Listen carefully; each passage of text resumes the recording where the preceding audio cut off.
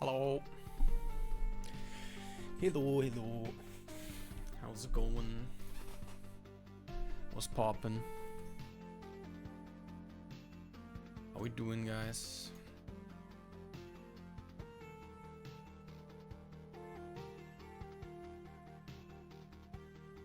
Alright. We are playing Scarlet Hollow again. Dude, I gotta say, the narrative, like the storytelling, it's a visual novel, right? So that's supposed to be its strength. Man, the story is intriguing. It's so interesting. It's such a good story so far. I'm really curious about like how it goes, where this whole thing goes. We have like, we just finished like episode 2 of 7, I think. So there's still much more to find here. We're just at the beginning, I feel like, which is great and crazy because last stream was like 6 hours. And yeah, I hope I have tea and water with me right here. So I hope that my voice will not give out. It did kind of give out last Friday. Because I was playing like games where I have to read a lot, read stuff out a lot throughout the entire week. And just on Friday, it was getting a little too much where like 2 hours in, my voice was already straining. It was already hurting a little. My throat was getting dry and all that. And it was getting a little rough talking so much. Which is a shame, because Little Goody Two Shoes is also a really great game that I really want to continue. Which we're not doing this week, but soon. We'll get back to it. Absolutely. The game's really cool. So yeah, I hope it's fine. It's just all vocal training, you know? It's all vocal training for me, guys. It'll just get better. It'll just get better. Alright. Let me start the game, guys. I'm starting the game.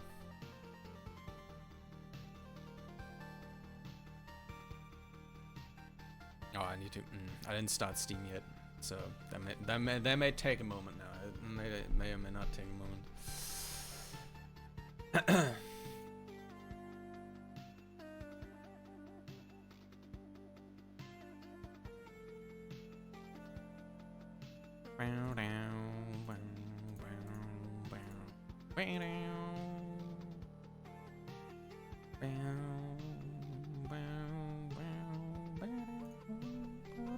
Okay, there we go. Shut up.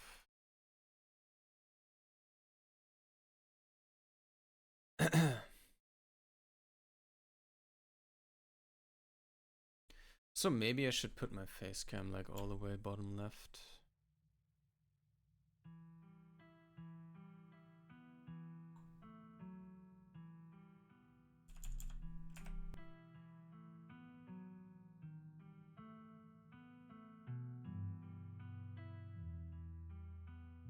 Oh, it's my... Wait. Wait. Out with my fucking table.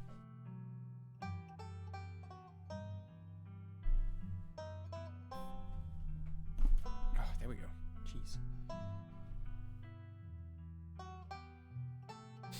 Okay. I think my table was pushing my camera back a little. Okay, yeah, this is a horror. It's not time for audiences. Yeah, okay, safe everyone.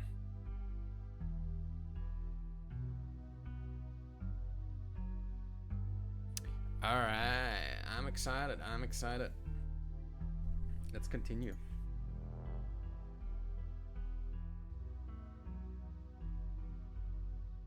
A recap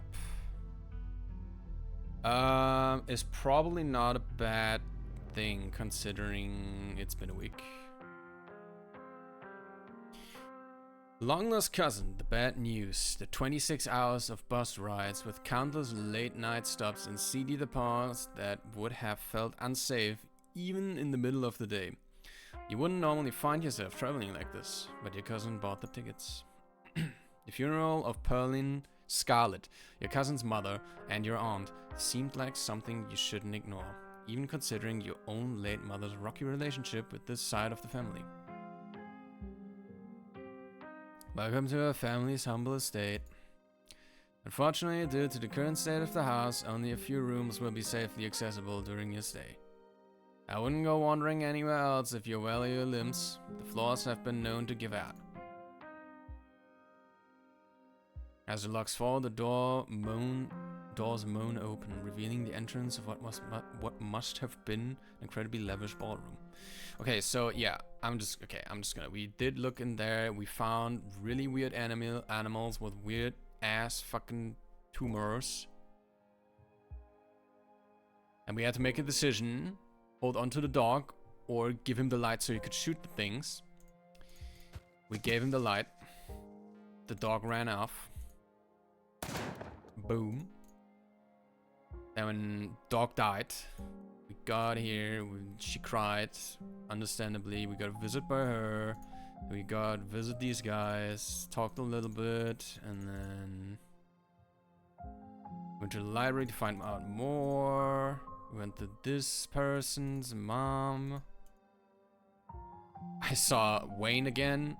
This is basically like a ghost dude that's haunting me. We asked around.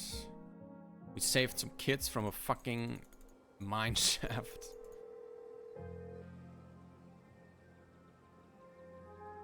Yeah, it was real trippy.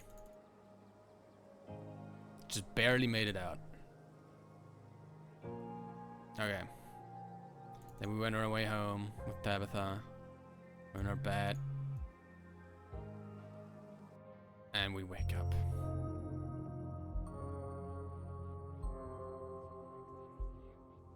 Okay.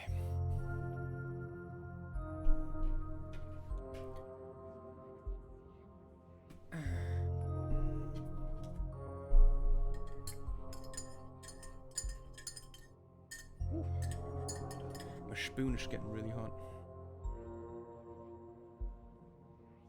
Okay. Sunshine filters in through the dusty windows of the estate as the dull aches of last night's activities throb in and out of focus. You manage to survive a second night in the town of Scarlet Hollow. Just barely. As you pull yourself out of bed, you can feel the soot and grime of the Shaw mines still stuck into your skin. We should definitely take a shower. Ugh, yeah, the guest bathroom. You step into the guest bathroom and into the shower. The water is hot and, surprisingly enough, clean. As steam fills your lungs and soot washes down the drain, you think about Gretchen and Stella's face as you pulled the trigger. Oh my god, yeah. Scrub feverishly, trying to scrape the memories from your skin as if they're part of the dirt that coats you.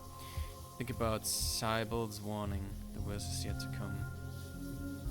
Think about Wayne and wonder how many times he's watched you unseen. Think about someone special. Think about finally being able to, being out of this hellhole and safe in your own bed. Honestly, the most haunting thing so far. I mean, Wayne is really fucking scary. Honestly, like it's either Wayne or the fact that we had to shoot Stella's dog. That's fucked up. That was pretty fucked up. Not gonna lie.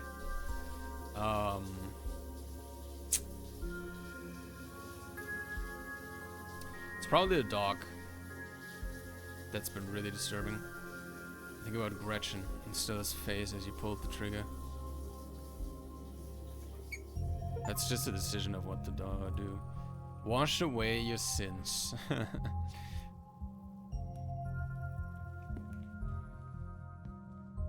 Time to start your day. Check on the opossum. Oh yeah, there's a fucking opossum in my drawer. Hey there. Oh shit. There are two of them now. I'm not gonna pet them, they're just gonna bite me. Wave at them. You wave down at the opossums. They look up at you. Close the dresser. It's fine. You have had enough of the growing family of opossums that live in your dresser, at least for the time being. Look out the window. You walk over to the window, fondly thinking about the pleasant view it provided you on Monday. It's the same view. Same view, different times. Check the closet. Yo, Ryan, what up, dude? Every time you see that doll, your heart skips a beat. It hasn't moved, right? Maybe a good position would be top left for me, actually. Because I am blocking a bit of the text, right? Right now, maybe up here is a good position. Because when there's a character standing, it's usually like here. And I don't think I'm gonna block their face, right? It's like up here. It's like usually here. Right? Chat might be blocking it now. Maybe I put myself down here. But then I would be covering the person that's talking here. It's annoying. Maybe up, no. I don't know, dude. What if I put myself here and just make myself a bit smaller? Like that. Maybe that's fine. We'll see, we'll see. But how are you doing, Ryan? Keen eye. No, it hasn't. Okay. We probably asked ourselves, the player would probably ask, did it move? And now, thanks to our keen eye, we're saying, no, it hasn't. Okay, it is kind of annoying there. Okay, wait, I'll put myself here. Like here. Okay, I'll see if it's really annoying. Okay, sorry. Turn back.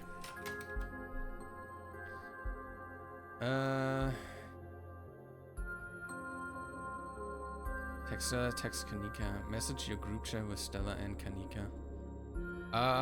Sure. Pull out your phone and open your group chat with Stella and Kanika. Last night was terrible. Morning, you guys are you're actually bonding with Tabitha last night. Can't wait to Ghostbust tonight. I get to meet Reese today. It's in a photo of pained old man. Pained old man. Me? Ah! Yes! Yes! Oh my god, that is the best option I could have selected there. Oh. It'll probably be a bit before you get a response.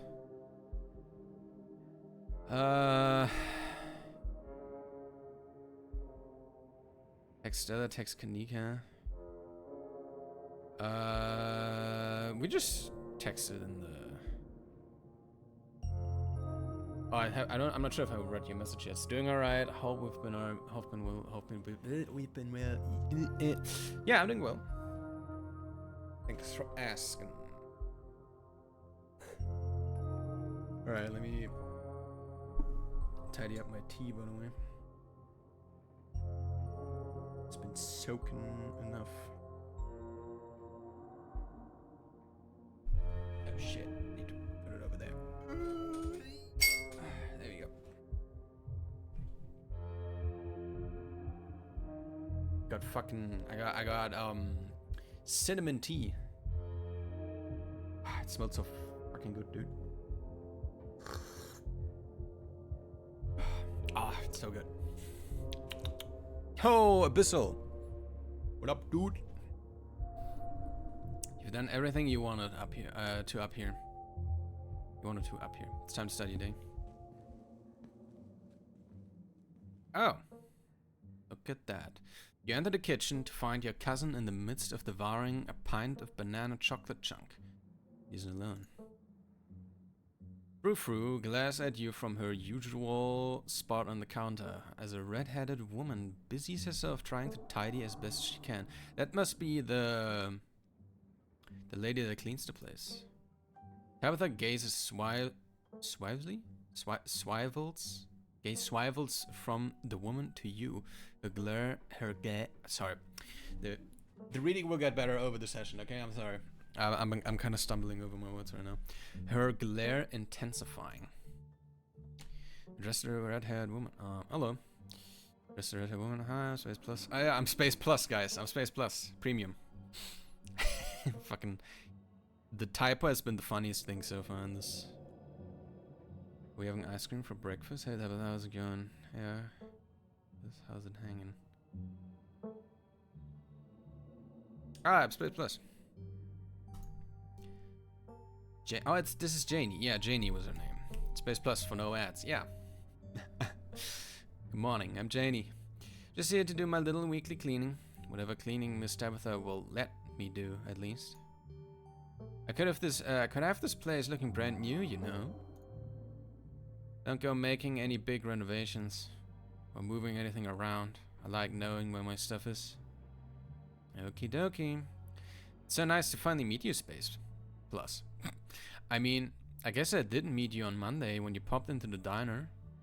Oh yeah, I guess... was she there? Janie. But seeing someone somewhere and meeting them face to face are two completely different things, I suppose. Who would have said emote? I can't look at it in fucking restream. What is that? Pepperonis. Is it ripperoni pepperoni? It's ripperoni. Yo, Sir Muse. What up, dude? What up, what up? I'm doing good. I'm doing good. Seeing you so... yeah, it's... thanks. Oh, I'm gonna get cut off, probably. All I'm trying to say is that it's wonderful to finally actually meet you, and I'm so happy part of the family is here to keep Miss Tabitha company. What with everything... Tabitha, what with everything that's... Janie. Oh, I'm sorry, Miss Tabitha. Am I being too much again? Okay, that was a really confident face on her, though. A confident look on her. She's not really nervous around Tabitha. She's just like, alright, whatever you say, boss. Rumbles in acknowledgement. Are we having ice cream for breakfast? Yeah. Are we having ice cream for breakfast? Fuck off. I'll have no sass from you today. There was a massive mine collapse on my property last night. I can practically feel the whispers of unionization already. So I'm under a lot of stress right now, in case you hadn't put that together. And there's no we here. This stuff is way too hard to get a hold for me to share. Alright. I'm not a big guy on ice cream, by the way. I have like a small portion and then I'm fine. I like a really small portion. Unless it's like unless we go out for like a cone of ice. Then I have like two, what do you call it? Two portions, two like scoops, scoops is the word. Yeah, 2 scoops. I have 2 scoops of ice cream. What's your favorite ice cream, guys? I like cookies and cream. Like cookies is great. It's probably my favorite. Scoop cloud, yes. Tabitha takes one last spoonful of ice cream, then discards the empty container, turning to you with her trademark scowl. Let's get going. I've got an errand to run in town, and every time I've left you here alone, something terrible wound up happening. So you're coming with me. Let's get going. Oh yeah, no, street smart lie. I'll be out there in a couple minutes. Gotta wrap up my morning routine. Hey, cousin bonding time. Alright, let's go. But I haven't had breakfast. Can't just take away my freedom like that. I don't need a babysitter. Okay,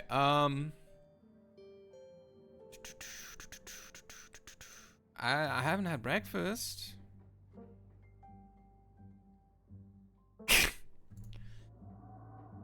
Should have thought about that before sleeping in so late. Okay, Janie, look up when you leave. Janie, look up when you leave, please. And don't go rearranging anything. I'll know. As you're ready to leave, Janie approaches from the far side of the kitchen. Tabitha remains between the two of you, impatiently tapping her foot. Oh, Space Plus, before you go. I heard about what happened last night. I mean, I heard about it before Miss Tabitha mentioned it just now, and then I heard it again. I just wanted to say that I'm sorry you got caught up in that. You two did right by those kids, though. What a blessing. Everyone getting out of that situation all right. Yeah, it's nice. Prefer rum and raisin. Oh, a rum and joy. Okay. Vanilla, but depending on the quality. Good vanilla ice cream can be divine, but most of it is awful. Yeah, a lot of vanilla ice cream isn't all that great, that's true. But good vanilla, dude, good vanilla is so fucking good. Strawberry and chocolate are more reliably good. Yeah, no, I see that. I see that. Keen eye, you only come in once a week, right? What do you do with the rest of your time? Thanks, last night was a lot. You should get out of town, Street Smart. I'd love to chat, but I had to interrupt your work. I'm in town for another few days, though, if you've got time. Sorry, Tabitha's so mean to you. Have you seen any weird creatures around town? Do you know anything about a guy named Wayne? Have you seen anyone prowling around the estate? It's been nice meeting you, but I've got to bounce.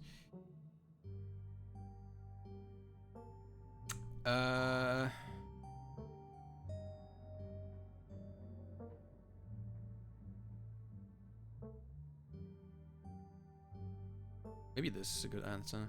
Street Smart. I'd love to chat, but I'd hate to interrupt your work. I'm in town for another few days, though, if you've got time. Of course. Feel free to swing by the church any old time. Danny and I are always there. Except when I'm working, of course. But Daniel's usually there regardless. Alright, let's go. Bye, Janie. Be safe out there, you two. You and Tabitha walk through the doors of the estate and into the car. The ride to town is uneventful. Your cousin, unsurprisingly, more focused on the road than on making conversation. I mean, as per usual. Alright, we're just popping into the general store for a few minutes. Shouldn't we be solving the mystery right now? But everything that's happened the past 2 days, it's nice to just go on an errand. Hey, what are we doing at the general store? Picking up tea from Cybele. Teas. Oh, I gotcha. Picking up tea. What kind of tea? I don't know. The kind Cybele makes. She makes a bunch of weird stuff. I don't know what all of it is called. Quit interrogating me about tea blends. Jeez.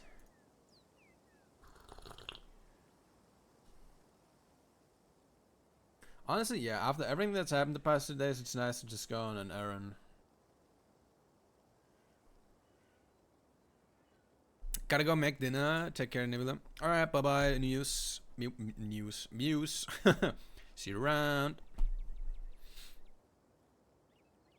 Exactly. You and Tabitha turn as the door to the general store bursts open. A flustered Kanika exits, shouting behind her. Oh. Fine, okay, keep coddling him. Keep letting him get away with stuff you never would have let me so much as think about. I'm sick of carrying this family. Kanika storms off, the door slowly drifting shut behind her. Ugh, other people and their drama. If more people kept things to themselves, they'd be a lot happier. Are you happy, Tabitha?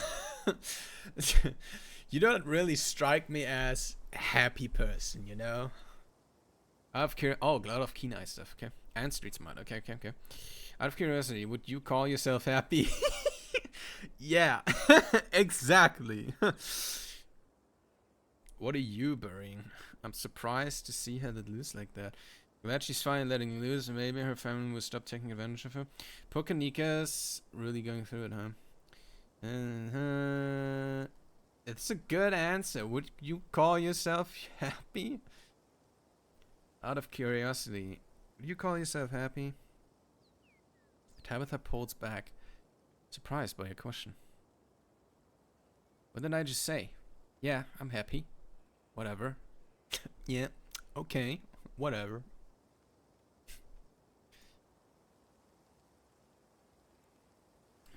We're burning daylight. Come on already. Alright. The bells of the general store chime as you cross the threshold. The smells of old wood and steamy herbal tea flood your senses, making you feel instantly at home. Good morning, you two. Hope you're doing well after last night's activities. Morning. Is the new blend ready? Of course. Space Plus, if you'd like to keep Miles company, Tabitha and I will just be a minute. Picking up some of the devil's letters, Tabitha. Is Kanika okay?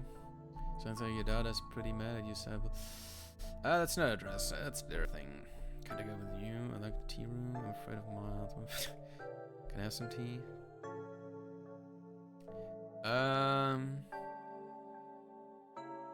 Is Kanika okay? Of course. She just needs time to cool down. Emotions are a little high considering everything that happened yesterday. She'll settle down soon enough. I'm just glad both of my little ones made it out okay. Alright. Several motions of Tabitha to follow, and they both disappear into the tea room, closing the door behind them with a tinkling of bells.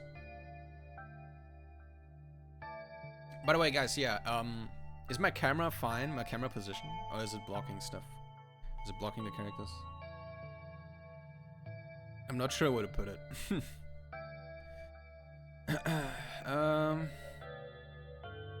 Find a good spot. Oh, find a good spot to listen in. Find a subtle spot near the door and listen in. I know, it took a little longer than you'd hoped, but this was fairly short notice. In the future, please give me at least 2 months to gather what needed. These plans aren't exactly easy to come by. Is there enough? Yes, everything should go just fine. Make sure this is all it eats for a few days. And I mean all. It? Put it somewhere that it can't get other food. What are they talking about? I'm not keeping it inside. Outside then. A shed. Something enclosed. Please call me if you get confused. Don't assume you know what you're doing. You only have one shot at this. Remember this. Pauline ran me through it plenty of times. I know what Your listening session is halted as a tinkling of bells announces another patron. That's a big fella. Or in this case, another 2 patrons. Well, if it ain't Space Plus, Bo, this is Miles Scarlet's cousin. He was there when Stella that night, in the woods. It's a pleasure meeting you, sir. Bo. My name's Bo. Duke's boy. Hope you've been faring better since all that unpleasantness. Oh man, I wonder how this would have went out with Bo. Where if Duke died. Things have gotten worse. How have you been? Hanging in there? How have you been? Yeah. Oh, I can't complain. I miss old Birdie. There's nothing I can do for her now. I kept protecting the rest of my brood. Damn things won't so much as step foot on my property. Not with Bo and me watching the pyramid with our shotguns at the ready. We've even set the missus up with her pistol. Good things we was watching. Nearly caught Julius trying to make up with Big Betty. As if he could have carried off a nearly 2,000-pound pumpkin on his own, I'd almost love to see him try. It's not like we'll be taking her to the state fair anyway. But he'd kick her ass. I kinda would. I mean, he wouldn't know what would have happened, but he definitely... He would question us, probably.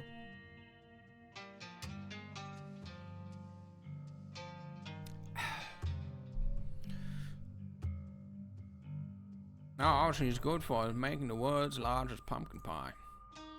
I don't think Mama has a tin big enough for Big Betty's sized pie, Daddy. Did you know this Big Betty is a pumpkin? Those things we saw on Monday are called ditchlings, and they're a bad omen. Have you seen any of those creatures around your farm? Things have gotten worse. I did hear whispers about what happened up the mines last night. Scarlet Hollow ain't so safe this week, it would seem. The things we saw on Monday are called ditchlings. Apparently called ditchlings, they're supposed to be a bad omen. Ditchlings? Sounds like some old folktale. Suppose that suits them. As for being an omen, I believe that too. I suppose there's not much to be done if they forewarn some kind of disaster. Besides, out of for me and mine. Still, I appreciate you telling me, Space Plus. Have you seen any of them around your farm? Yeah, we saw a few of those critters. They got scared off before I could start shooting. Nasty little buggers. We've all been losing sleep, making sure we can keep an eye on things. It's even rubbing off on the hens. None of the little ladies have been laying this week. You know, Daddy, I bet some big massive could keep them things away. Seems like just the kind of job for a guard dog. Now, don't you start there again. We ain't getting a dog. He just wants a dog. I got enough mouths to feed. As much as you say you'll take responsibility, I know it'd be me cleaning up after it. Besides, I don't have much faith those things would be stopped by a dog. Saw more than a few in that nest. Yeah, I'm not sure. Like, a guard dog sounds like a good idea, but those things killed almost like everything, all the variety that the forest had to offer. So, I don't know. Who's Julius? Julius Tremaine. Practically spits the name. Some cousin, however, many times removed, though I don't claim him as kin. He owns the farm next to ours, except he doesn't seem to have a good grasp on whose property is whose. Thinks he owns half our land, always sneaking around and taking vegetables we planted. Of course, the way he tells it, we're the ones stealing from him, saying he's the one putting seeds in the ground. He's a miserable old cuss, and he knows it too. Stealing vegetables born of other folks' hard labor is probably the only joy he has in life. That's fucked. Big Betty is a pumpkin? Sure is. Probably would have taken home at least a few ribbons at the state fair this year. Maybe in the world record if we were lucky. Ah well, my hands are more important. We'll just have to grow an even bigger one next year, Daddy. Our land's been good to us. We sure growing big on the Callaway farm.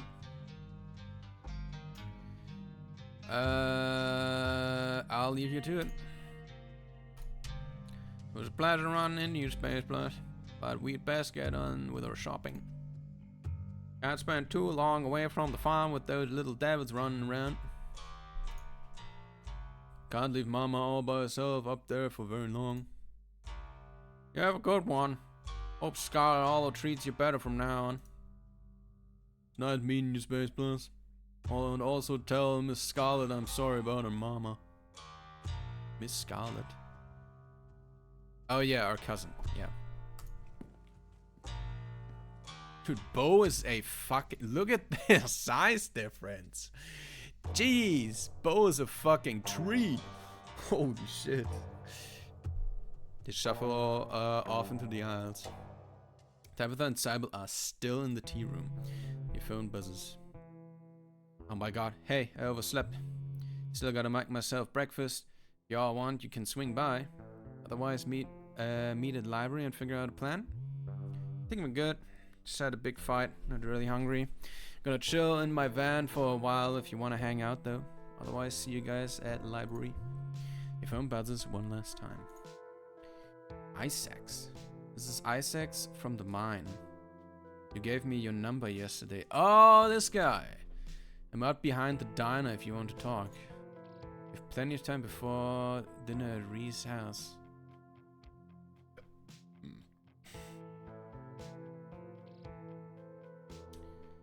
Meet up with Isaacs, yeah.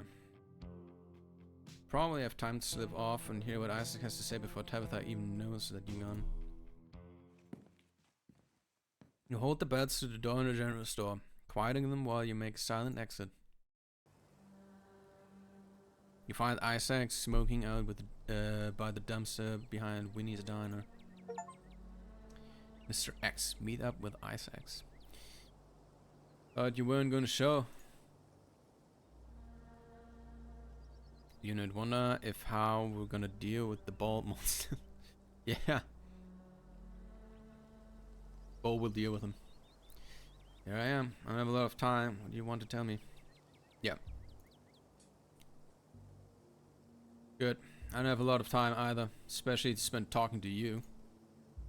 I put 2 and 2 together. I know you're related to the boss. The other guys are all riled up. They're talking action.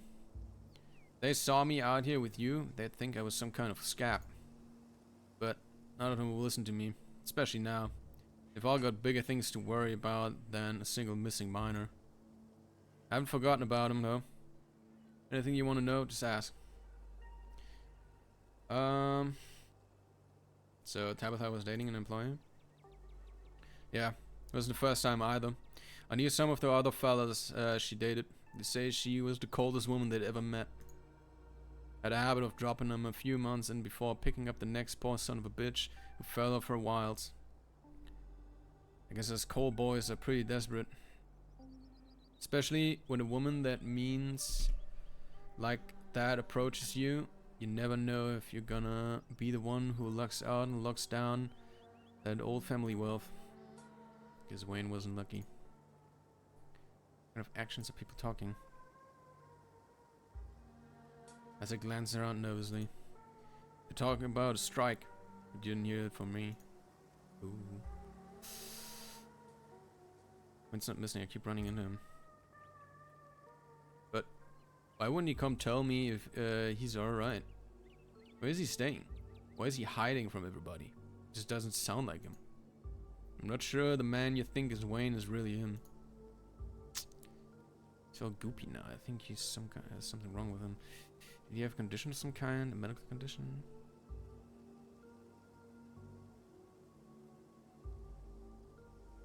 Goopy. Jesus. Hope he's getting treatment. But that's why he's been distant.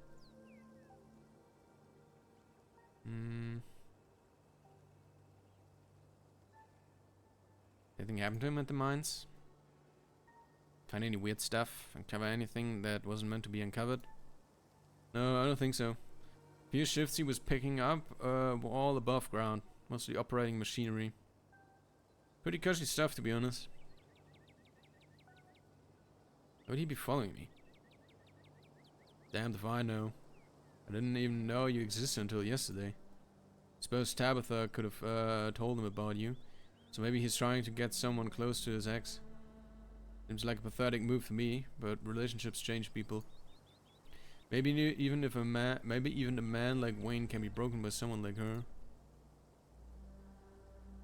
Tabitha did something to him. Yes, I do. That or maybe Perlin. I don't know what it would be, but something happened up at that house. The week it went down, everyone was so up in arms about Miss Perlin's death. Almost nobody cared about the fact that some transplant miner had gone missing. I think there would be a connection. Perlin died. What do you know about Perlin? Do you have any other theories? What do you know about her? Not much. I know she died in her sleep. It was all alone. It was all anyone could talk about until yesterday. Yo, Nox, what up? What did you miss? Not much. We went to the store with Tabitha, like our cousin. Before we met the person that's cleaning the mansion. Apparently Tabitha doesn't like that a lot is being cleaned or that stuff's being moved around, so the mansion looks like the way it does. And we met the old grandpa that we went into the forest with at the start, at the very start, that we saved basically by giving him the flashlight so he could shoot the things. We met him again in the store and his son is fucking huge. And we just had a chat. And now we're here talking to Isaac because we gave him our number. Yeah, we gave him our number so that he could tell us stuff that he knows. I know she died. Now we've got a new problem. Now we've got new problems. Nobody has any time to worry about Wayne. What's he like? He was a light-hearted kind of guy. Always joking around on the job. Amazing fellow to grab beers with.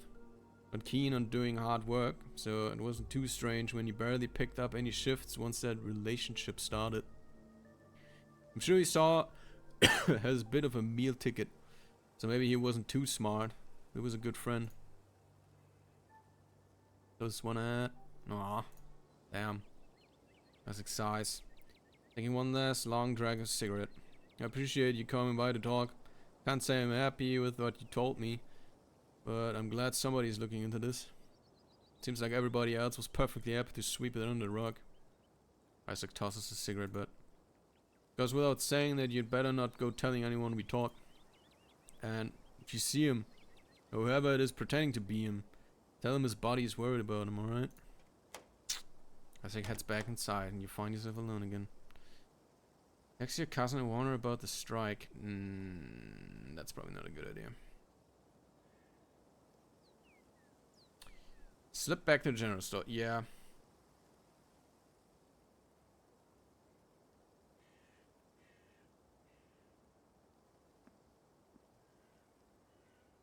Ah. You make it to the entrance of the general store just as a furious Tabitha leaves. Can't believe I couldn't leave you alone for 2 seconds without you running off. What are you, a toddler? I just want to catch some fresh air. Maybe that's an answer. Oh yeah, lie. There's a cat outside. I wanted to pet it, calm down. I was having a smoke. Misdirect. You were taking for an hour. I was stuck in there with Miles. You mind us about the strike? You're welcome. Isaac wants to talk to me. The man is going on the strike. Sorry, Tabitha. I won't do it again. I came back, didn't I? I'm a free agent. Let's lie. Let's lie. Let's lie. She can't tell if we lie.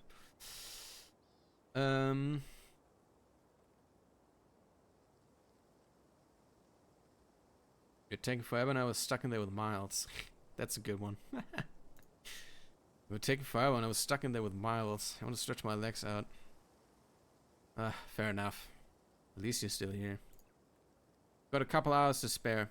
Pick us up some sodas and we can get out of here. I like lingering where just anyone could walk up and start talking to me. Tabitha starts walking, motioning for you to follow. Tabitha stops in front of a small house on a quiet hill just off the main street.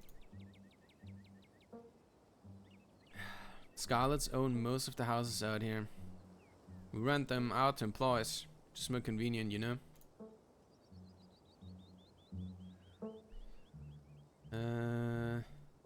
Instead was your secret lair. Seems sinister. Hang with someplace normal. Cool.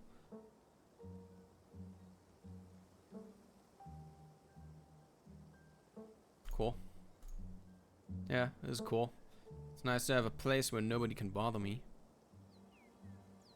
Now, come on. Let's make ourselves scarce before we're spotted. cousin pulls out a heavy set of keys from her pocket. She picks out one marked with a bright strip of green tape and unlocks the door. Come on in. Don't worry, it's empty. Follow your cousin into the model home. This is nice. We haven't rented this one out for years. Come here to get away from it all. Does that make sense? It's kind of like a vacation home. I don't have to travel. Anyway, make yourself comfortable. Have a soda.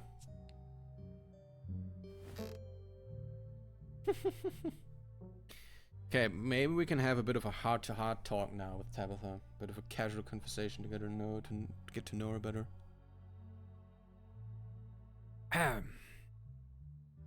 Tabitha hands you a cream soda before settling in on couch. Keen eye. This place clearly gets cleaned regularly, but doesn't feel like a real home. It's like a set piece, like you've both wandered into a play. If you were to look at the walls from another angle, you'd see them as the two-dimensional illusions they are. Talk about Tabitha, talk about your family, talk about your relationship, ask about the people in town. Are you gonna talk about Tabitha? Is the estate stifling to you? Is that why you come here? I'll try some of the tea you picked up. It smells nice. Do you ever get to travel? Do you like living here? Do you actually like running the mines? Do you like living here? It's the only thing I know. I mean, you visit other places, right? I've seen that blowing rock mug in the kitchen. You don't need to have lived somewhere else to know if you'd like it here. Yeah, you don't need to have lived somewhere else. I do, actually. Everything in life requires context to properly understand. And I don't have context here.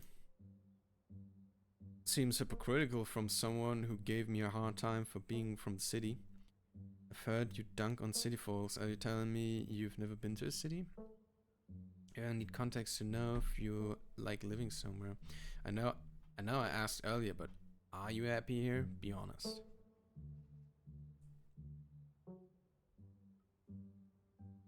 Yeah, I'm happy. Why would I be? Why wouldn't I be?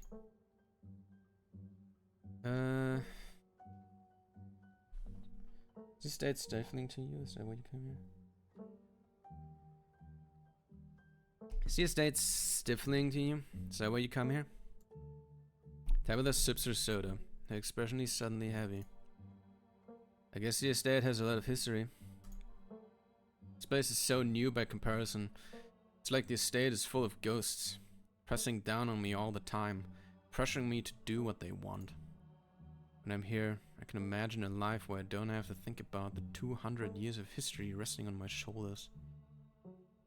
Is that a smile on Tabitha's face? Holy shit. Never thought I'd see that. Ever. I can imagine just living as a bank teller or something, having a simple life. Wait, why am I telling you this? Stop asking all these deep questions. It's not like you care anyway.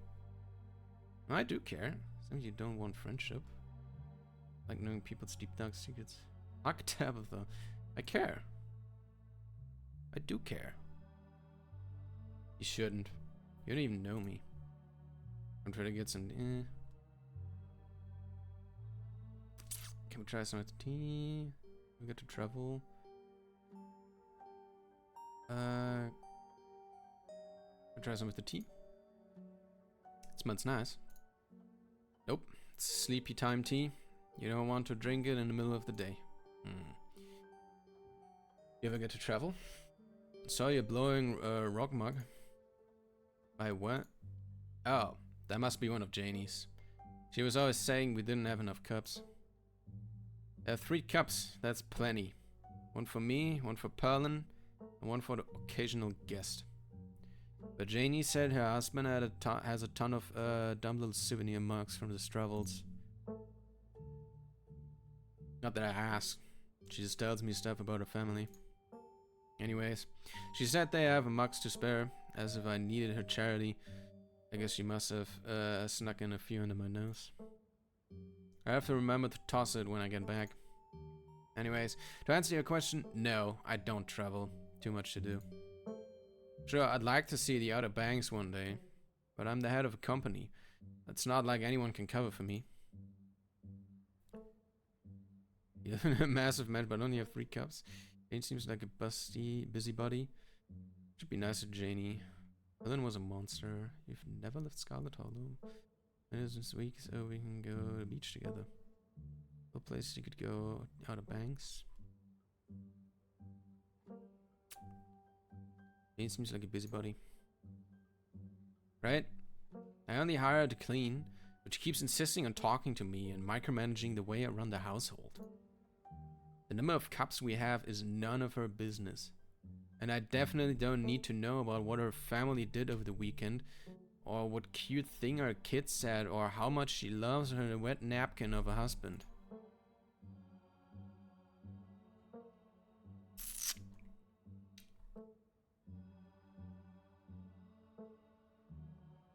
This week so we can go to the beach together. Maybe. My work never really ends though. Do you actually like running the mines? No, that has to get done. I've had years of Perlin drilling that into my head. I can't trust anyone else to do my job. If I don't do it, this entire town falls to ruin. What would you want to do if you weren't here? Sorry you never got a chance to live your own life. You could always just give the mines to me, like trading place sort of thing. What if I moved here after everything's said and done? Who cares if the town falls to ruin? Why is that your responsibility? You should just leave. Things are bad everywhere. Probably isn't much worse here than it is out there. What would you want to do if you weren't here? Doesn't matter. I am here. Dreaming about some other life will only make the one I have more difficult. Alright.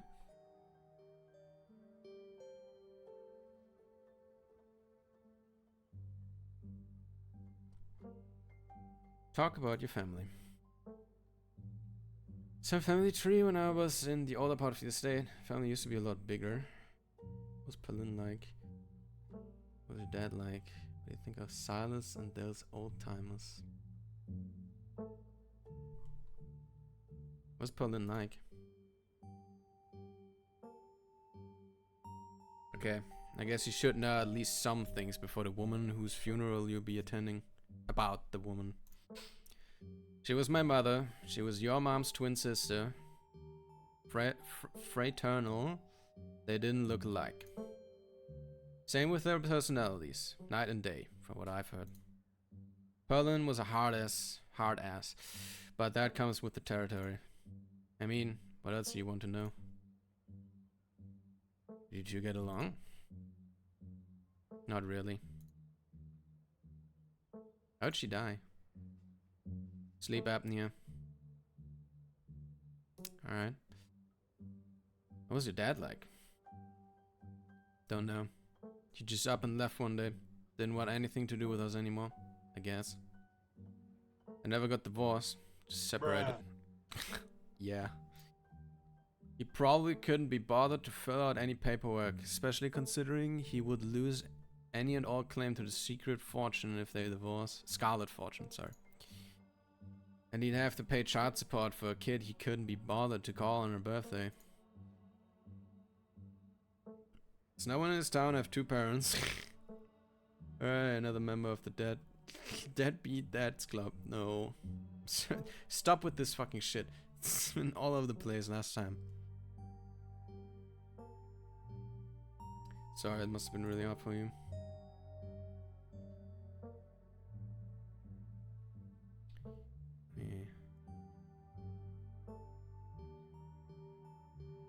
Oh, the bra was Warbos. What up, Warbos? How you doing, dude?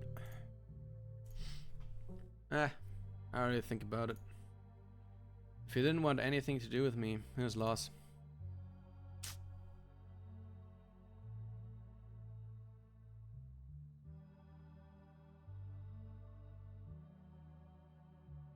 We think of Silas and those other old timers. What does that think about? For better or for worse, the reason that the two of us are here right now. Can you tell me about any of other family members? Wow, did Vivian really tell you nothing about us? Or her upbringing? Fine, I'll tell you the brief history, since she never bothered. Perlin and Vivian were raised by their grandmother because our grandmother died in childbirth. Her great-grandmother, Grandma Addie, ran the mine before Perlin. Then Perlin took over. And now here I am, following in their footsteps. What happened to the rest of the family? Sounds had a lot of kids. British mining company seems unusual. Was a Grandma Annie? Yeah. Do you know her? Tabitha is quiet for a moment. Her eyes distant. Kind of scary. Her voice is quiet. She takes another sip of her cream soda.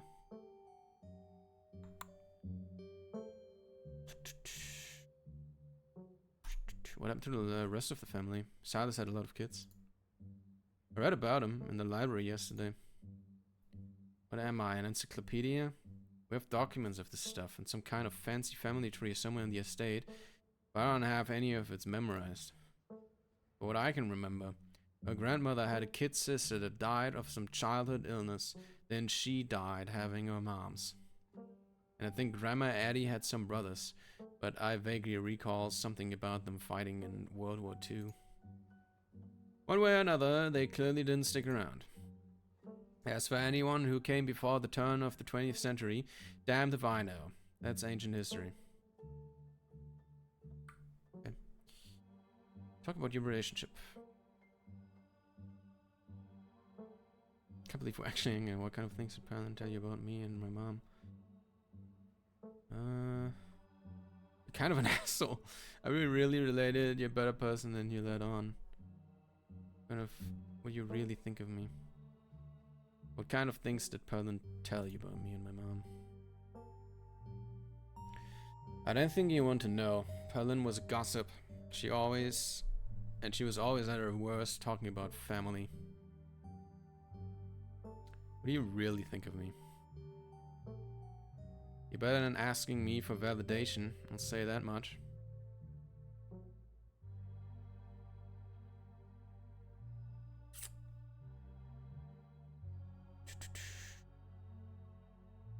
You're a better person than you let on.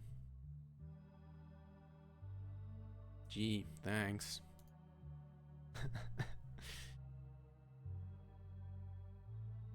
Ask about the people in town. I'm supposed to have dinner at Reese's place.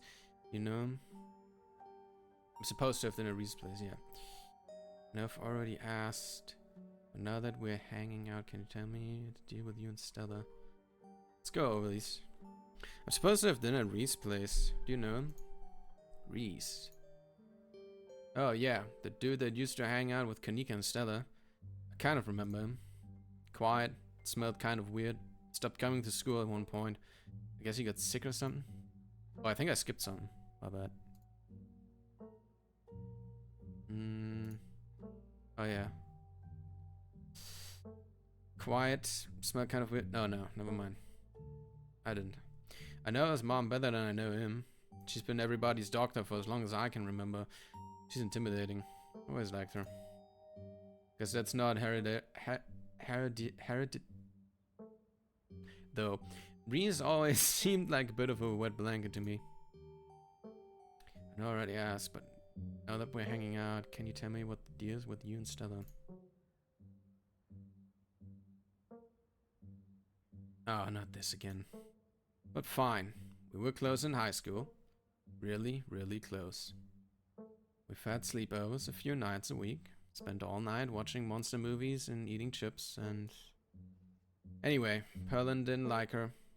I'd always have to lie and say I was going over to her place to study. When we graduated, it was impossible to see her anymore. There were no more excuses to go study, and I was too busy learning the ropes at the mine. Perlin made sure my every waking minute was occupied. I didn't have time for friends. But I never needed friends before meeting Stella, so it was easy enough to slip back into that mindset and try to move on. Keen eye and street smart. Are you afraid that you still have feelings for her? Why else would you work so hard to keep her at arm's length? Are you to access? Why ban her from the property though? Not gonna permanent end at all. But still hasn't stopped trying to do that for you. Let's try the first one. Are you afraid you still have feelings for her? Why else would you work so hard to keep her at arm's length? I'm keeping her at arm's length for her own good. I want to try and get you in with Kanika. You had some harsh, you had some harsh things to say about Oscar last night. Do you really believe what you said? Think of Avery. What's going on with Wayne? I want to try and get you in with Kanika. Please, if she's anything like me, that would only make her hate me more. I have dignity, space. Here's some harsh things to say about Oscar. What's going on with Wayne? He's been following me. I think there's something wrong with him. Wayne? As in Sam Wayne? I don't know who you think is following you, but it can't be him. Sam Wayne wasn't a creep. Sorry, it's a bit of a sore spot for me. I'd rather not talk about it. Tabitha, the man is stalking me. Come on, you can trust me. At some point this week, you're going to have to stop brushing off everything that's happening around town. Fine. Tabitha, the man is stalking me, yeah. It's fine. I'm not going to let anything happen to you. Okay. That's not the answer I expected, honestly. I'm not gonna let anything happen to you. It's fine. He's stalking me. It's fine. Okay. Alright. You really believe what you said about Oscar? I do. Some people shouldn't have kids. You think of Avery. I don't remember who Avery is. Who? Avery works at the diner with plaid shirts. I have no idea who you're talking about. She's smart. She has no idea who you're talking about. Okay, she doesn't know Avery. Okay.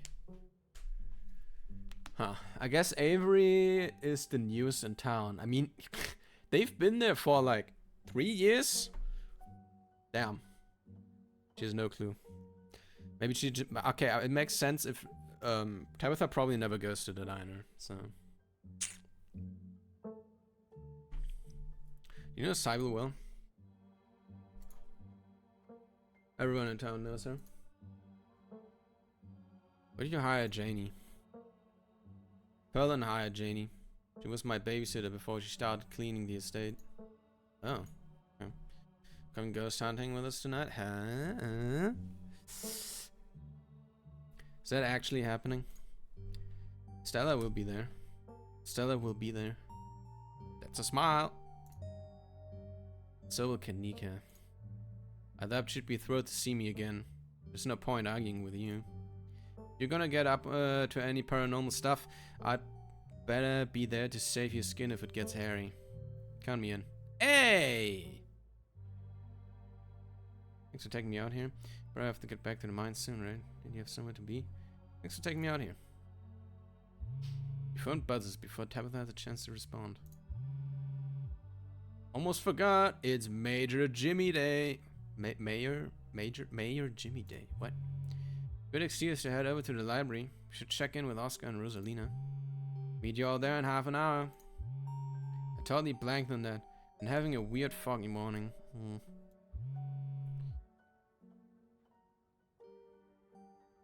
Well, why that they're still doing the Mayor Jimmy thing even after last night? You think news has spread yet? But yeah, we should go see Oscar. See y'all soon. Somebody's popular. It's Mayor Jimmy Day. What a ridiculous event. You know he's a dog, right? They fill you in on the little detail. We haven't had a human mayor in Scarlet Hollow since at least the early 1900s. We've been a dog mayor town since then. That's so funny though. Tabitha takes another sip of her soda, smirking. Everyone knows it's our family that holds the power in this town. Still, sounds like it could be kind of fun. Even I can admit it's funny watching everyone fawning over a little guy in the mayor getup. And if Stella's gonna be there, yeah, come in. We can finish show this and head over. Aww, I can fix her. Spend some quality time with Tabitha. Let's go. The achievement is literally called I can fix her. How do I look? It's been a while since I've been out in public like this. Kind of nervous. What the fuck is this lady? Oh no, it's Becca's mom. Oh god. Keen eye. Out of the corner of your eye, you can you can see a furious woman making a beeline for you and Tabitha. Becca slinking behind her. This must be her mother. Tap Tabitha's shoulder. You quietly tap Tabitha's shoulder. What? Oh my god. Excuse me. It's a fucking Karen, dude. Excuse me, Miss Scarlet. Can I help you? Becca stares at you from the distance as a furious woman tears into Tabitha. This must be her mother. What the hell do you think you're doing down here, grinning like a buffoon after everything that happened last night? A mind collapsed, almost killed my poor, sweet, innocent child, and you thought it was a good idea to retaliate by demoting my husband? Oh, she did actually do that? Oh, okay, Tabitha, that's kind of evil. We've gotten used to a new lifestyle, but you can't just take that away from us for something that was your fault. Don't think I won't be pressing charges. I mean, honestly, it is Becca's and her dad's fault if what Becca said is true. If Becca said that her father said, it's fine, you can go down the mine, it's totally safe. That's stupid. And there should be consequences to that. So... Mom, please, you're embarrassing me. Shut up, Becca. Mommy is advocating for you. You shouldn't talk to your daughter like that. It's bad parenting. You has been told your daughter it was safe to go into that mine. Of course he was demoted. That's, yeah. If you're complaining about your husband being demoted, I almost died trying to help your daughter. You're lucky that your daughter didn't get herself killed last night. That's probably the biggest reality check we could tell her. You're lucky your daughter didn't get herself killed last night. The way I hear it, everything was fine until you showed up. So unless you want me to sue you as well, I'd keep your mouth shut. What legal grounds do you think you even have? There are signs the place was boarded. There are signs the place was boarded up. I did my legal duty, and you don't have a leg to stand on, so don't try to threaten me. Mom, can we just go, please? If I were you, I'd listen to your brat. You haven't heard the last from us. You'll see. The woman storms off just as quickly as she stormed in, Becca following at a distance. God damn it. She's right. Is she though? I mean, can't just hang out around town the day after something like that. Doesn't look right. Should be up there. Even if it's just oversee what's going on. If I'm supposed to run this place, I've got to get my head in the game. Can't slip up like this again. Tabitha sighs, straightening up. The scowl returns. Stay out of trouble. I'll see you at the library tonight. Are you sure you don't want to? Okay. Your cousin turns and heads back to the car, leaving you alone on Main Street. Ah, we couldn't even convince her to stay. Man. Fuck that, Karen. You enter the library alone. It's busier than usual, and a small crowd has formed in the corner of the main foyer. Yes, you're here. Thank God. We have something to do this morning. My family's been driving me nuts. Yes, the whole gang's here. I've been waiting to introduce Space Plus to the mayor for like the entire time I've known him. It'll be worth it, trust us. Alright, shall we? I can hear meowing, guys. My cat here. He's here. Nino! Come here. I think he's on his way.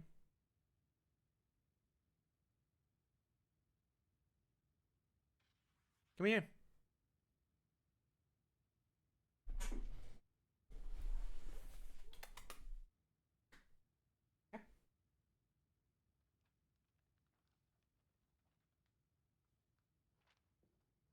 Not sure if he wants me to pick him up right.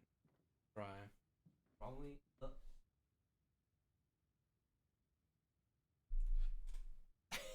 Okay. He's not the happiest about it, but he's letting it happen right now.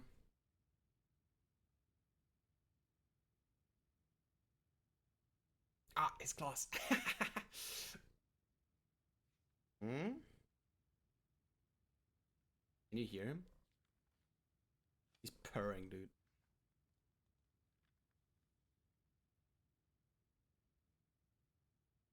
I don't think you can hear him. Yet.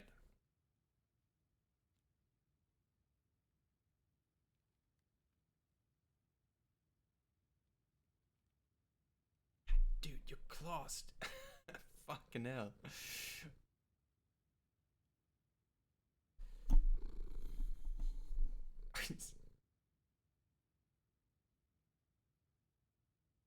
Oh, look at him, look at him. Hey, you can see him.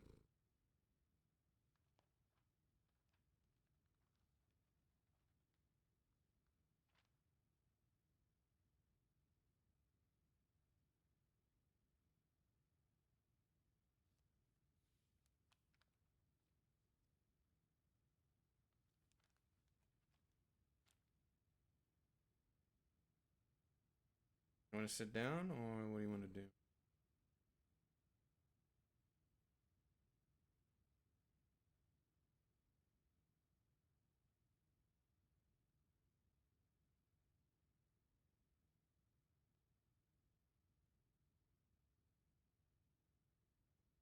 Not sure what he's up to.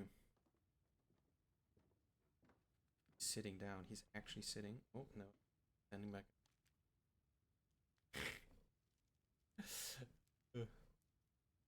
Dude, okay. His claws. Okay, come on. Let go. It's fine. Ah. Dude, he's been like doing the on my leg. Ah. it's getting a little much. Yeah, he's not the biggest fan of getting picked up on a lap. He's more like he just stays on the ground and you pet him there, you know. All right.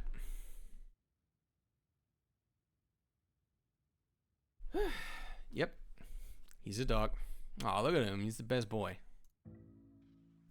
Night. And judging from the series of portraits lining the walls, Tabitha wasn't pulling your leg. Every mayor of Scarlet Hollow in living memory has also been a dog. That's the funniest shit ever. You can tell this dog is the mayor from his little sash and his fancy top hat. There's a regal air about him, almost as if he knows the position of authority he's been elected to. You haven't met the serious man by his side, but you have to assume that he's the mayor's handler. He holds out his paws as if to shake your hand. Check his paw. Lovely to meet you, Mr. Mayor. Reach forward to take the mayor's little paw in your hand, but his burly security detail stops you. No paw shaking, only head pats and ear scratches allowed. What the dog?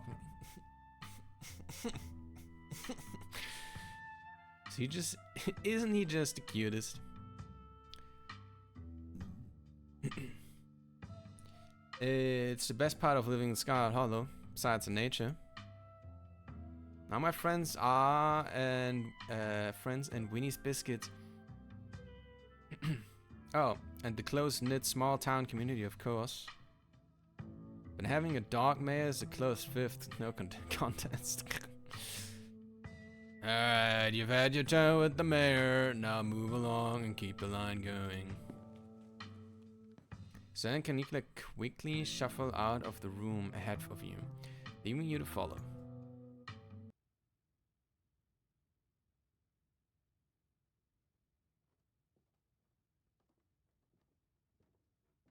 One second, guys. I think my cat's doing something. Doing with the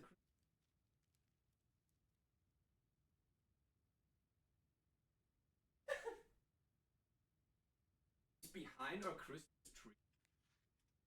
There's barely any space for him to go there, but he just in there. I hope he doesn't knock it over.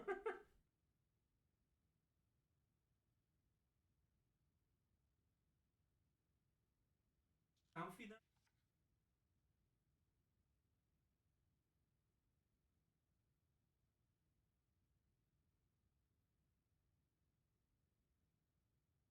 It's very.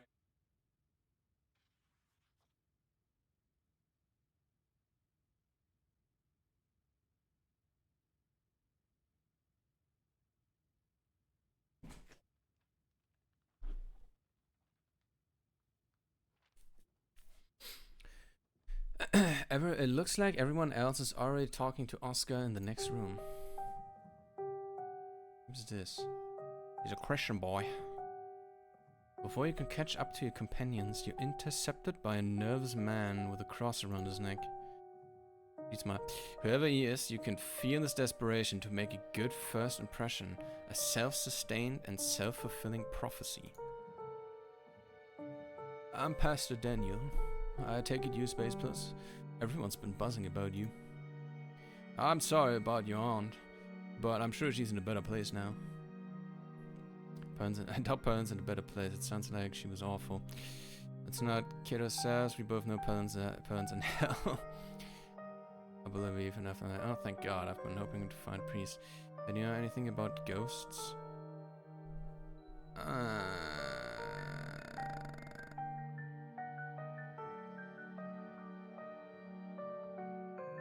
Don't talk to me.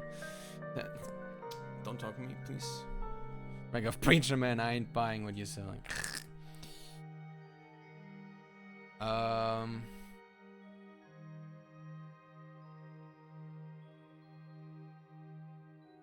Let's not kid ourselves. That's such a funny one. I think I'm going with it.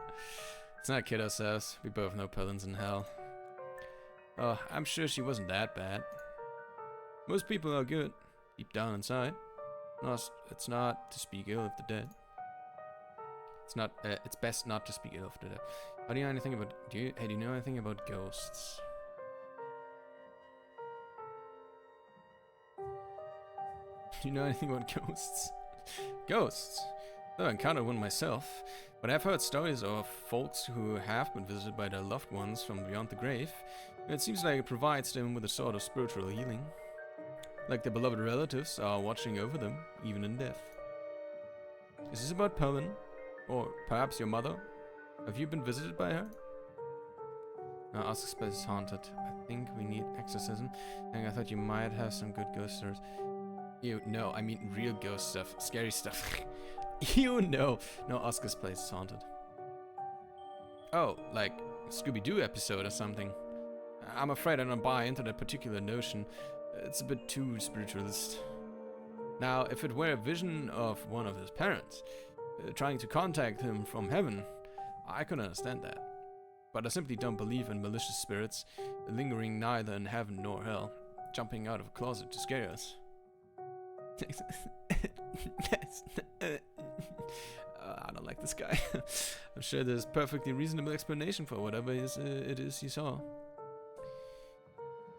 You've seen some ghosts and not others. What makes you authority on that? Ghosts in the mines last night. There have been a lot of supernatural stuff happening in the past few days. Are you calling Oscar a lie? I trust Oscar. I should come ghost hunting with us tonight.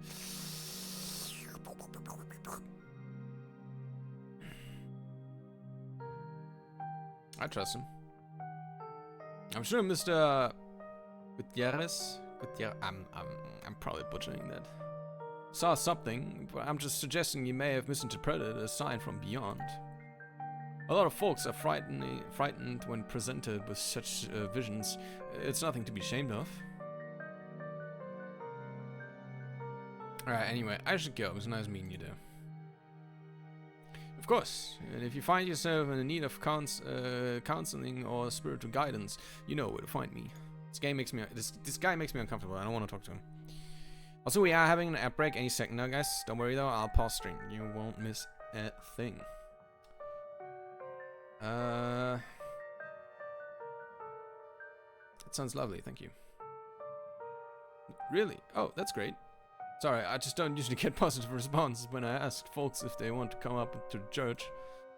Anytime that works for you, just swing by. I'm sure I'll be around. I just wanted to be nice, okay? I'm not actually going. I just wanted to be nice. So. It was lovely to meet you.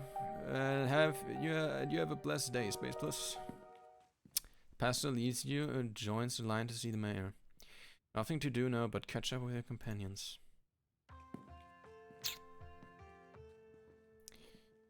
Okay, let's pause. To be fair, he sounds like a cultist. He does sound a bit like a cultist. Yeah, he wanted to make a good impression.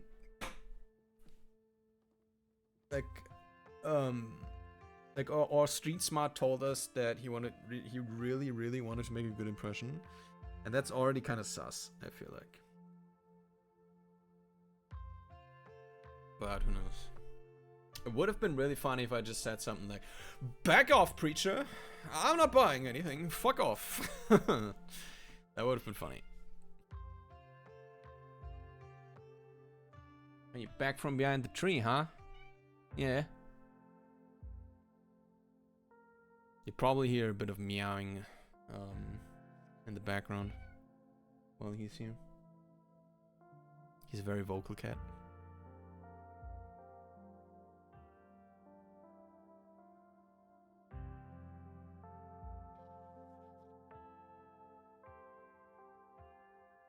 Meow. Meow, meow, meow, meow, meow, meow, meow, meow, meow, meow, meow.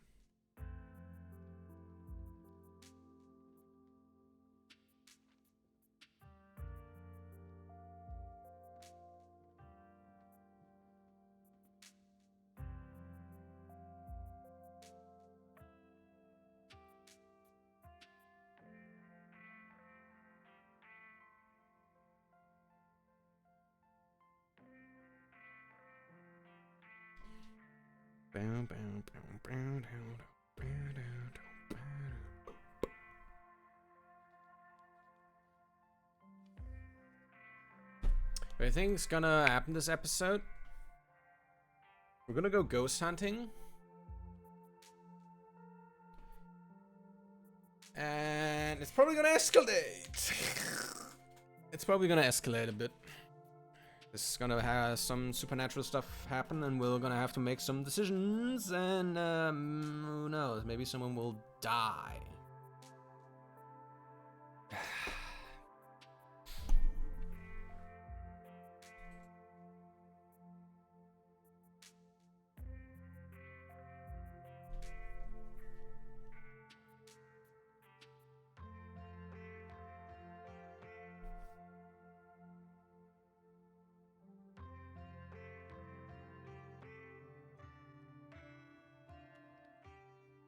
Sure, it couldn't be worse than last time. Surely.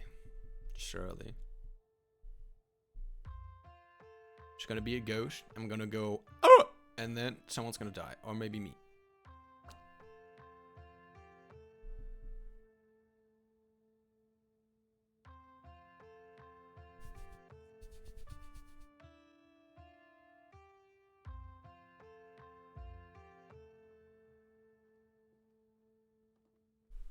Alright, welcome back everybody.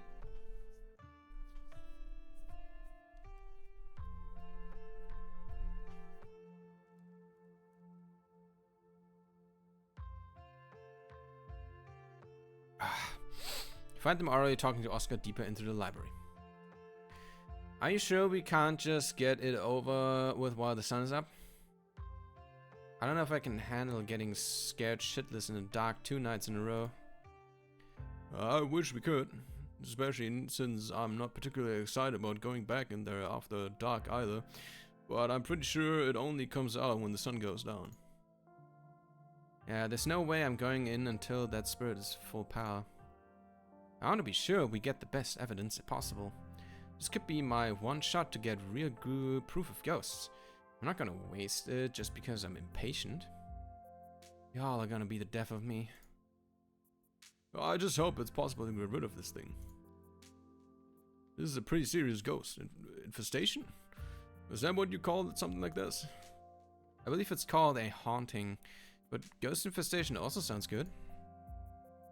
I suppose we're the ghost hunters, so we can call it whatever we want. Anyways, I'll be bringing all the ghost hunting supplies anyone could ever need, so we should be on certain preparations. The only thing you all need is to bring an open mind. Called pastor if things get sticky. Araska will fix this. You always call the pastor. No, I don't think that will be necessary. Yeah, let's leave the creepy pastor out of this. Something tells me things would just get worse if he showed up. I once saw the man having what looked like... Oh, that's him. That's Oscar.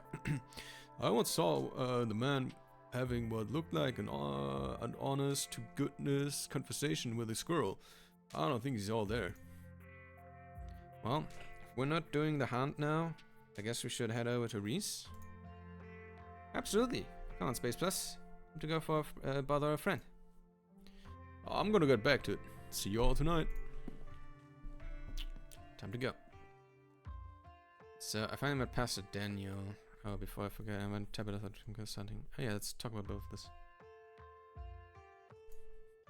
I figured as much after you suggested calling him for the ghost hunt. It was only a matter of time until he tried to pull you aside about grief counseling. When my dad died, I had to ban him from the general store for a week. He wouldn't stop leaving these little pamphlets at the checkout. I don't know where he finds so many. I think he just really wants people to like him. Seems like a good man, vibes are bad. I think he just really wants people to like him. But he comes off as desperate. It's a vicious cycle. And when you put it like that, this whole situation is kind of sad. Even if that's the case, it doesn't mean I have to like him. No, of course not. Whatever his deal is goes a step beyond trying too hard to get people to like him. The man was grinning through all of my dad's funeral. He's not normal. And I don't mean that in a stigmatizing mental illness kind of way. There's just this little siren that goes off every time I see him that tells me to get away from him. That's exactly how I would describe it too. The whole town feels the same way. Now that I think about it, he must be pretty lonely. You can look for friends somewhere else. Before I forgot, I invited Tabitha. Yeah, so she's gonna have a face, and she's gonna have like a look. Okay, she kept the face, so yeah. I still don't get what you see in her. I don't think I ever will. And I don't think I ever will. I guess she's your family. I thought she was pretty helpful at the mines last night. I mean, yes. Good call, Space Bus. Can't wait to hang out with her more. Kanika sighs. Dude, my forehead is itching. I don't know why.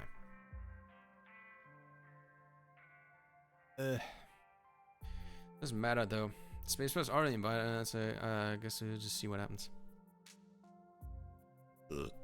If we're lucky, she'll be too busy at the mines to even show. Oh, don't say that, Neeks. If we're lucky, she will show, and the two of you will finally get along. Head to Reese. Alright, shall we head out? 3 of you leave the library for an early dinner at Reese. You once again find yourself in the front of Reese's house. Cold hesitation grips you as the building looms over the hilltop. Though it's only early afternoon, it feels much later. The sun already sinking behind the tall mountains that surround Scarlet Hollow. We're a little early. What if Dr. Kelly yells at us? There's no such thing as early when you're hanging out with friends. It's just extra time to get to spend together. Okay, but what if she yells at us? It's too late. The door swings open. Hey, Reese. Oh my god, dude, it's been ages. You must be Space Plus, right? I've heard a lot about you. Stella's been relentless about making sure I got all the Space Plus updates. That's funny.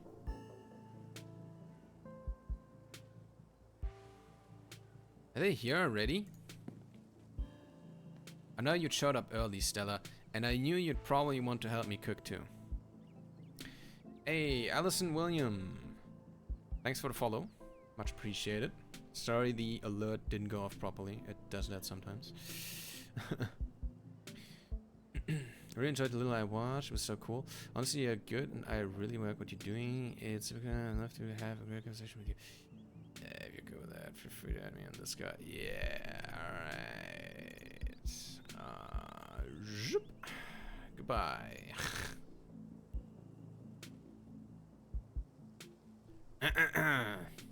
Anyway. Can I say? I make an excellent sous chef.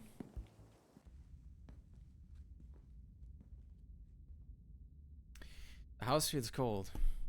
Not only is there an odd chill in the air, but the building itself feels too sterile. Uncomfortably tidy to the point where you're nervous to touch anything. If it weren't for the aroma of store-bought dinner rolls baking in the oven and the unsettling artwork hanging on the walls, you'd be half convinced you'd wander into a real estate showing. So how can I lend a hand? By sitting down at the table and not puttering around in my kitchen. I made sure everything was done well in advance, so the only thing left are the dinner rolls, which shouldn't be long. Then we can have quick dinner and you can leave my house and go on about your business. But I was kind of hoping to see Reese's new art. Still have time though, right? You aren't seriously considering subjecting your friends to your disaster of a room, are you? It's not that bad. I can still see the floor. Dr. Kelly raises a single questioning eyebrow. I don't mind a little mess. Yeah, I doubt it could be any worse than the way I keep my room. That's okay, fine. As long as you stay out of the kitchen. I don't care what you get up to. Cool. We'll just be downstairs. You won't even know we're here. You make your way towards the basement stairs. This is a messy room. It's not that bad, honestly. It's not that bad. Could be a lot worse. I've seen worse. The basement is what you might expect out of a tortured artist who spends all his time confined in his studio. Scarlet canvases line its edges, while trash and sketches leak out from their piles in the corners of the room, hiding the bare cement floor. Ghoulish faces coat the wall and paint, sneering out at their creator. Your mom is so scary. She can be a little intense, kind of overprotective, which I guess makes sense.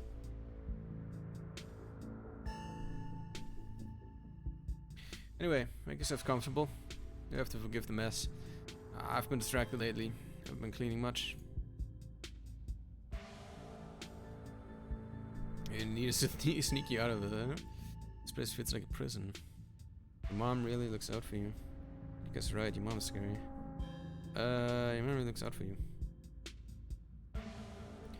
That's one way to look at it, I guess. It's possible she's gotten a bit of an edge lately. I think my condition has been stressing her out a lot. It used to be something she thought she could fix, but I think she's kind of accepted that it's just something we have to manage.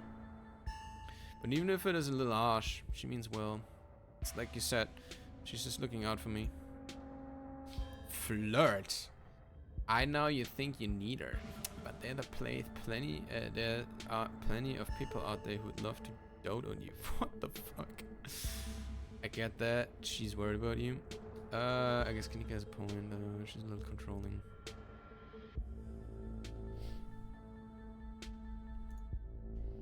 Did you know she turned us away yesterday?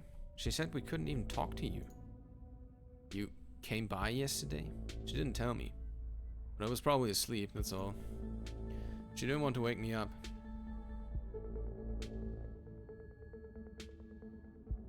I don't think that's her being controlling or anything. Not to cast any doubt on that, but she did say I couldn't bring you any food. She knows that's how I show my friends how much I appreciate them. And she knows I can work around all kinds of allergies and tolerances. Not gonna lie, it felt weird. I don't know. My body is pretty particular when it comes to food. She just prefers to have full control over what I eat, so... okay. Maybe that does sound controlling. But it's for a good reason. If I eat the wrong thing, it could really mess me up. So she has to regulate my food.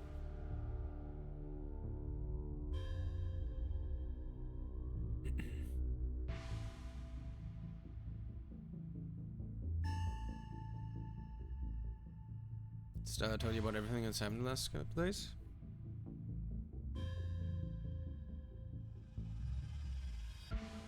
Dude, I don't know why my forehead is really itchy right now. Might be the cat's fault, not gonna lie. Because I have a bit of a cat allergy. It's not that bad because he's mostly an outside cat and he rarely he's rarely in the house, really. But yeah. Oh, I'm getting a call. 1 second, guys.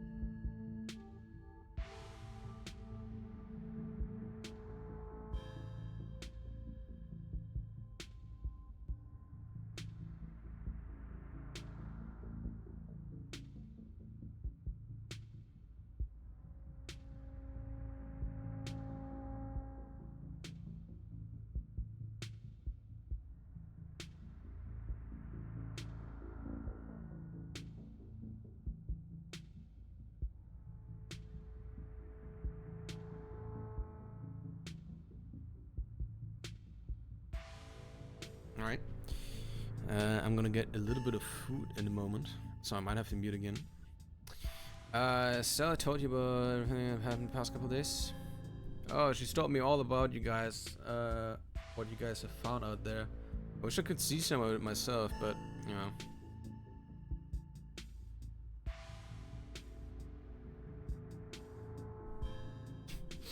He gestures in futility towards the walls of the basement. Are you sure you can just sneak out? You can't just sneak out one of these nights? The doc isn't keeping me prisoner here, Stella. I'm sick. You know that. I'm sorry, man. I didn't mean to. There's nothing to apologize for. I appreciate the effort. Really, I do. There's just nothing you can really rescue me from. That die's already been cast. Yo, Gaps. What up, dude? What are you doing?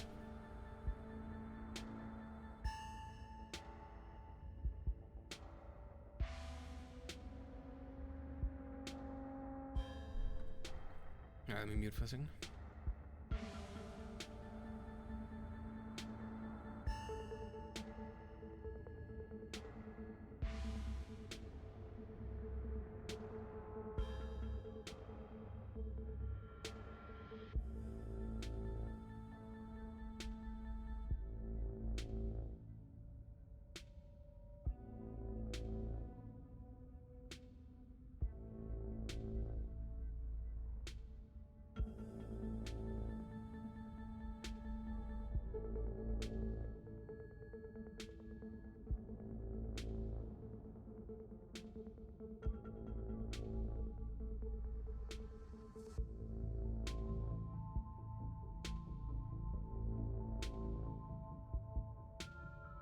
Alright, I got some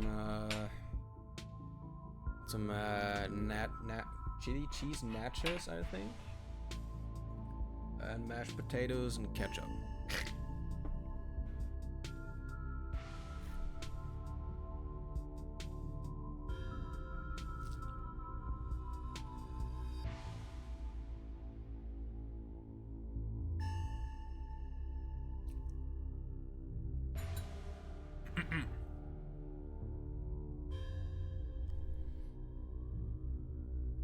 But we were talking about the past couple of days, weren't we? You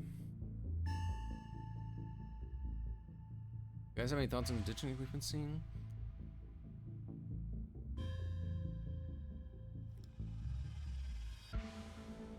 Yeah, they've been coming up in my window at night. Oh, really? That's fucking creepy. Oh my god. They've been coming up to my window at night. Dude, imagine middle of the night and you see one of those fucking things at your window, dude. That would scare the shit out of me. Wait, really? Is that why you texted me that they looked like something out of your nightmares? Yeah, I thought I was hallucinating. I hadn't put it together that we might have been seeing the same thing until just now. I've been sketching them, actually. Tell me what you think. Yeah. Puts out a sketchbook from one of his piles in his room. Okay, that's exactly what I saw on my way home last night. What does it mean? They've been lurking around here, though? What does it mean that they've been lurking around here, though? I don't know, but I like the company. They're kind of beautiful in a sad way, if you ask me. Agree to disagree with you there. I think they're gonna be stuck in my nightmares until the day I die. Yeah, same with her probably. They killed her dog.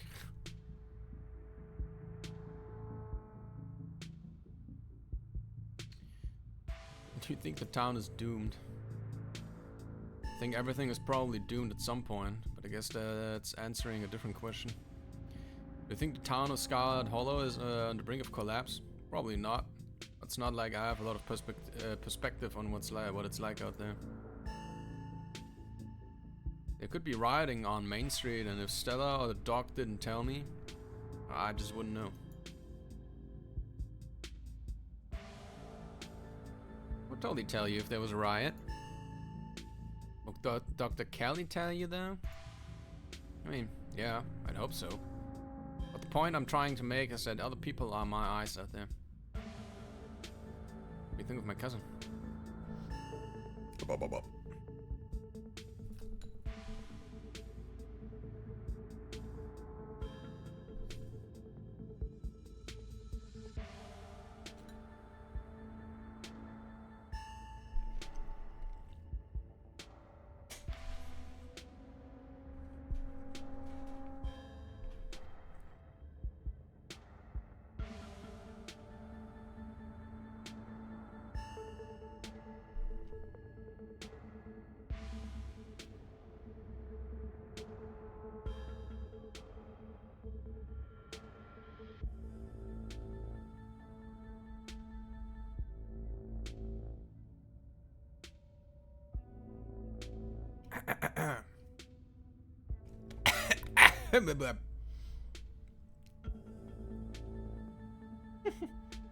Sorry about that.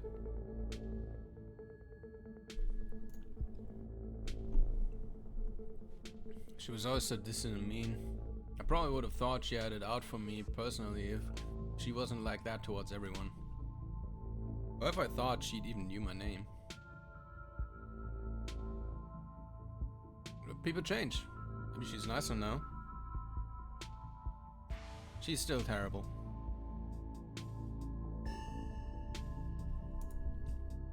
You guys never took the chance to get to know her. She's actually really funny and sweet. I'll pass, thanks. I think it's going on with Wayne. Who? You know, the guy who's been following Space Plus around, being all ominous? Oh yeah, slasher creep. I appreciate the classic Jason vibe he has going on. Here's hoping he doesn't live up to the look, for all the sakes.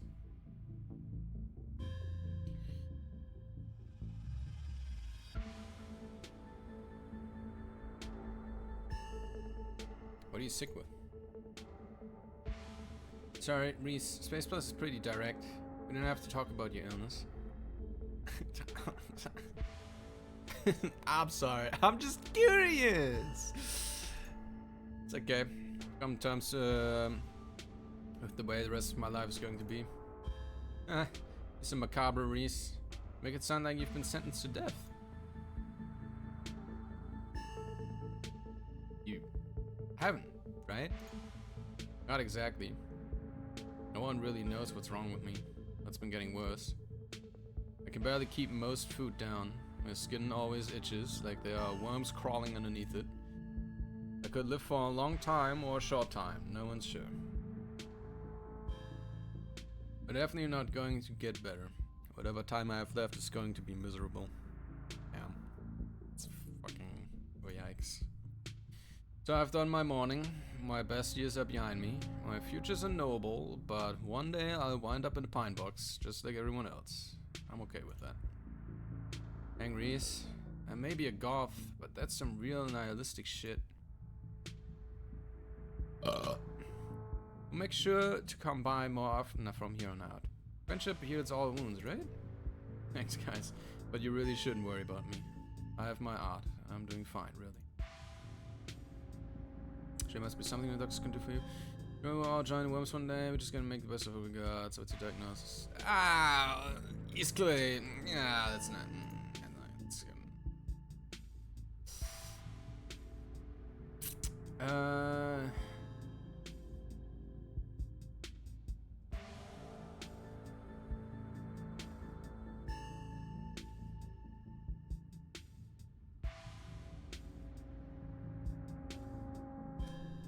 your art.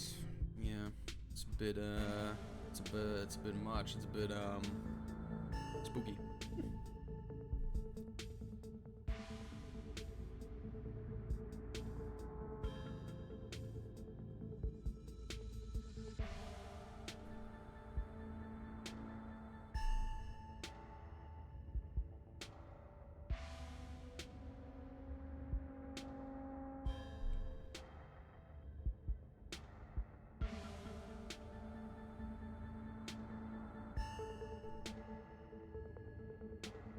Snap these bad boys on a mug. You could make a buck or two.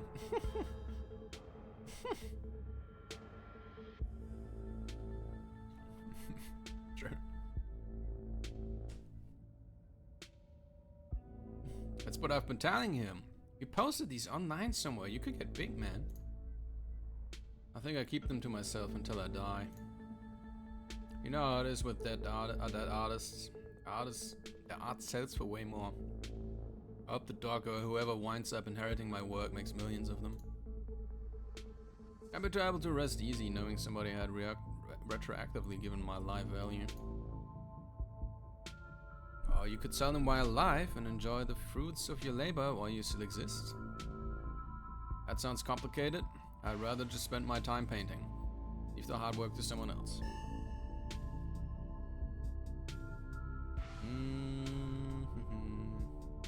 You three go way back, huh?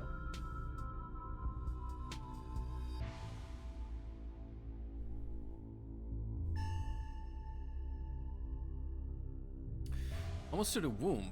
School here is a tiny K-12. Not exactly a one-room schoolhouse, but not far from it. Well, luckily we all got along as much as we did. Some kids weren't able to make any friends at their own age. They just happened to be born around the same time as some real jerks and were stuck with them through their whole school career. Kids. Not that we were free from dealing with jerks, like a certain SCARLET I could name. Okay, she was a little rough around the edges, but she was pretty friendly when you got past that. Maybe to you. The way she used to look at me, you'd think I rolled in something foul every morning before school. Same here. To be fair, the feeling was more mutual between us. She deserved it though. It's quite a movie collection. Got any recommendations? Let me think. Oh, have you heard of Shinichi?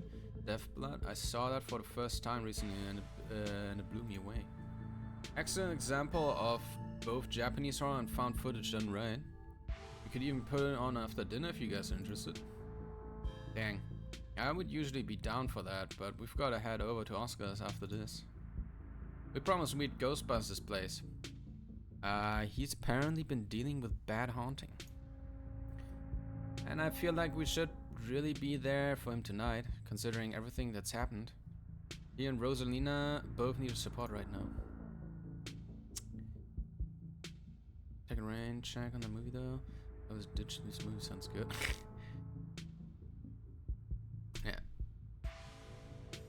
Yeah, we'll definitely come by for a movie night this week. I'm free tomorrow night, same goes for Space. I'm free tomorrow night, same goes for Space. I mean, I guess I am free, yeah.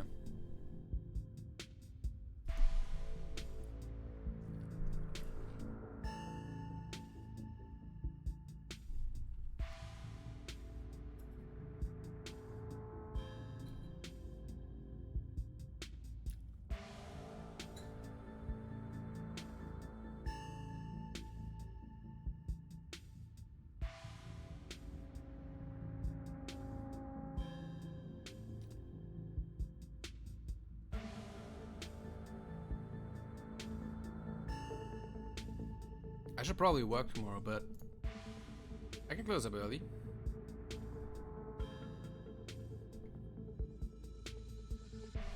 Okay, I think I don't really care about the other questions.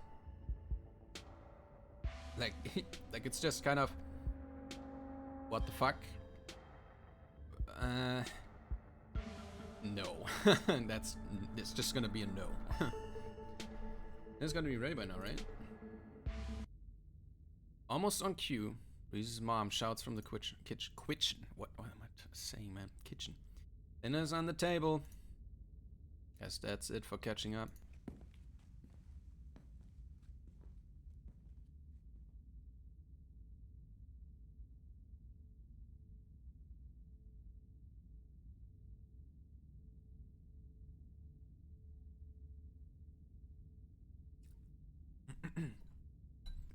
Make sure you all wash your hands with soap. I don't want anyone sharing their germs at the dinner table. Sure thing, Doc. How do you wash them? Go wash your hands. Are you saying anything here? It's probably best to just silently comply. True. You make your way towards the sink, but you're stopped in your tracks by the pull of an odd door at the end of the hallway.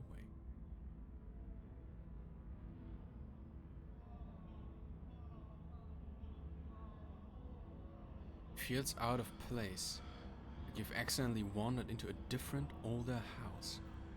More than that, here's something radiating from behind it. Something dark and cold. Something that reminds you of the dusty tunnels you narrowly escaped last night. An oppressive hum just beyond your hearing fills the air, and you feel strange. You're compelled to approach the door, drawn in as if hypnotized. Open the door, open the door, open the door, open the door, open the door, open the door, open the door. Open the door, open the door, open the door, open the door, open the door, open the door, open the door, open the door. This dude, look at this. Holy shit. Can I scroll here? Can.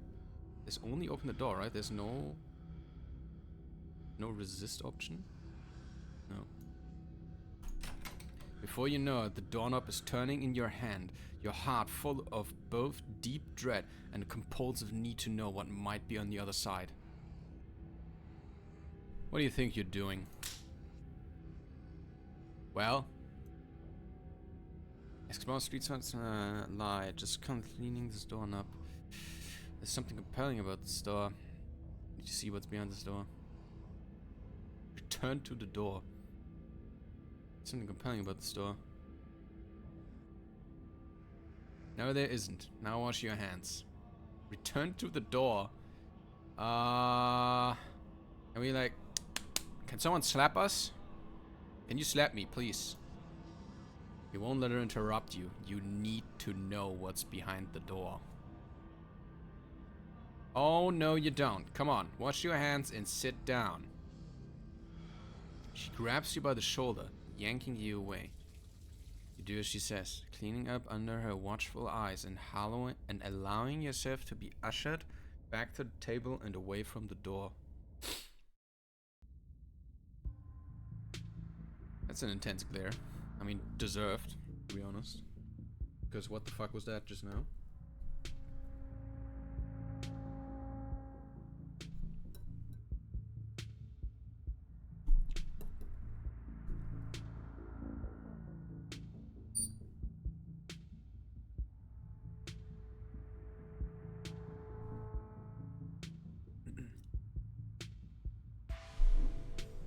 Let me just finish up real quick, guys.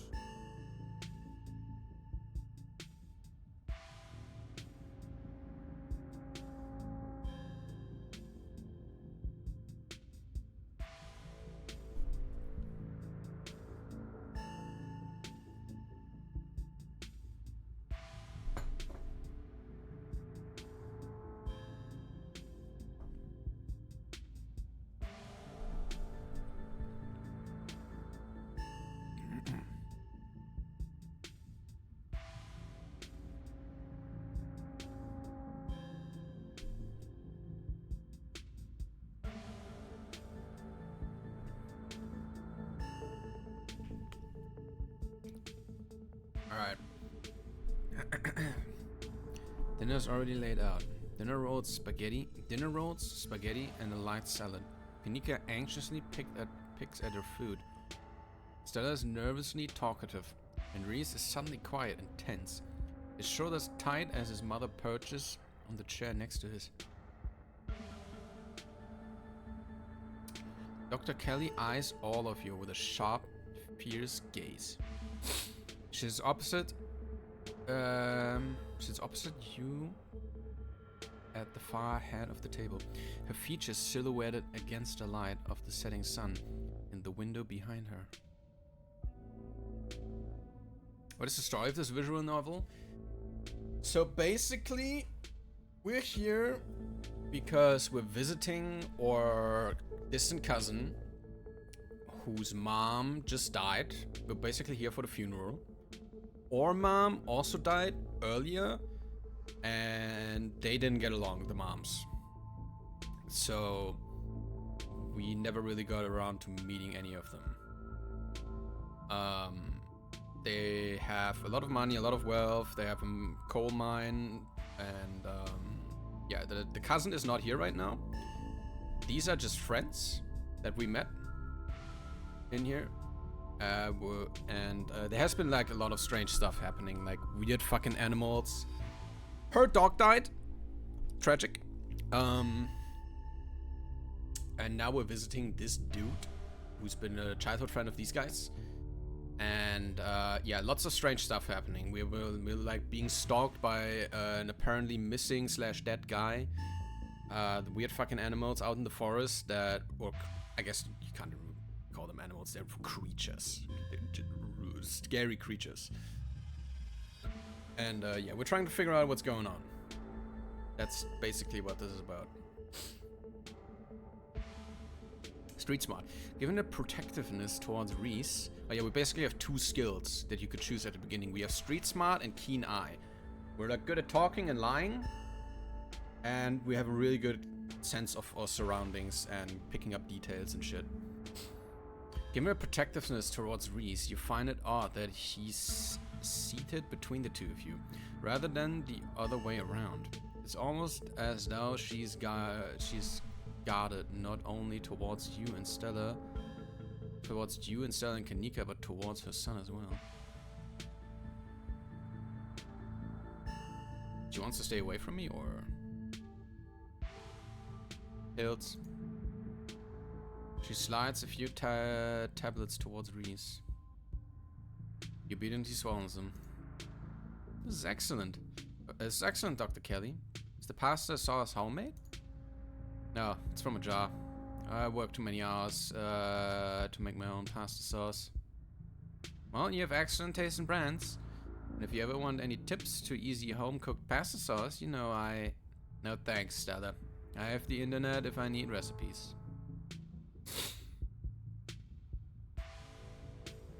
Thanks again for having us, Dr. Kelly. Really appreciate it.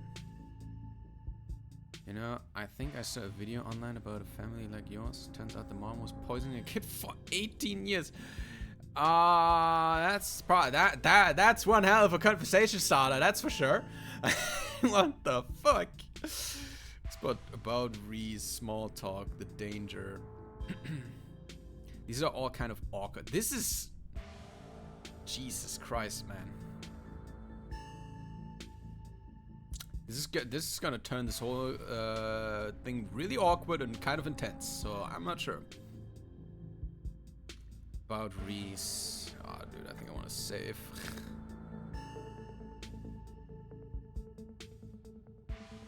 Does no one in this town have two parents?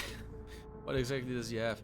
Must break your heart having to isolate your son from the point. You think Reese might feel better if he got to see more people often? Why are you so hellbent on keeping your son from seeing his friends? Reese turns artist. You must be very proud of him. That seems like a decent answer. Doubt you find your son's art. He's a very talented artist. He's a talented artist. You must be very proud of him. He has a lot of skill, honed through practice and dedication. I can't say I understand a lot of his pieces, but of course I'm proud. Thanks, dog.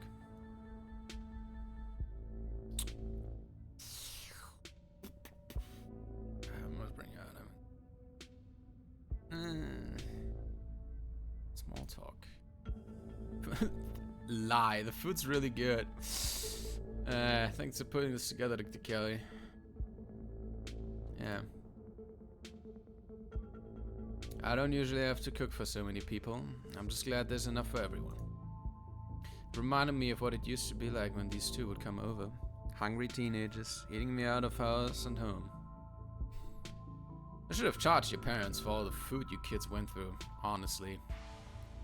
It was like I was running a restaurant, not a doctor's office. Why do you want me to poke around the clinic?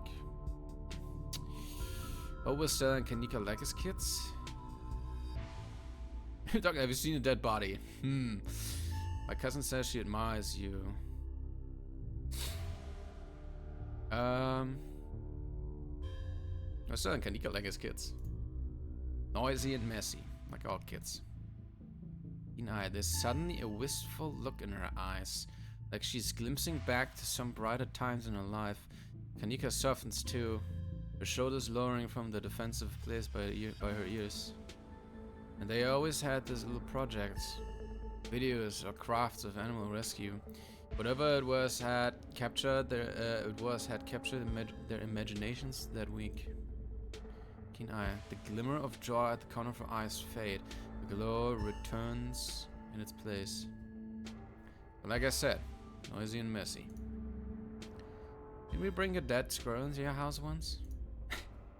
Oh god, not the squirrel. I remember that squirrel. Did you think the dog could Frankenstein it back to life or something? I was like 12.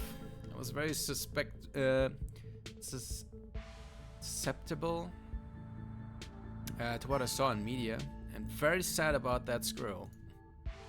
It's one of those things that keeps me up at night. I feel guilty about bringing that thing into your house, Dr. Kelly. I'm just glad you didn't make it a habit.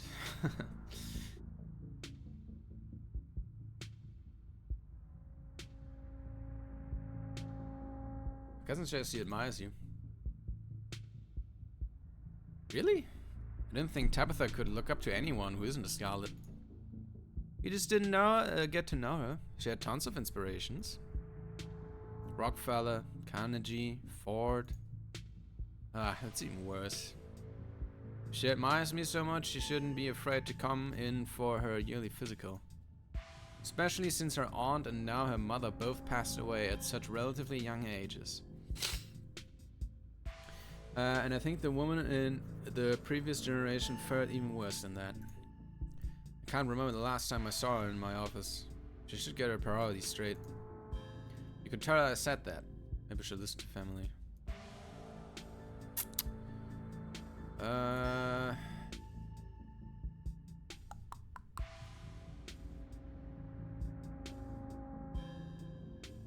so fucked up. The danger. See any weird hairless creatures scurrying around in the woods? I don't tend to go wandering in the woods, so no. You don't have to go all the way to the woods. They've been coming to our windows at night. They've been... What? They're these things called ditchlings. They've been preying on the local wildlife in Space Plus, and I found the whole nest of them the other night when we... Oh, I see. There's some of your little cryptozoological creatures. I know it sounds pretty out there, but I've seen these things in person. We're not messing around. They're out there, laying eggs in animals and doing God knows what else.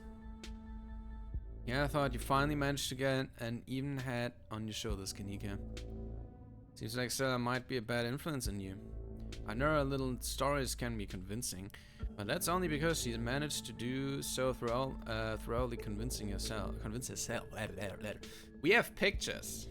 We could just show her. She's not making up stories. Neither is Kanika, and neither am I. All you have to do is look outside after dark. There have been more every night. They're all pale and dewy. Their faces, they're like sculptures of humans that didn't set right. See, you stay up too late painting your grisly faces, so you've started to see them everywhere. Sure, whatever's out there is just raccoons or... Stop doubting everything I say. Stop trying to rewrite things I tell you to fit what you think should be true. Okay, we might have set loose a little bit of frustration here. There's weird shit going on in Scarlet Hollow, whether you want to face it or not. Keen-eyed, Dr. Kelly's eyes briefly and nervously glanced towards his son before flitting back to position of annoyance. You can't help but feel like what you saw went beyond compassionate worry to be genuine fear. Is one common suffering from hallucinations?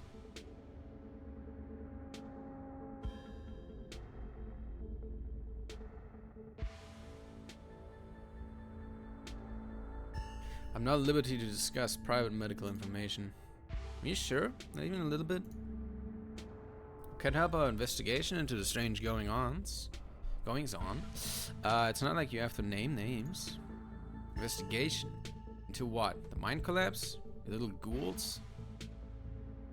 I think this is the best left for professionals, Stella.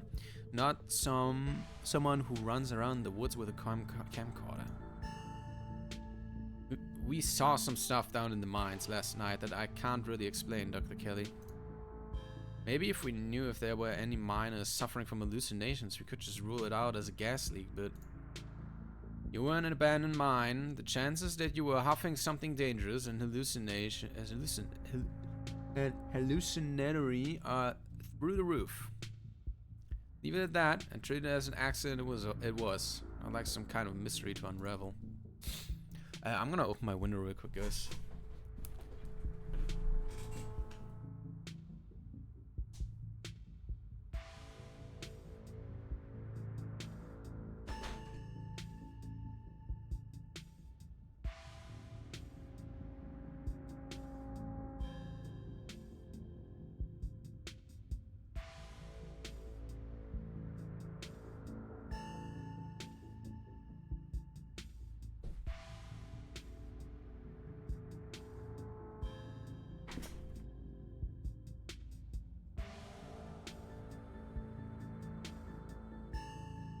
Gotta get some fresh air in.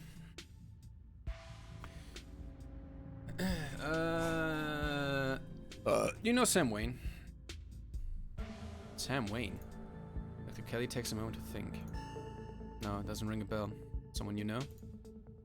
Someone who's been following Space Plus around. Super mysterious guy. We have reason to believe he might have caught some kind of weird illness at the mines. He definitely looks like he could use medical help. So please let us know if he shows up or anything.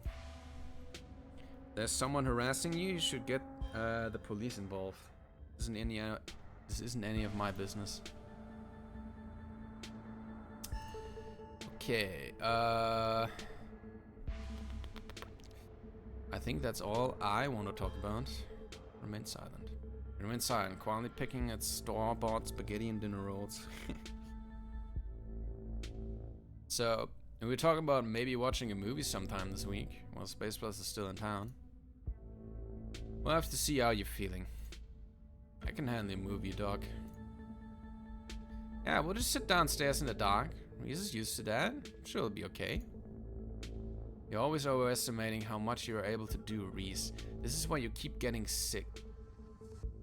If I get sick, so what? It's not like that's ever going to change. I'm sick every day. I'm not getting better. I don't want to spend the last few miserable years of my life holed up in the basement alone, just because seeing my friends has been deemed too strenuous. Strenuous? Strenuous. I'm an adult, for God's sake. I can't believe I have to ask for permission from my mom just to have friends over. Reese stops mid-sentence. Oh. Wincing in pain and wrapping himself in his arms. Don't say things like that. I'm doing everything I can try to try and fix. Silence as Dr. Kelly's eyes shoot open. Reese? Oh, okay, I thought he fell over. Reese abruptly pulls himself from the table and leaves. Damn it, I knew it. I knew this would be too much. Everyone get out of my house, please. Just leave us alone. Stop trying to interfere with his life. All it does is hurt him more. We can't just leave him like this. Now is when he needs friends the most. No, now is when he needs me the most. I'm his doctor and his mother. I know you care about him. I know that. And he knows it too. But all any of you would do is get in the way. So just leave. Please. The only thing I don't know if something is up here. I think we don't know something is up here. We have stuff to do anyways. He seemed fine before dinner, so we'll get out of your way. I'm kinda curious to say something weird.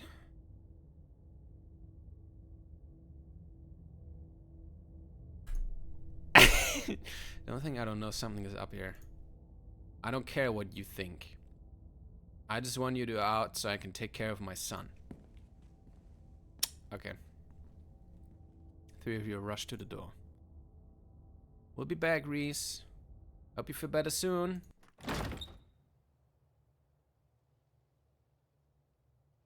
Dr. Kelly shuts the door in your face. The click of a lock signals the end of your dinner, Reese. Something weird happened when I went to wash my hands. It's like I was forced to try and break into the clinic. Either of you get an impression that Dr. Kelly is afraid of Reese? Something seriously wrong with the dynamic, yeah. Something weird happened when I went to wash my hands. It was like I was forced to try and break into the clinic. Forced how? It's like something was making me go there. I wonder... Was it like the carving...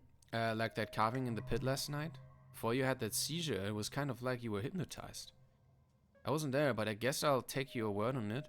Hypnotism seems like a step up from what we've been dealing with, though. I mean, I don't know. A lot happened last night, but the whole thing was very trance-like. I guess it was kind of similar. It was probably nothing. I guess it was kind of similar. What if there's another carving in there? That'd be so weird. There is. I wonder if it give you another vision. Maybe these things have something to do with the ditchlings. You're not suggesting we go poking around in there, are you? Of course I am. Maybe tomorrow. I'm not breaking into Dr. Kelly's clinic based on the bad vibes Space Plus got. Yeah, I don't get the impression Kelly's afraid of Reese. Yeah. She never turned her back towards him. Are you sure she wasn't just being overprotective? I'm sure that's all that's going on. And she has every right to be.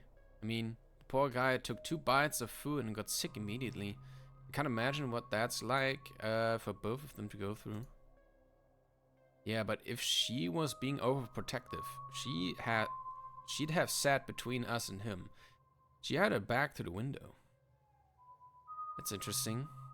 If anyone should be afraid of anyone in that house, Reese should be afraid of his mom. I think you're both reading into this, into things too much. Dr. Kelly is good people. Dr. Kelly's a good person. Look, I'm just saying, maybe there's more to the dynamic than just him being sick. But it's not like there's much we can do about it right now. We could probably go back and forth on this for a while. Let's just get going. The sun is setting and we wouldn't want to miss a second of ghost action. Stella hurries off down the hill, almost if to run away from what just happened. You and Kanika follow her down the slowly darkening street. Yeah, there's something very strange going on over with Dr. Kelly. Like, very strange. Like, what the hell is over in that clinic part of the building? And why it's like, what's going on with Reese? Like, does he maybe like does he have something in him? Can he turn into something? Like, what's going on with him? Lit by the orange hues of the setting sun, the library feels different. What was once a quaint building in a small town now stands as an imposing structure. Its walls holding something that stares back at you with menace. Maybe Stella's right. Maybe ghosts aren't real and the rest of tonight is going to be a pleasant break from the events of the past few days, surely. Street smart. You can't help but feel like you're about to walk into a slasher movie. You run through a mental list of everyone who's joining you, trying to figure out if you'd make it to the end. Are you kidding? Oh, that doesn't matter. Stella or Kanika is probably the final girl. Keen eye. Before you enter, a pair of figures in the nearby bush catch your eye. That looks strange. Oh, look at them! Ah, they're right here! They're right here! They're there! They're probably, this one's probably one too. Look at them, they're right here. They're up there too! Oh my god, they're everywhere! They're everywhere!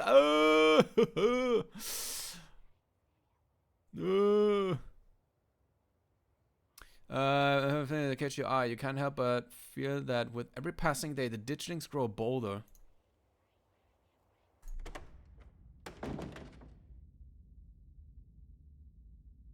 Just as its exterior was intimidating in the setting sun, the inside of the library is dark, its shadows deep and foreboding. The meet and greet with the mayor ended quite some time ago, and the throngs of visitors took whatever joy was in the place with them as they left. Hey Oscar, you back yet? Shh, you can't yell in the library, it's against the rules. Nika, shut up. It's like no one here. It's after hours. We'll only apply before 5 p.m. Now it's our domain. Hey, you're sooner than I expected. Hope dinner went okay. Yeah, it went okay. Reese wasn't feeling up for a longer hangout, unfortunately. Oh, I'm sorry to hear that. It's okay. Just means we have more time to hunt ghosts. I'm finally fully loaded. Got my EMF reader, temperature gauge, spirit box, infrared camera, UV light, video camera, sword, flashlight for everybody in case the ghost messes with the electricity, parabolic microphone, Sharpies, and paper for automatic writing, matches, and candles for rituals. This is just the basic equipment for like fucking phasmophobia or some shit. That's so funny, actually. Ah, and a Ouija board. I know they're toys, but you never know what might come in handy. Wow, there's a lot of ghost hunting stuff for something that was so last minute. You just have the stuff ready to go in a back out back moment.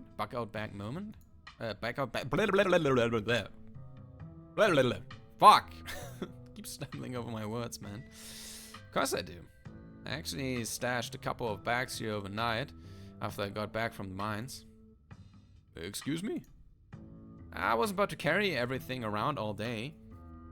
This way we can go and light and pop out to grab more stuff once things get getting spooky. I mean, never have found any compelling evidence of ghosts. But that's not for lack of trying. And after last night, I'm more than ready to try again.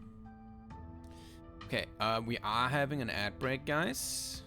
Just thinking about that. Yeah, I mean, it was all the equipment, basically. We're having an ad break, guys. So I'm gonna use that chance to go to the toilet real quick. See you guys in a couple minutes. Enjoy the ads.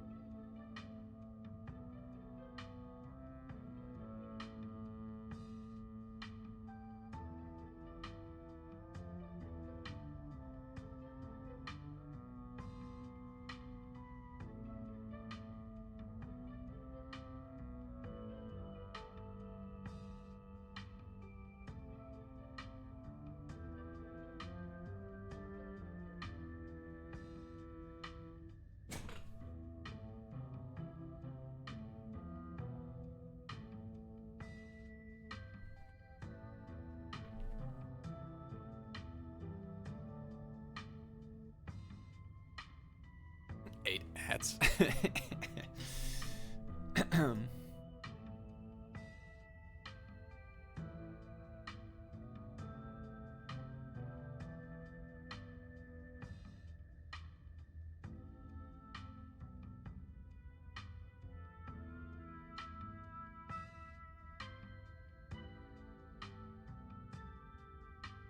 Alright, welcome back everybody from Ad Hell. Hope it wasn't too bad. 8 ads. Yeah, it's 3 minutes of ads. Good thing is though, having this active prevents pre-roll ads. And pre-roll ads are really fucking annoying. And you know, I can always pause stream when the ads happen, so it's the best alternative, I'd say.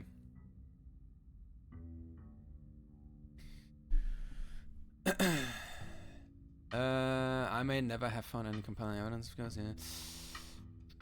I've got a bad feeling about this. There were ditchlings in the bushes outside. Yeah, I should probably mention that. Got a bad feeling about this. There were ditchlings in the bushes outside. Who knows how many more are lurking around here. It's concerning. Are we sure it's safe to be around them?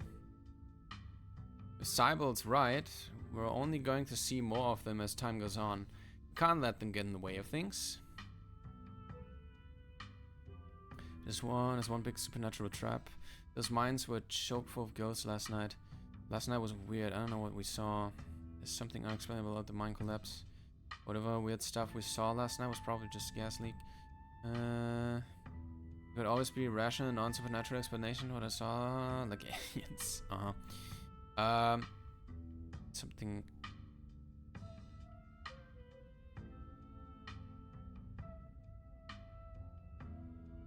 Something unexplainable about the mine collapse.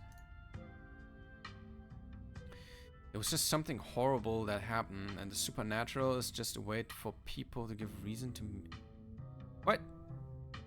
There's nothing unexplainable about the mine. Oh, that's not what I meant to say. Shit, dude. That's not what I meant to say. Sometimes something awful happens, there isn't even a reason, and that's just an uncomfortable truth of the world. Space Force, didn't you straight up see figures up in the mines last night? There was definitely something down there. We all heard the knocking plain as day. I even recorded audio of the event. Definitive proof.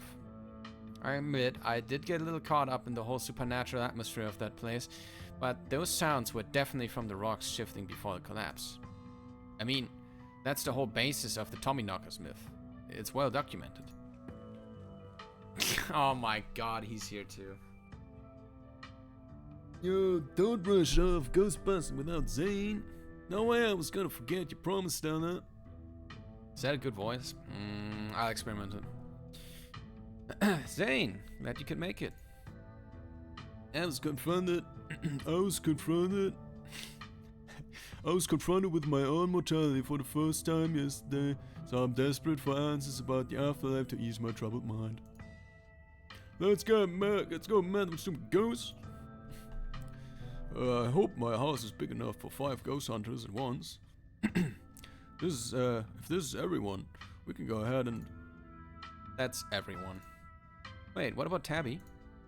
What about her? She's not here. Let's get started. I guess she can catch up with that once she gets here. Well, if you all are itching to get started, let's through the back. Follow me. You and your companions grab some equipment from one of Stella's carefully stashed bug-out bags before heading towards the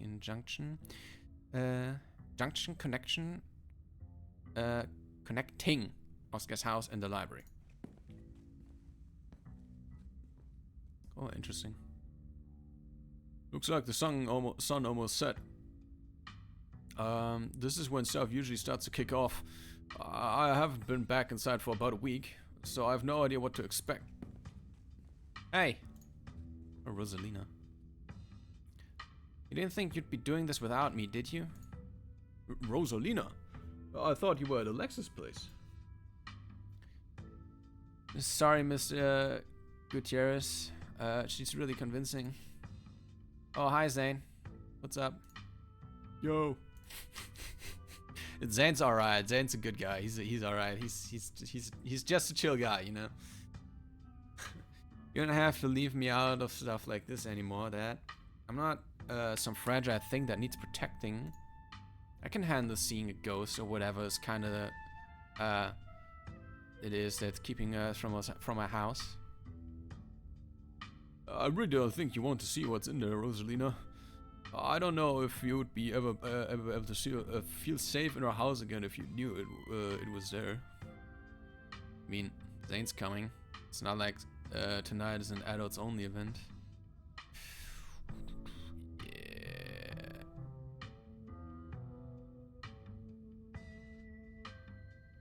Yeah.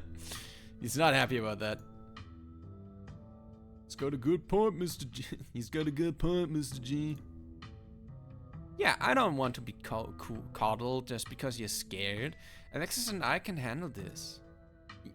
Yeah, we can totally handle this. Just another horrible thing Alexis is getting dragged into.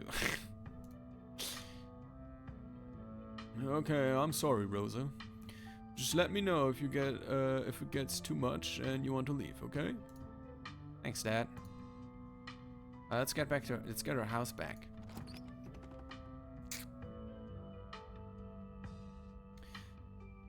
You all cross the threshold and enter Oscar's living room. Family photos line the walls and stacks of books sit comfortably on wooden furniture. Keen eye. Aside from the painting on the floor, this living room feels too normal, too human to be haunted. Okay, looks pretty normal for now. I don't remember that picture being on the floor, but that could be non-supernatural. None of my equipment is picking up anything around the picture. But I'll set up a camera in case it falls again. Could be important evidence. You might want to save your cameras for Rosalina's room. That's why I've seen that most the ghosts manifest. It's just down the hall. Oscar and Kanika startle as the door swings open. Okay, there she is. It's Tabitha. Seems I made it just in time. Let's get the show on the road. I don't have all night. Tabby! Great, she's here. Wow, Space Plus, you really brought the whole gang together today. I have every right to be here, Kanika. My family built this place, you know? Yeah, I know. We all know. Space Plus, what made you think inviting her was a good idea? Let's make sure I don't get hurt. Well, I like her. We're friends. I do like Tabitha. I think she's just...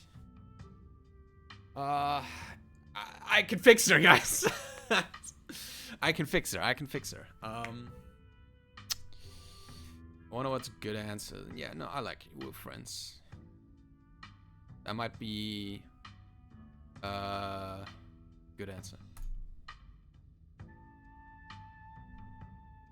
Really? Yeah, so what?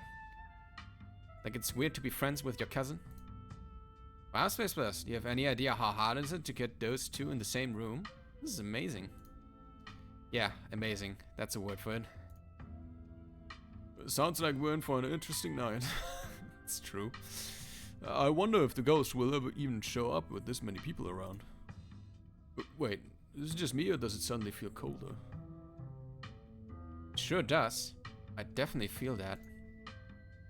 The temperature gun says it's actually a couple of degrees colder, but that's normal. Rooms and hallways are sometimes colder than other parts of the house. I mean, it just got colder, so that's definitely weird. That's definitely weird. Whoa, a genuine cold spot. I gotta snap a pic for posterity. Oh, he just took a picture. Okay, we gotta look at that picture though. Is that it? This isn't very scary. Wait, Rosalina, if the ghost mostly manifests in your room, shouldn't you have seen it? Feel a presence lie. Come on, ghost. Can I ask him to show me that picture? Come on, ghost. Some real action. I'm scared. Let's just leave. All right, gang. I think we can run. Search for clues. Maybe it's just shy. Are you sure there really are ghosts? You're wasting your time here. Found a ghost. Closed room. Case closed. Good work, team. I guess we could do this first. Wait, Rosalina, if the ghost mostly manifests in your room, shouldn't you have seen it? I've only seen the stain.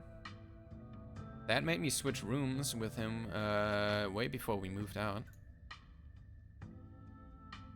I wasn't about to let my daughter sleep in a haunted bedroom. I spent most of my nights on the couch before we set up shop in the library. Even if there is something back there, I'm not scared of it. I'm mad at it. All is so brave. I'd be terrified sleeping somewhere that might have a ghost. I feel the presence. I'm scared. Let's just leave. Okay. Maybe it's shy. Oscar, you should. Maybe it's just shy. It's possible that it doesn't like crowds. It's only ever shown itself while I was alone. You're welcome then. We busted it just by showing up. Can't believe you're so weak that you were driven out of your house by a ghost that's too afraid to show itself. That... You said it usually comes out at night, right? I guess that means it still has time to show up. I thought you weren't convinced any of this was real, Rosalina. My dad believes in it this much. I'm gonna keep an open mind. God, what if it is just all in my head?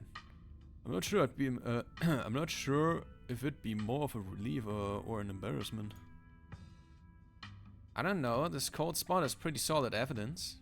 Though I won't be satisfied until we see a full body apparition.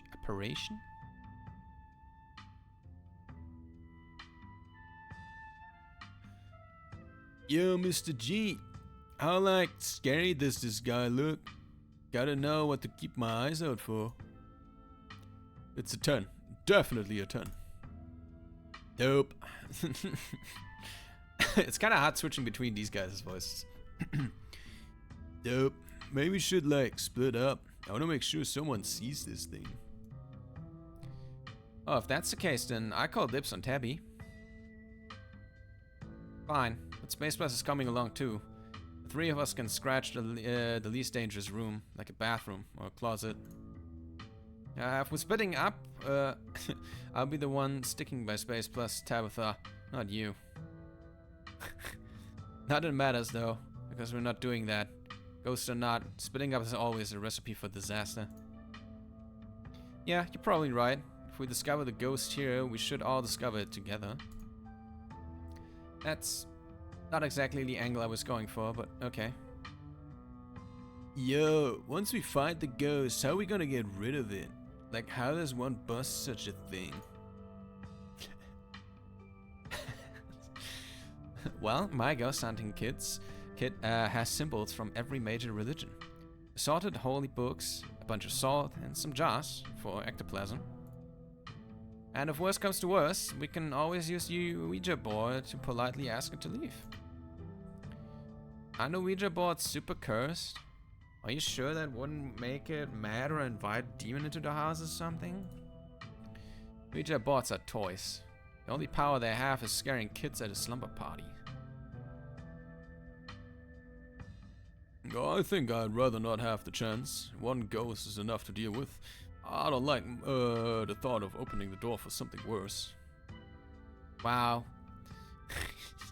You've never been this superstitious, Dad. This girl really has you freaked out. Okay. Oscar takes a deep breath before continuing. Let's head to Rosalina's room. Follow me.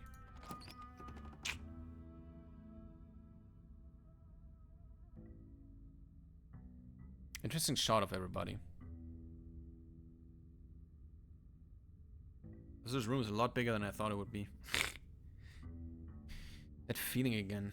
Like the mines, like the door to the clinic. A dusty, suffocating, dizzying feeling. Something is in this house. Though whether it's a ghost or something worse, you aren't sure. Whoa. This is where I've seen it. It appeared on the top of the stain. Yeesh, that's gotta be tough to scrub out. Doesn't the county own this house? Do they know about the damaged carpet? Don't you own this house? Have you seen your house? I don't see how that's relevant. Weird. I'm not getting anything. It's not even cold. It's the same temperature as the living room. Nothing in the EMF either. Then your equipment is wrong. The stain is definitely paranormal. I've scrubbed it out too many times to count, and it just keeps coming back. Really? Okay. That's freaky. It's just a stain, Dad. Can't we just cover it up? I don't mind sleeping in here.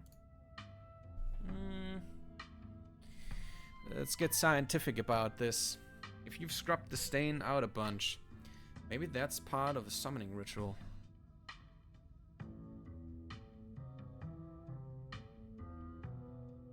I've never heard of a bleach-activated ghost before. You don't use bleach to clean a carpet, Tabitha.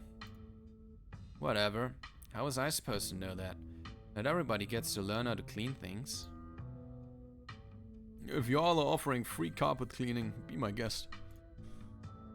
If you try tearing up the carpet, or just a rusty pipe leading through the floor, are you sure you scrubbed it out? Ghost blood. Try tearing up the carpet. The house owned by the government? Nope. I'm not messing with their carpets. I'd rather scrub ghost blood out of it every day than have the government take me to court for destroying their property. Don't worry, I'm sure they'll just take you to court for neglect instead. Did it not occur to you that there could be a leaky pipe under the floor? I had to agree with Tabitha on anything, but some kind of structural damage does seem likely. Tearing up the carpet doesn't seem like such a bad idea. Plus, there might be something written under there in blood. Only one way to be sure. She's actually just ripping it immediately. Zaya excitedly starts tugging at the corner of the carpet. Oh dear. You're doing the government a favor, really.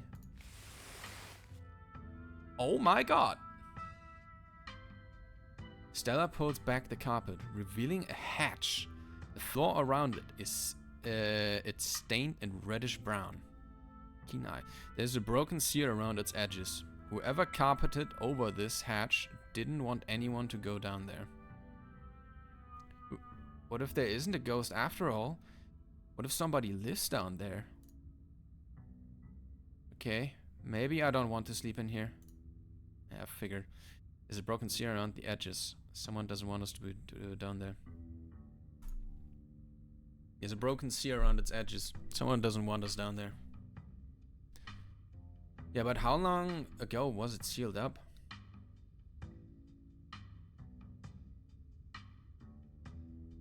Whoever did this has got to be long gone, right? There's no basement in this house. At least we weren't told about the basement. And look, all the red stuff is coming from underneath. Oh yeah, this is super haunted. Alright, this is super haunted, alright. You've got a basement chock full of ghosts. I can just feel it. You all know last month was super rainy. It's clearly been a long time since anyone stepped foot in the basement or crawl space or whatever it is underneath that hatch. There must be a leak that flooded the whole area under the house. The water dissolved the caulk around the edge and leaked through the carpet, and it's red because North Carolina has red-ass dirt. It's as simple as that. It's not mud, it's blood. It's not mud, it's blood. Human blood. I tested it. Okay, that's concerning. Tabitha and Kanika. Well, you tested it wrong. It can't be blood, right? Kanika's right. You've got a muddy floor, and that's why it's so cold in here too. There's wet dirt under the house. Congratulations. We solved your ghost problem. Again. No way. There's an old hatch in the floor that someone tried to seal up. We're not leaving it until we know what's down there. I'm with Stella. This is my room, and I need to know what's down there. If you consider that they may have tried sealing it up because it's unsafe. Do you think the flooding could have made this house unstable? I'm all in on ghost hunting, but I don't know if I could crawl into another dangerous crevice. I'm going for it.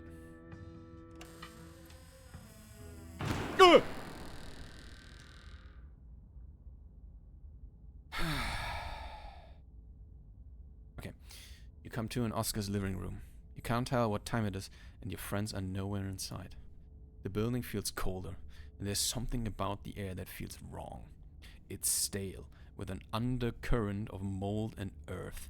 It makes you feel claustrophobic, as though you're in a coffin, each breath depleting what little oxygen is left. How did we end up back here? Where is everyone? Did we pass out again? Was there a gas leak in the basement or something? Okay, Tabitha's here. My friend, some friend Stella turned out to be. She keeps stitching me. Weird family thing. Is fainting some kind of weird family thing? ghost. Hey, what? Okay, what the hell's going on? Is fainting some kind of weird family thing? Is there a genetic condition I need to be worried about? Not that I'm aware of. Nothing like this had happened before you got to town. Who knows what sort of nastiness was fastening in that basement? Your cousin marches to the front door and opens it. Why does it look like Oscar's house is in front of us? Didn't we just leave? Must be misremembering things. Let's go. Oh, you're right, there shouldn't be a door there.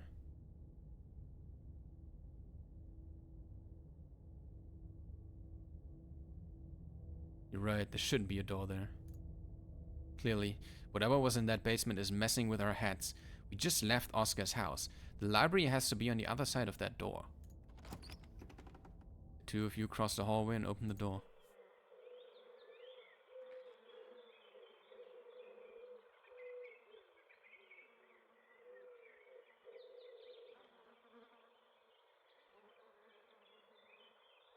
Something isn't right. It feels like late summer afternoon. The air is warm and wet, and the scent of flowers drifts on the breeze. Tabitha, please tell me I'm not the only one seeing the scratchy shadow in the distance. See that creature behind the thorns? It's one of those bad omens.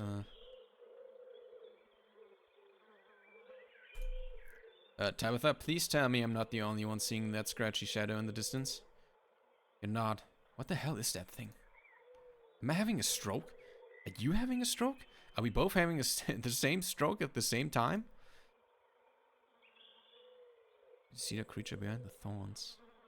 It's one of them bad omens. Oh, this here? Huh. You see that creature behind the thorns? It's one of the bad omens. In the woods. Ew. We died, damn Tabitha. What is this? Cream soda. Pinch Tabitha. You reached for and pinched your cousin. Oh, ow. Hey, what was that for? You suddenly remembered you're supposed to pinch yourself to see if you're dreaming. Tabitha glares at you. There's gotta be an exit somewhere. We just have to look. Wait. Do you hear music? Oh! Who the fuck is that? Is that Stella? Moment stirs as a figure cloaked in shadows rises to attention. Stella? Who are you? What are you doing on my property? Huh? Holy shit, Stella, you scared me, huh? Thought Oscar said the county owned this place. Is this what ghost hunts are usually like? Huh? You echo Tabitha's sentiment. Stella, it's us. Did you say Eddie? No one's called me that in a long time. It's Edwardine now. I'm not a child anymore. Edwardine? Eddie? You've got to be kidding me. Play along. Alright, Edwardine, can you show us the way out? Is that a great-grandmother's name? Yeah. Play along. Alright, Edwardine, can you show us the way out? I'll encourage her. I wish I could say the same. You should have stayed gone. You absolutely shouldn't have shown up here of all places. If you're caught, I don't think you understand what Father might do. I don't want to cross Father. I shall be away at once. Oh my, I wouldn't want to cross Father. I shall be away at once. Okay, what is this? Some kind of scene? Wow, great job. You got me. You can stop now. Keen eye. A flash of pain in Stella's eyes tells you that she's keenly aware of everything that's happening right now. She is in agony. Oh my god, wait, it's actually Stella? I can't. It's not that easy for me. My brothers were sent to Normandy, and now I'm the only Scarlet left besides Father. I have responsibilities, Charlie. What? Shut up! Shut up! She can't. She's clearly possessed. This is getting old real fast.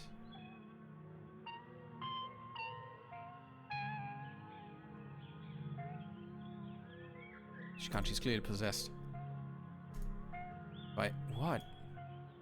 Edwardine Scarlet? Ghost. That's haunting us. Sounds up as a ghost. Tell me. Edwardine Scarlet? Tabitha's tenses. You should just get out of town while you still can. Whatever you came back for, it's not worth it.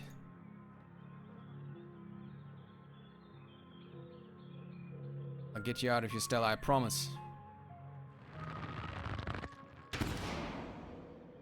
She's gone, along with the shadow in the corner of the room. Come on, we must have taken the wrong door to the out of the annex. We're getting out of here before anything else happens.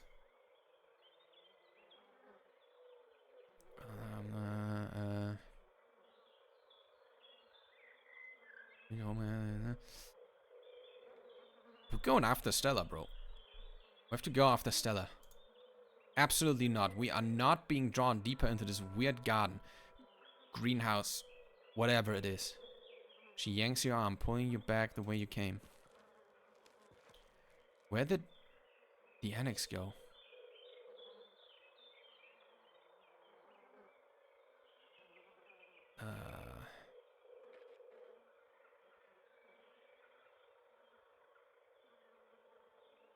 Let's turn back. Yeah, maybe we just got turned around. The two of you turn around only to be met with the same door. That's the annex. Where are we? Okay, so going through the door, maybe just turn 360 degrees. Let's try again. I don't think we ever left the annex.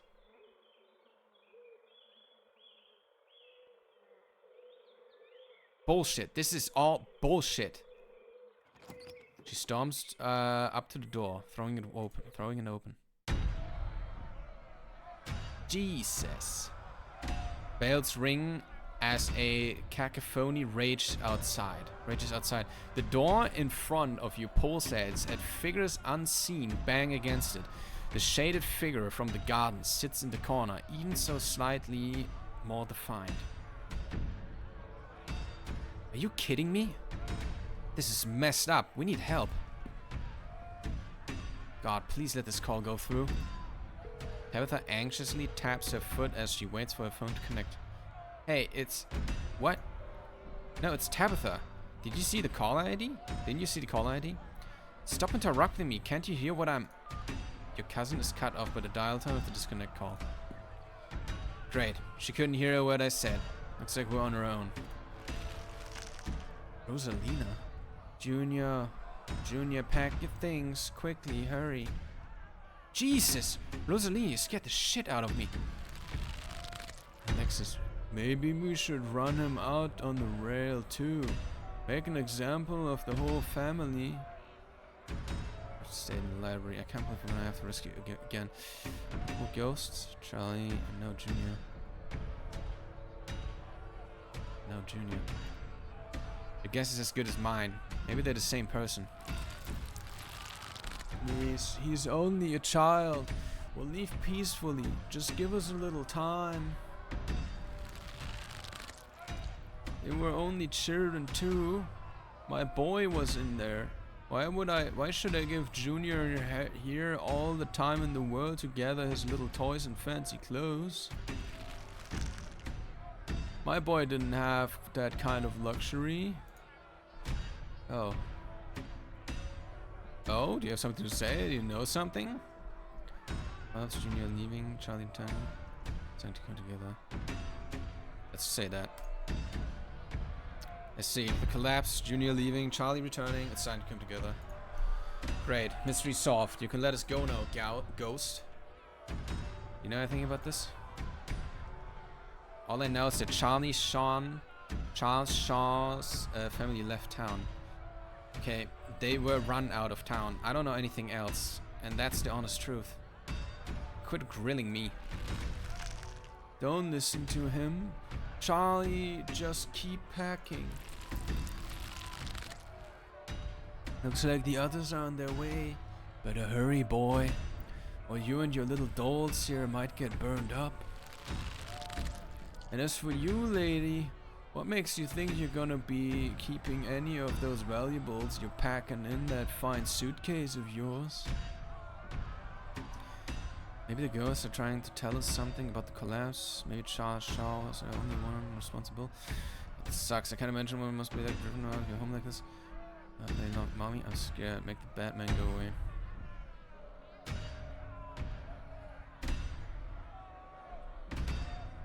Maybe the ghosts are trying to tell us something about the collapse. Maybe Charles Shaw wasn't the only one responsible. Our family owns the mine, after all. No way we're free from guilt, right? Stuff that happened a century ago is irrelevant. You and I had nothing to do with it. So admit that the Scarlet had a hand in the collapse. This might feel different. I think the ghost might feel different. Well, then the ghosts need to let it go and move on to wherever it is ghosts go when they're done being pissed off. Trust me, boy. The coppers ain't coming here tonight.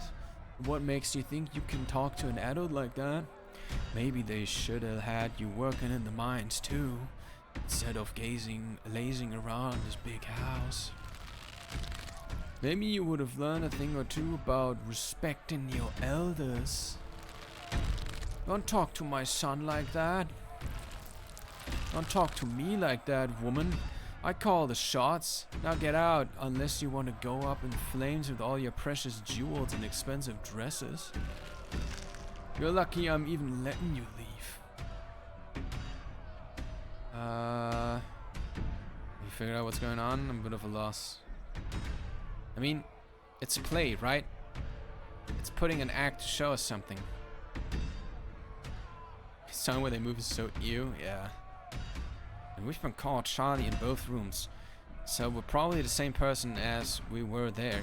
This is a play, and we're playing the ghost, back when it was still alive. This must be right after the Shaw mines collapsed in 1918.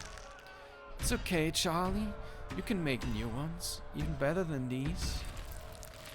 It's good fun. Shouldn't be playing with dolls anyway. Now you're gonna have to earn your keep just like the rest of us, boy. No more big inheritance for you. Alex and Rosalina are whisked away, leaving you and Tabitha in the empty room. As they depart, the front door stops pounding and opens in a beckoning white void. We're in hell. We both died and we're in hell. Was it supposed to be Charlie? Is Charlie the ghost? What did you call on the phone earlier? It's supposed to be Charlie. Is Charlie the ghost? I guess it's as good as mine. What did you call on the phone earlier? Friend of the family. Not that it matters though. The call didn't go through, so we're on our own. Yeah, let's put our heads together. What do we know? We know that we can't leave, and we know that we're not possessed, at least so far as we can tell. And whatever we saw in this room, at least happened right after the Shaw mine collapsed in 1918. I think the only option on the table for us right now is to keep doing what it wants us to do. Maybe it'll just stop at some point, and maybe we'll figure out a way to escape. So many ditchlings here. Yeah, they are. Those things are horrible. No wonder you were too scared to come back to the estate on Monday. Right, the only way to get out here is end of this, shall we? Yeah. Yeah, let's get this over with. You and Tabitha walk up to where the pounding door used to stand and step into the void. What the fuck? Oh, it's this fucking shadow again. You're outside and it's night. A false moon looming massive in the painted sky. The night feels thick and warm. The insects lively. Their calls are naturally tinny. Everything feels warped and wrong, like you're listening to a record fished from the bottom of a pond. What magic words do we have to say to get you to let us go? We're sorry, okay? Whatever our family did to piss you off so much, we're sorry. You poor dear. I've been keeping track of you, scuttling around town like a tomcat. You've fallen hard for Miss Atwoodine, haven't you? It's just me or does the shadow keep getting closer?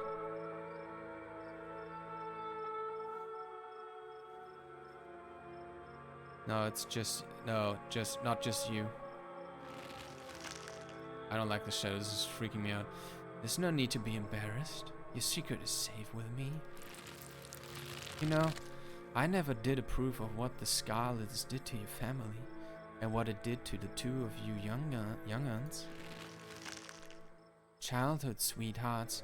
Just think of how lovely it would be if you could just be happy together. That's what you want, isn't it?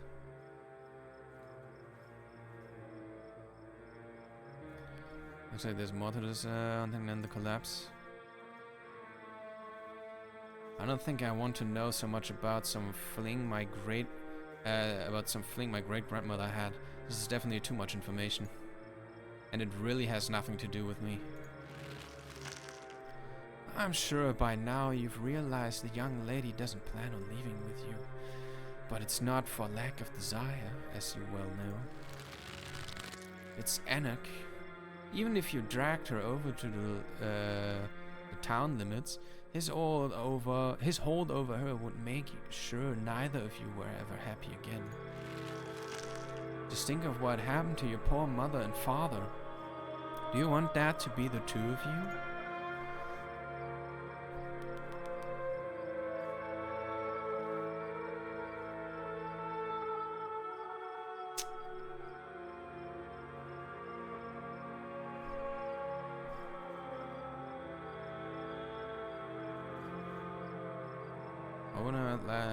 I want to be like my parents. I think you know why. The powers at work here are stronger than even your love could withstand. You need to break the bonds holding her here. Then you can both go free. No more misfortune. Not for you. Not for anyone else. Enough to step foot outside the holler. And Nika mimes handing you something. Her hand is empty. Everything you need to know is on that map.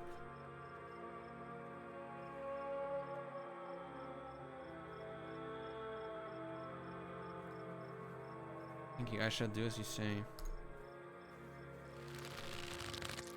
That's where you find them. You need her there. Then read what I've written down and be careful. Good luck to the both of you. I hope you get your happiness. I feel like we should be playing along with these. I think that seems to be a really smart decision here. And then she's gone. Have the size.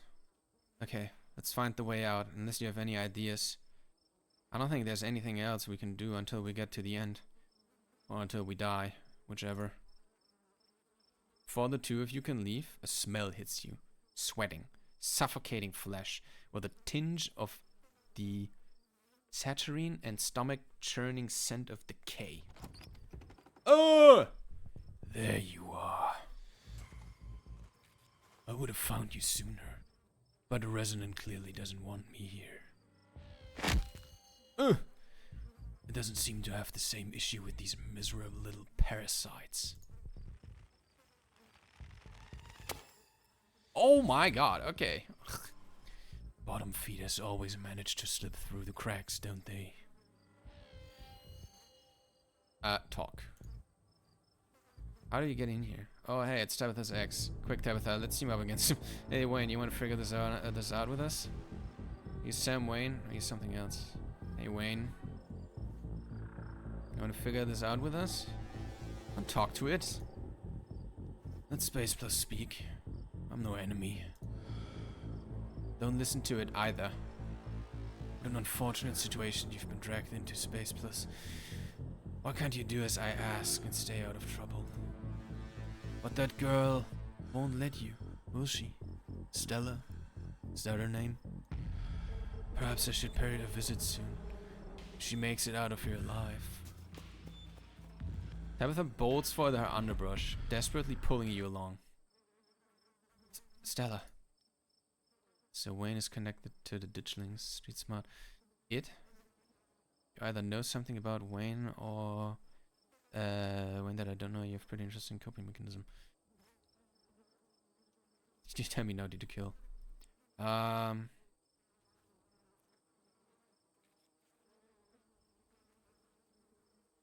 Okay, that could have been easy for you to see.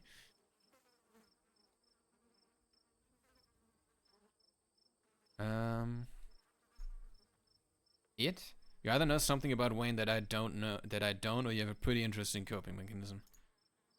That thing isn't Sam. The thing isn't Sam Wayne. Can you smell it? Can we please just drop it? I don't want to spend another second thinking about what we just saw. Oh,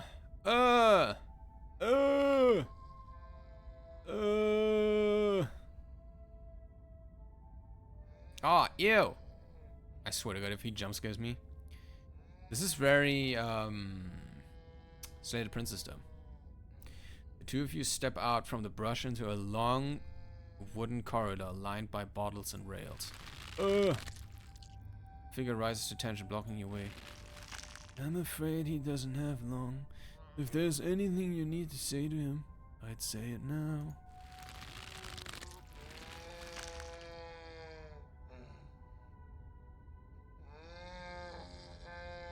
As Zane is swept away, the room pulls itself to you, and you find yourself looming over a deathbed. Oscar lies in the center, looking pitifully small.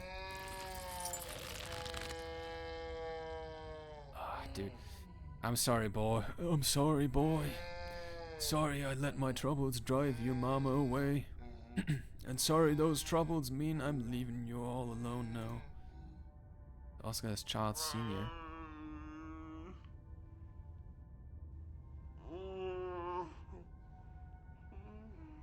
Yeah, Charles Shaw Sr. You should probably know about him by now. Everyone in Scarlet Hollow knows about him. I don't know about his son, seems like a bad guy. What do you know about Charles Jr.? Charles Shaw Sr. Our family did this to him. It was his choice to turn to alcohol. We didn't do that. Damn it, Junior. How many times do I have to tell you? I tried to stop it from happening, but that damned snake Enoch went behind my back. Oh, that's bullshit. Oh, what bullshit? Struck a nerve? Something on your mind? What do you know about Enoch Tabitha? You really need to learn how to let things go.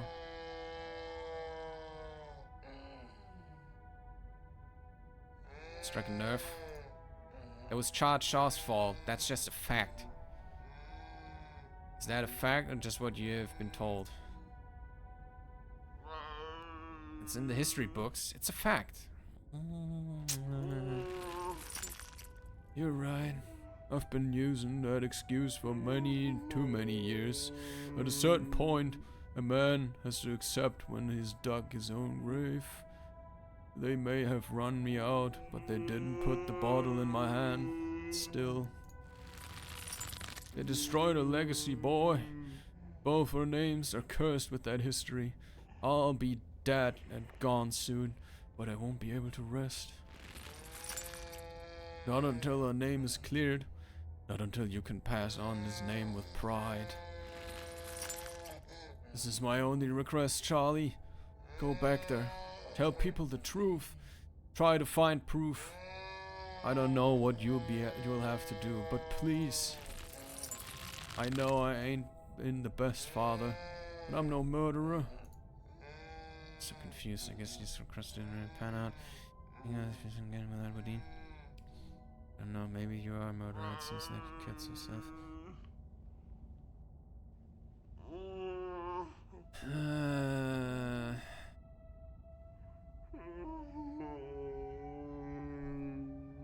Alright, Dad. I won't let you down. Yet he does. Or it's likely neither of us would have even been born. Damn it, boy. I may not have till the morning. Promise me you'll go back and at the very least show that Enoch bastard what for. I promise. He watches Oscar's body seizes and falls through the sheets, taking the rattling pile of bottles with him. This ghost is so full of it. Your cousin steps forward and disappears through the hole left by the bed, leaving you to follow. Okay. Oh my god. You and your cousin find yourself crouched under a large table. Stella stares through and indecipherable murmurs and shuffling feet echo from the ends of the table. think I'm going to be sick. It's so lovely. Are you sure I can keep one? You must have worked very hard on them. Got to be near the end, right? Music is the same song that starts playing when SCARLET first showed up. Yeah, I think you're right. What a creepy scene to end things on. Can't believe that Ghost is shaking Stella making Stella humiliate herself like this by doing a baby voice. It's embarrassing. A baby voice. I try to keep it away from my brothers so they don't smash it. Though I wish I could make it move like you can. And you can even do the voices. You know, you could make real money if you put on a show for people. So that's why everyone's been moving so weirdly while they've been possessed. But a thing, puppets.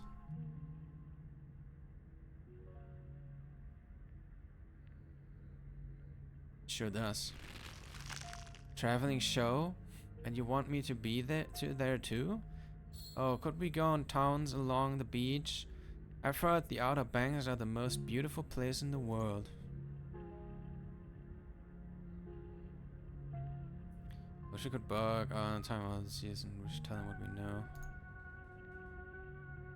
Me too. Thank you, Charlie. I always wanted to see the ocean.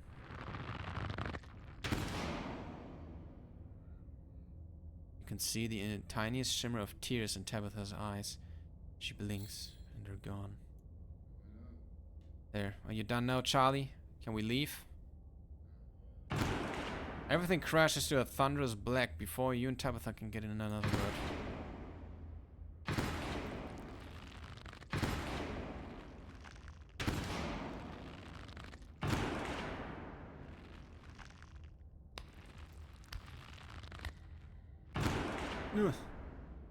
A single spotlight remains, illuminating a trapdoor in the center of the stage. We're drawn to it. Trapdoor. Are we back in Rosalina's room? It's over.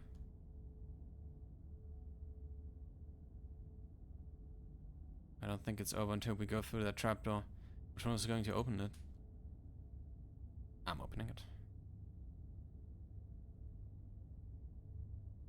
Carefully step towards the trapdoor. It creaks all open all on its own. Oh god, this is so much worse than opening it ourselves. You and Tabitha are shoved from behind and tumble through the edge. What's this again? Took some digging, but it's there. The map was right. That means there's hope, Eddie. Whatever it is that Anna did, we can undo it. We can be happy together.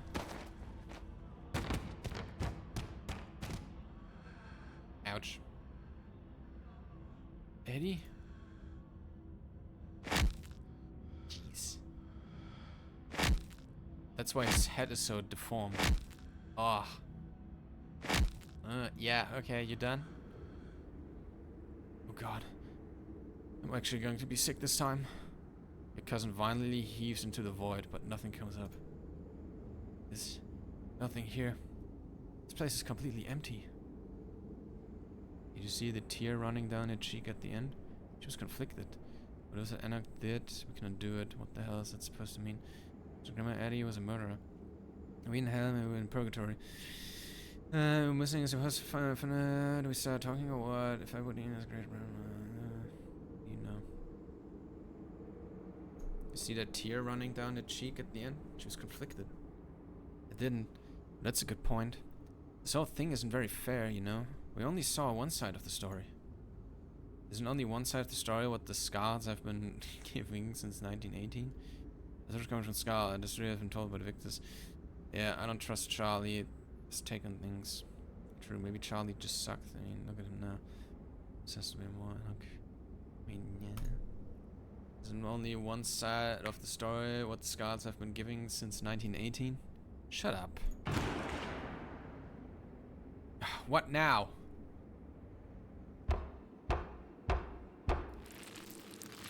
Do you repent? Do you repent for your crimes? You talking to us? Tabitha's the only one you want. Where should I? I'm not responsible for any of this. Yeah, let's go. Get it. I'm sorry you died. Don't answer it. You must answer for the crimes committed by your scarlet blood. Are you kidding me? I hate it here. I hate it here so much. Until you do, I cannot die. I want to die. I have been alone in the dark for so long. All I ask is for some of your years. To pay for the years that were taken from me. What? What are you saying? My life was stolen from me. I want some of yours. It's only fair. No, no, no, it's absolutely not fair. You've got to be kidding me. Neither of us had anything to do with what happened to you. The sins of the father are to be laid upon the children. One of you must forfeit. It doesn't matter which. Bullshit. What happens if we refuse? Alright, this is bullshit. What happens if we refuse? Then I will stay. I will stay until I get what I'm owed. I don't understand. You will live a shorter life, and I will finally be satisfied. I will have justice. I will finally die. I will leave this house at last. That's safe. How much shorter would my life be? You aren't seriously entertaining this thing, are you? This isn't for you to know. Just wait, just as it wasn't for me to know. One day, sooner than you like, you will die. I hope I didn't come too late. What in the hell? Oh my god, everybody's back. What the hell, Cybele? What are you? What are you, Cybele? Mom? All of you had better get out of here before the spirit regains its composure. This is certainly a strong one, isn't it? Don't worry about the others. They're safe. I got your call, Tabitha. But it wasn't it was definitely not easy getting down here. Oh, that's who she called. Get out of this pit, Cybele. Get us out of this pit, Cybele. Tabitha, I don't think it's wise to leave something like this where anyone could stumble across it. Why, is that my problem? It wants something, doesn't it? And I think you know which of you should volunteer. You must be joking. You're the eldest cousin. You're the only one who's actually lived in this town. It's only right. Absolutely not. We should just leave. I'm not giving to the demands of some dead guy. I'm Cybele, Tabitha, you should be the one to handle this. Leave before this thing is to rest. Tabitha, neither of us goes damn thing. I'm not leaving before this thing is put to rest. You take a step towards the spotlight. As you move forward, you feel Tabitha's hand on your shoulder. Space Plus, what are you doing? Well, Oscar and Rosaline are going to live if I don't do this. What if someone wanders into the annex and gets stuck in this labyrinth?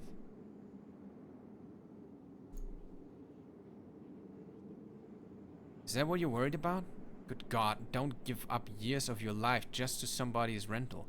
I own properties. I can't let them rent from me. I'll even throw in a discount. What if someone wanders into the annex and gets stuck in this labyrinth of impossible rooms?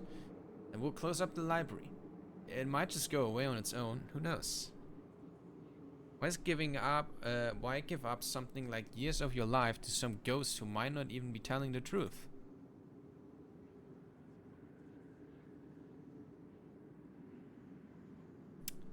This is unresolved. What happens next time you remember the rest of your life? Doing something you had the guts to do yourself. And you ruin Charlie's life with responsibility to make things right.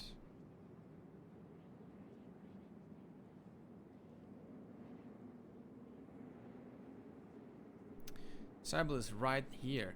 Please don't do this. You wordlessly step into the spotlight. Maybe I can change something about this.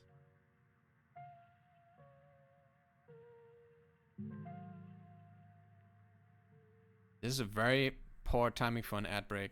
I'm sorry, guys. I guess gonna be an ad soon. I'll try to pause the stream as soon as I can.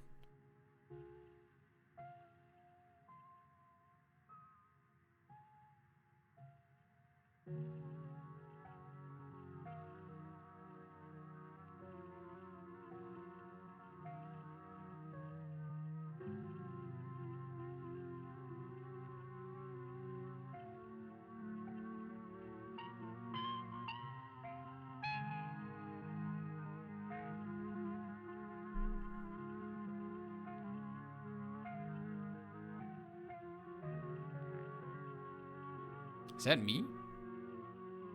Or is that Charlie?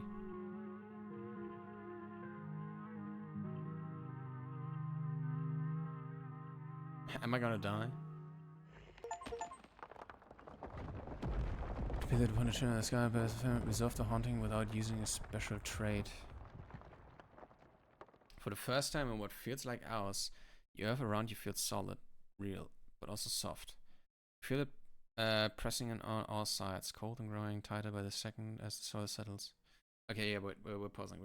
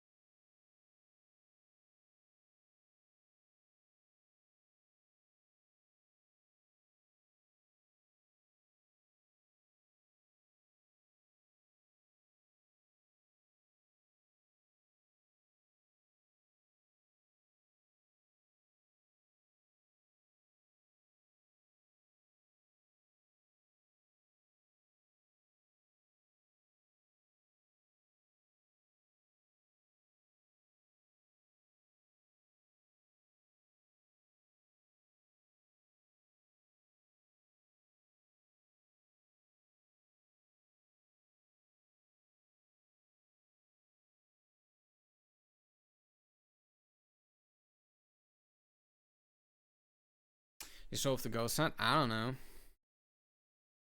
I'm thinking about going back, because I'm not sure if I'm satisfied with this. Maybe there's something else we can do instead of like, oh, it's either me or Tabitha sacrificing. I'm curious if there's like a third option, so I might go back.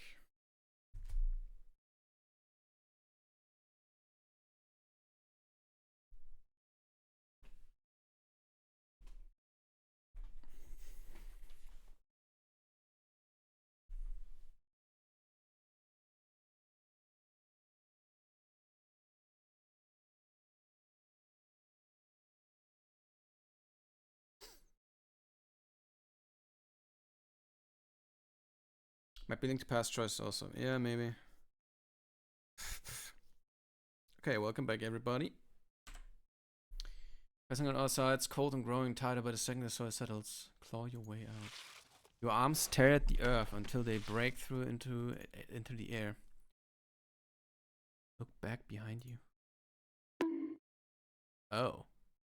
As you gasp for breath, you take a look into the pit behind you. Charlie's mummified remains stare up at you, sad and broken at the bottom of the pit. You're only able to maintain your gaze for a moment before exhaustion overwhelms you. Oh. the last of your strength, you hoist yourself from the pit and collapse on the floor. You feel like death. No, no, no. Space Force, what happened to you? You look awful. It's done, Tabitha. If you have any regrets, keep them to yourself. You try and think of words to say, but you're still delirious from what happened and you struggle to form a coherent thought. Come along, Space Plus. Let's get you home. You quietly walk towards the stairs. Tabitha rushes to your side to give you a shoulder to lean on as you walk. This is like muddery around my screen now. You're outside. It's real this time. Cool breeze chills you deeper than it should, and you realize just how drained you feel. Your legs are heavier, harder to lift as you make your way down the steps of the library. Your lungs are wheezing as if you run a marathon. You can almost feel how pale your face has become, your lips dry and thin, your hands almost trembling with the effort of raising them to your face as you trace the new lines and furrows that have formed there. We've been like aged? Have we aged? I'm gonna go wait by the car. Just let me know when you're ready to go home. Your cousin walks off before you get a chance to respond. I'm gonna peace out too, back to back encounters with my own mortality. I've got a lot to ponder. Yeah. See you, Rosalina. See you, Alexis. Sam walks off down the road. I'm sorry I wasn't there for you earlier. Earlier in the night. I had no idea what you all were planning to do. Are we supposed to know it would be like that? Things have been strange around town, sweetie. Now's not the time to be poking around in the supernatural. Thought you learned that lesson yesterday. But magic isn't real. I mean, it's not supposed to be. God, that hurt. Everything is so... Kanika stops mid-sentence as she realizes what happened to you.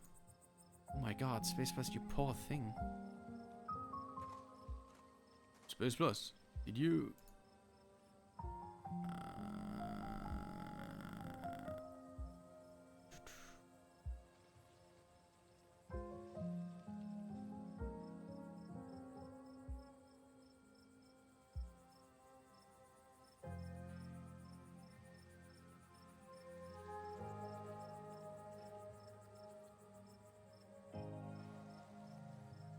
Yeah, it's over.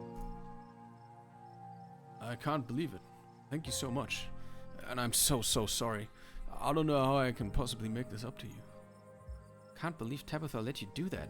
It's outrageous. If anyone should have paid the price to put that ghost to rest, it should have been her. You don't even live here. You're barely even the Scarlet. It's just so unfair. Okay, I think I want to go back here, guys. Yeah, to about here. I feel like there might be a different way out than just either me or Tabitha sacrificing herself. Tabitha's right, this is bullshit. We're not giving you a goddamn thing. But the spirit ignores you and your cousin's protestant. Sentence has been handed down. Make your choice. Hope it didn't come too late. Mom? Well, if you had better go against composure. Certainly a strong one, isn't it? Brute force, let's go. I'm just a bit unsatisfied with that. You know, that's why like, you save so much in visual novels. How about the others to save? So well.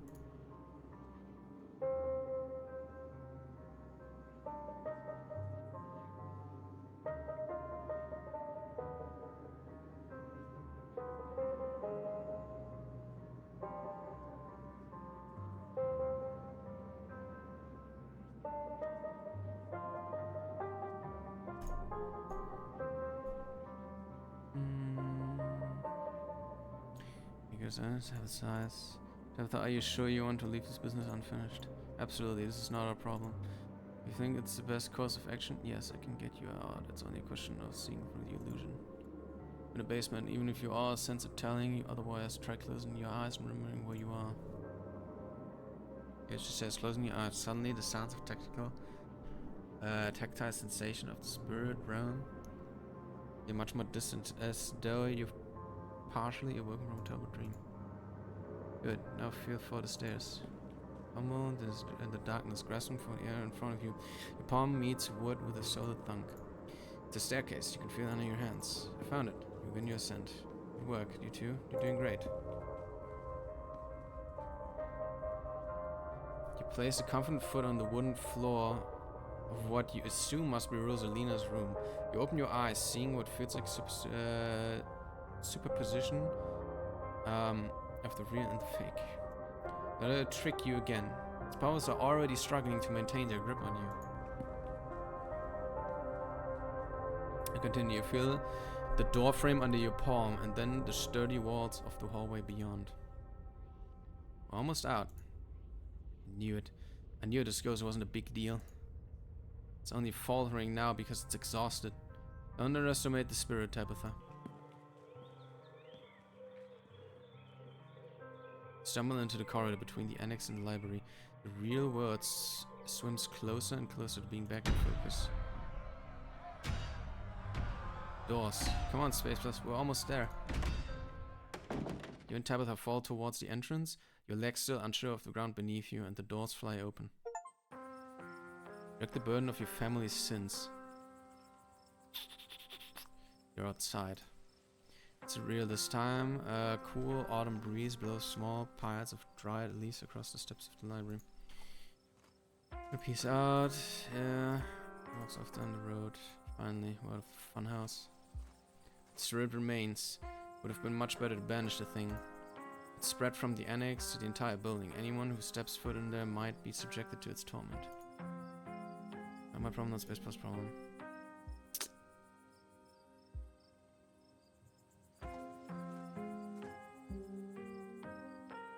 Ah, this sucks. This sucks as well. Fuck. Okay. Okay, so just leaving is also not really good.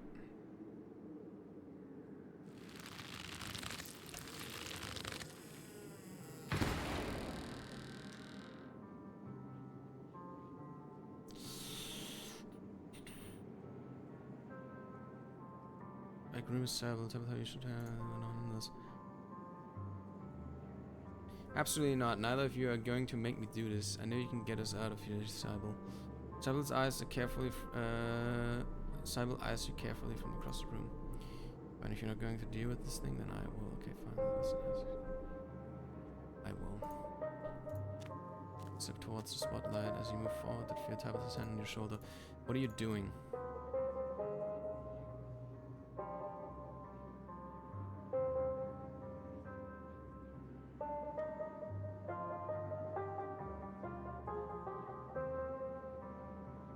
I'm doing something you never had the guts to do yourself.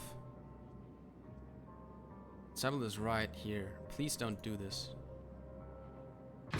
Now that's this again. Okay.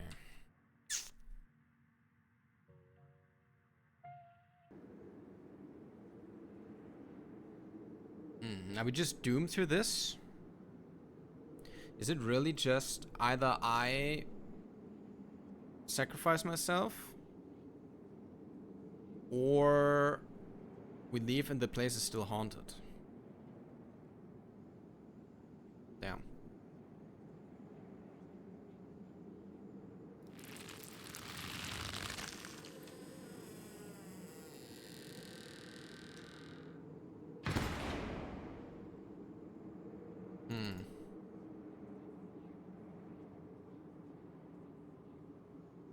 Let's just leave.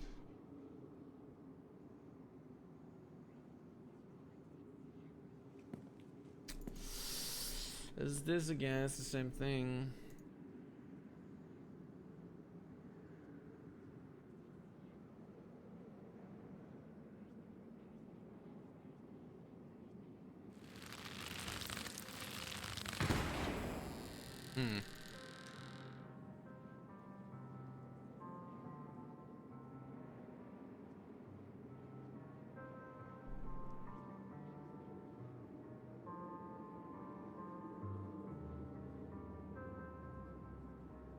Before I put this thing to rest, So towards the spotlight as you move forward, you can have his hand on your shoulder. What are you doing?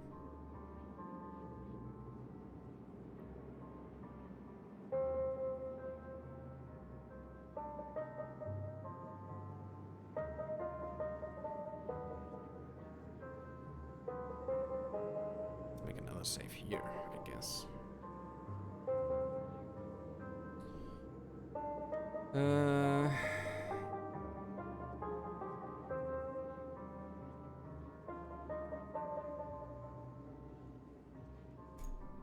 That's next one you remember for the rest of your life. Guess it doesn't really matter what we choose there, huh?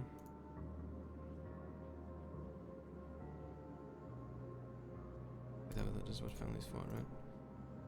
Okay, it doesn't matter. Doesn't matter. Okay, I guess we just... Oops. Live through this.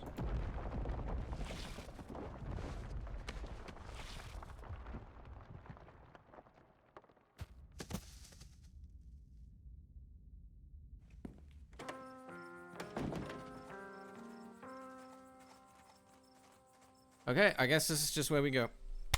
We sacrifice the years of our age. Awesome. You poor thing.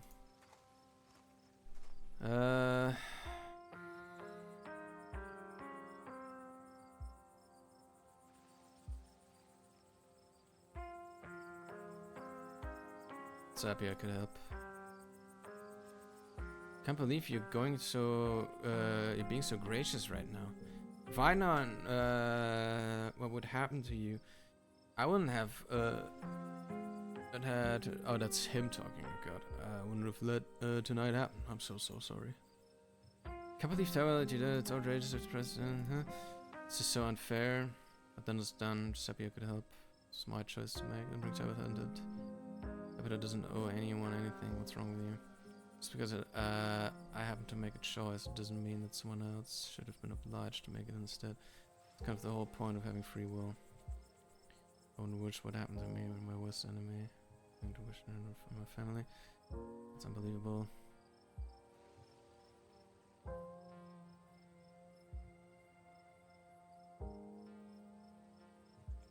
It's my choice to make. I'll bring Tabitha into it. See, this is why Tabitha should have done. Your life has changed forever and you're just okay with it? I agree, it is unfair. But I did my best to sway her. What's done is done, there's no use dwelling on things. Let's save again. Is there maybe a way... What if we try to brute force the decision onto Tabitha? Is there a way for that?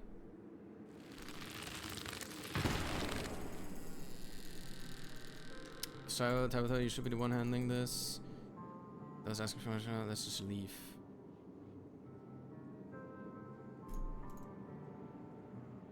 No, there's no way to convincing her. This is just what we get. We just tank that. Damn. Bex. Kanika takes a deep breath and sighs. You know, Space Plus, the salt and pepper look as good on you. Maybe this isn't all bad. Kanika.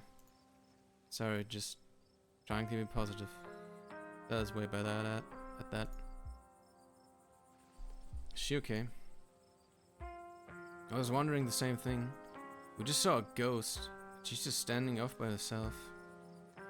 It'd be a normal reaction from anyone else who had just seen a ghost. But this is Stella we're talking about. Stella, you can't say you want to hang out with the rest of the class.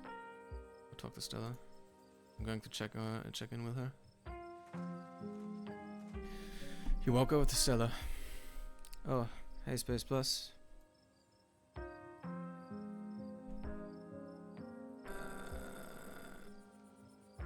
Ghosts are actually real, huh? Sorry. I can't talk right now. See you later. Really? There is off down the road.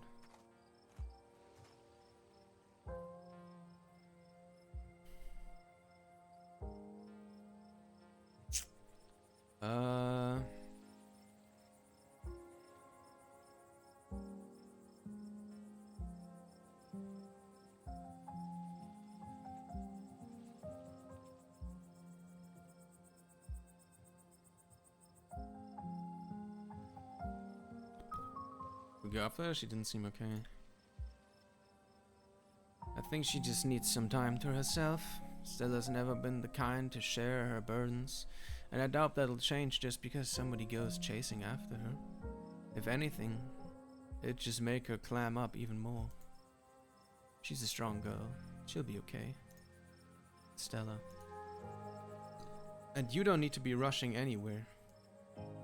Same goes for you, Kanika. We don't want that cold of yours to get any worse. But they're not carving in there. They keep giving me visions. It's pretty weird concerns, right? I wonder if things are tied to everything supernatural has been happening. Yeah, I wonder. One is a coincidence, but two of them back-to-back nights? And if you and Stella are right, and there's another one in the clinic. I'm sorry, I'm a little lost. You've been finding carvings around town and they've been giving you visions? I'm sure everyone here could stand around theorizing about this and that all night long. There'll be plenty of time for that tomorrow. Space Plus, if you have the time, I'd love to discuss these visions over tea, after you've had the chance to get some rest. Can't believe I let Rosalina go in there. How could I have been so careless? After everything she went through in the last day, how could I have let this happen? I couldn't have known what was going to happen. What's going on? Who could have known? Blame yourself, yeah. I'd seen it before. I should have known it could get worse. I shouldn't have let Rosalina come with us. What did I tell you? Stop blaming yourself. You couldn't have stopped me. If you tried, we were just gonna sneak in after you. Yeah, Rosalina was going to make us go in there no matter what. You didn't put a ghost in our house. This is not on you. I know you both had a difficult time with this. The storm has passed. Things will start getting better from here.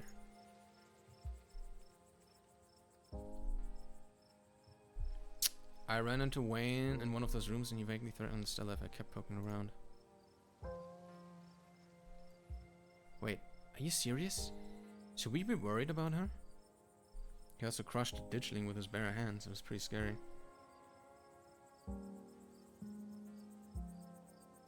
That's just another reason we should keep her distance. Stella's smart. Hopefully she'll be okay. There was someone else in there? That's my house. Rosalina and I live there. Did he say anything else to you?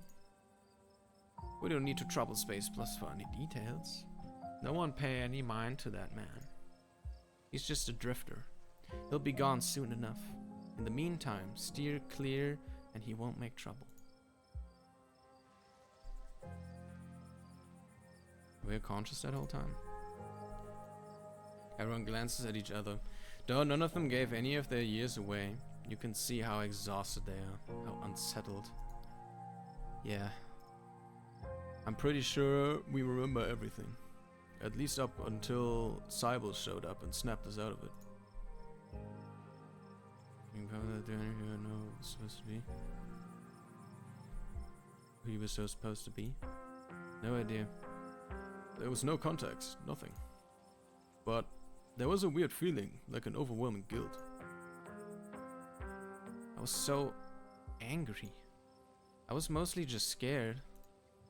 I didn't feel any of those things. I don't know how to describe it. I felt powerful. Head back with Tabitha. And I should probably head back inside. It's starting to get chilly out. And there's still work to get to get Rosalina set up for the night. Don't be a stranger and let us know if you need anything, Oscar. I will, thank you. All of you, again. I believe it is time for me to get my daughter home as well. But, Anika, dear, you haven't been feeling well. You need to get some rest. Okay. I'll see you tomorrow, Space Plus. Yeah, I'll see you tomorrow. Cool. Can you go warily tracks back to the general store? Before I go, Sybil places a hand on your arm, holding you back for a moment. I'm sure you have questions after everything you saw tonight, and about what's happened to you, but let's not get into it here. I think everyone could use a little rest and relaxation right now, yourself included. If you swing by the tea room sometime tomorrow, say early afternoon, you and I can have a little chat. I'll see you then, Space Plus. Sybil leaves you and catches up to her daughter. Keen-eyed, you can't help but overhear snippets of the conversation as they leave. My whole body hurts. Mom, what was that? And I want a better answer than a ghost. It was a spirit, dear. I've never been a fan of the word ghost. You'll be alright. Let me get you some of the specialty. That special tea. It's been working well, don't you think? I think ibuprofen would be better, but I gotta admit, the tea has been nice. I don't trust that tea, by the way. Put the kettle on as soon as we get home. Time to wrap things up here. Get back to the estate. Dude, is this gonna stay? Yikes. As soon as you get into the car, the exhaustion of the night's events overwhelms you. The ache in your bones becomes a dull throb as your body sinks into the seat and your eyelids pull shut as if weighted by lead sheds. We're back. Do you need me to carry you inside? The dream I gave up years of my life to get rid of a ghost, or did it actually happen? Then I was asleep for all right. Awful. That'd be really nice, actually. It hurts to be alive.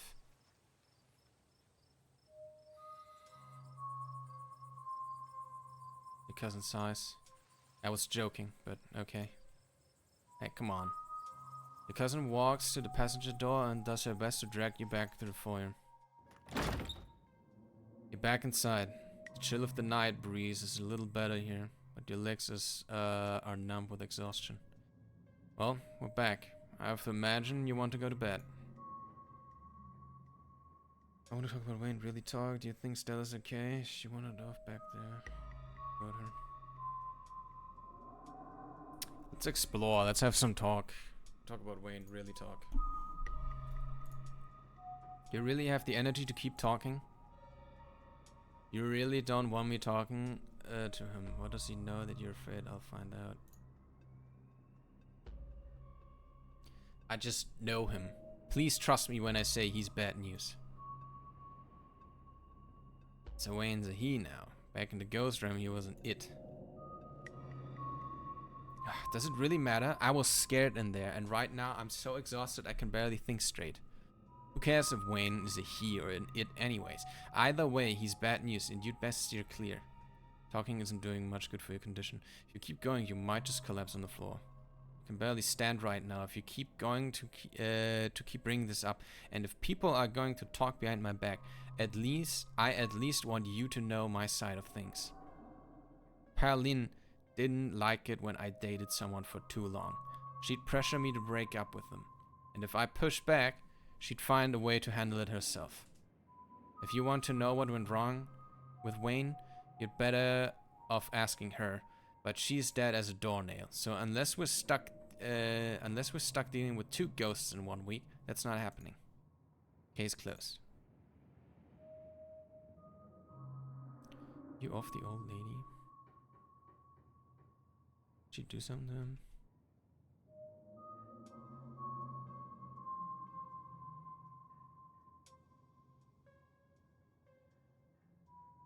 Did she do something to him? I learned that it was best not to ask too many questions. Now go to bed. You need rest. You find yourself unable to object. Don't keep poking around looking for trouble. You just have to make it to the funeral 4 more days. That's all. And then the bus comes. I'd like to stay in touch. You can tell me what I'll do my best. I've never seen each other again. No, I don't have to leave the hollow. I'd like to stay in touch once all this is done. Maybe we could do that. It has been kind of lonely, being the only Scarlet in our generation. It would be nice to have someone else in the family. We'll see how things go. Anyway, night. See you tomorrow. Time to go to bed. You don't even notice yourself entering the guest room and falling into bed. Suddenly, you're just there, buried under your family's musty covers. It's Wednesday night. Nearly half a week has passed since you first arrived in town, and a little over half a week remains until the bus comes to take you home. The spirit of Charles George Jr. has been put to rest, and the expense of unknown years of your life. The specter of the night's events will linger over you for every day you have left. A grim reminder of the price you willingly paid for the crimes of your family, of a family you never met. I'm curious if there's a way to revert this, and if there was a different way out of that. Maybe it'll be easier in the morning. Maybe your joints will ache just a little less than they do now. Maybe you can still ride the capsized ship of your now broken life. Or maybe things will only get worse from here. Episode 4 waits. Finish episode 3 with a keen eye, street smart. Huh? If you'd like to save before continuing, please do so now.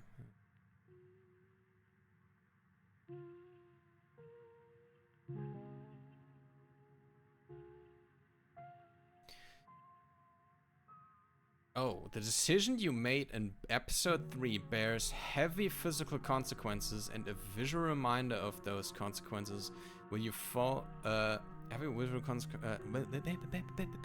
there's heavy physical consequences, and a visual reminder of those consequences will follow you for the rest of the game.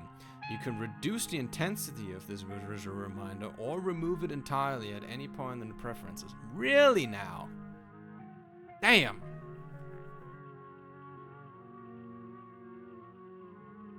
Bruh. Oh, I'm not sure if I'm satisfied with that.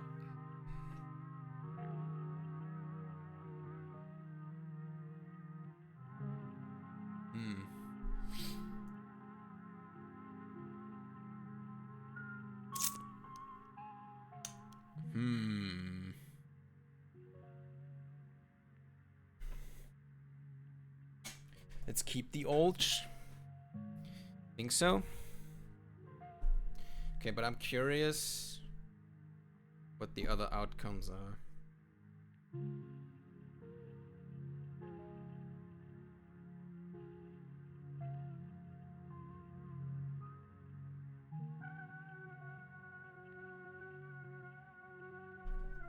Let me look at this real quick.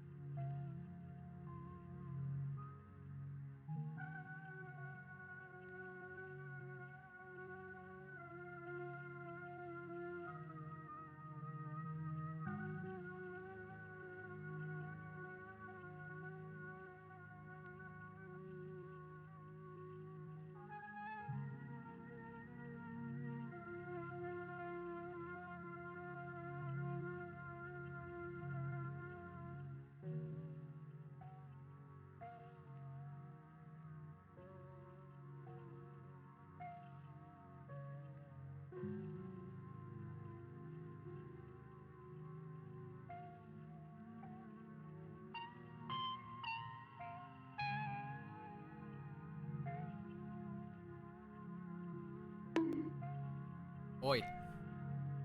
I'm just reading something real quick. Give me a second, okay? I'll continue in a second.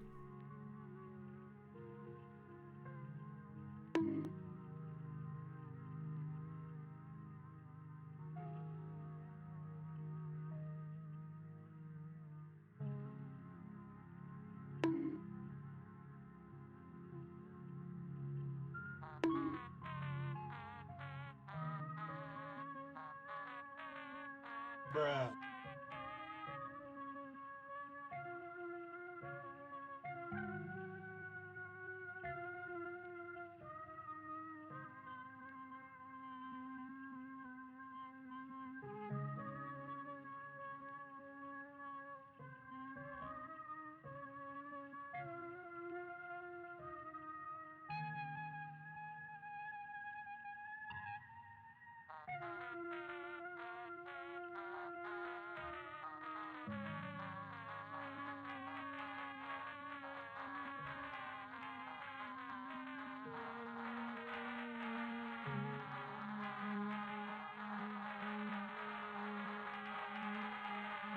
Jesus Christ.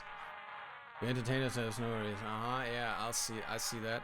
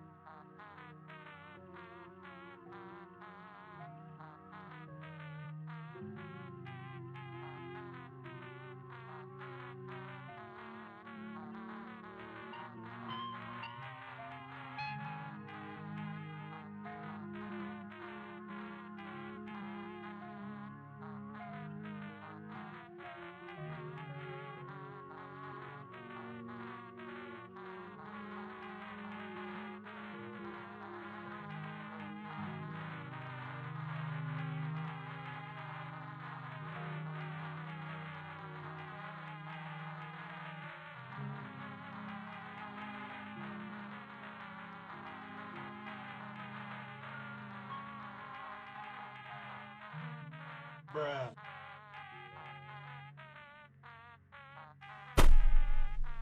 Get fucked! Piece of shit! Get fucked! Fucking got him! Dead! Gah! Gah! Gah!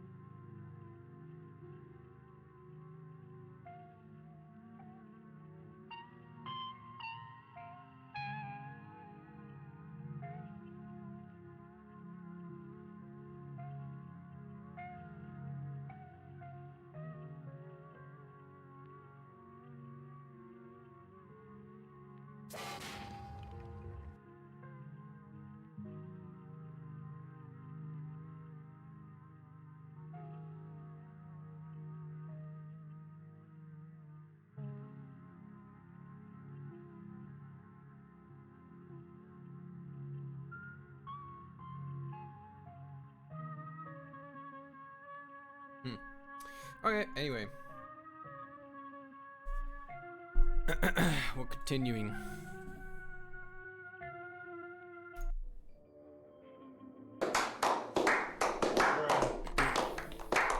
So, in preferences.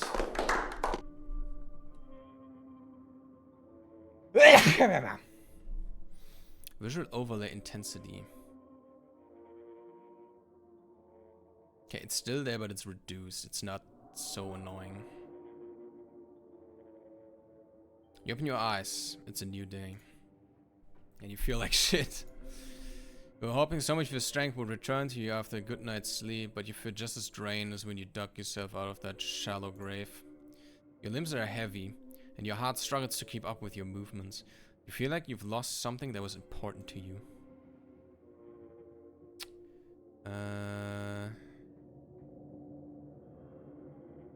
This guy can finally be dead. That goes on what happened yesterday, and today's another day.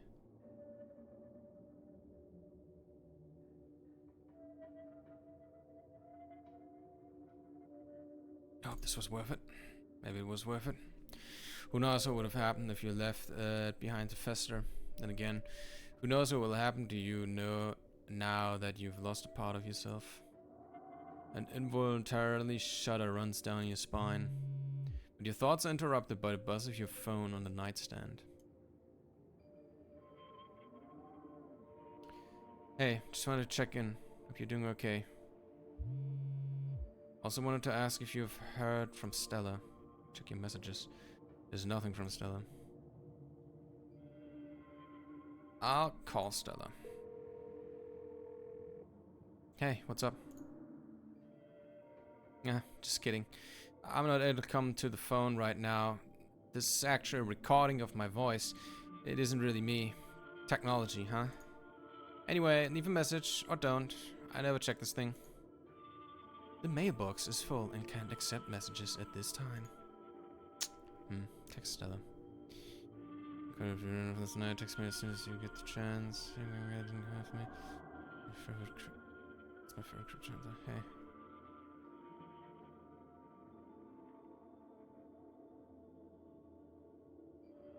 Yeah, you good? You wait for a few silent minutes. Message sits undelivered. Haven't heard from her either. That's not good.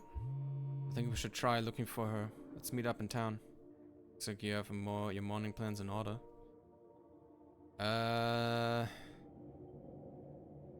This is the opossum. In the drawers. The two opossums stare up at you. They both have bread now. That's nice. Wave at them. Wave at them. They continue to stare up and blankly in response. We're closing.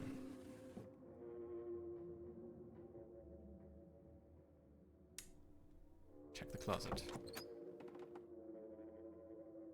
You make your way to the closet. There's no denying it, the doll moved at some point since your most recent visit. But your long-dead relative's creepy doll isn't the only thing that's different. Someone was in here. And judging by the residue that was left behind, you're pretty sure you know the culprit. That means he was in your room. But was he there while you were out the previous day? Or did he enter while you slept unaware just a few feet away? Wayne, or something to mull over for the rest of the day? Take a shower. You might as well take a shower before starting the rest of your day.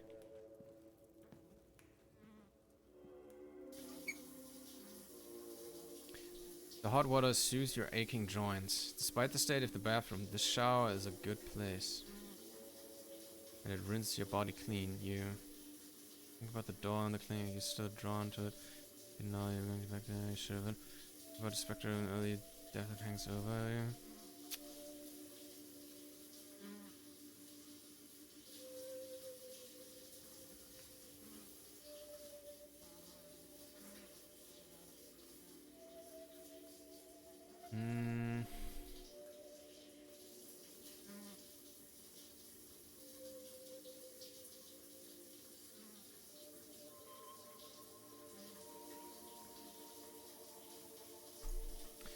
Think about Stella running off last night. Hopefully she's just sleeping in.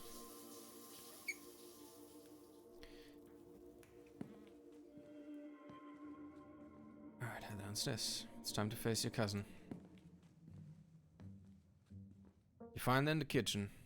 Her shoulders hunched in a tight ball of anxiety. They're striking this week of all weeks, as if I didn't have enough on my plate already. It's really smart. Your cousin's been ready for this. The next few days has been ready for this. Next few days will wear on her, but anyone paying attention to this town would have known this was coming. Tabitha is one to have her head in the clouds. Talk about the strike. Talk about what happened last night. Have you got anything about Stella? I can't get cooks. Talk about the strike. Okay, now, how are you feeling about the strike? Can you be honest with me? Seem tense about it. Going to infiltrate the strike?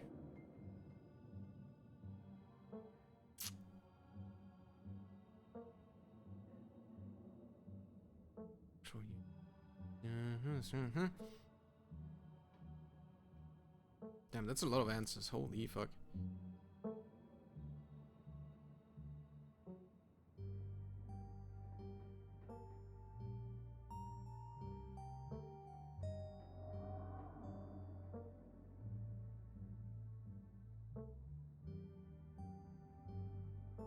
You think about this strike? You can be honest with me. It's going to get ugly. People are going to lose jobs, and if I don't play things right, this town is going to be devastated by the fallout. I'm used to playing the part of a villain. It's what people see me for, as for holding this place together. And so be it.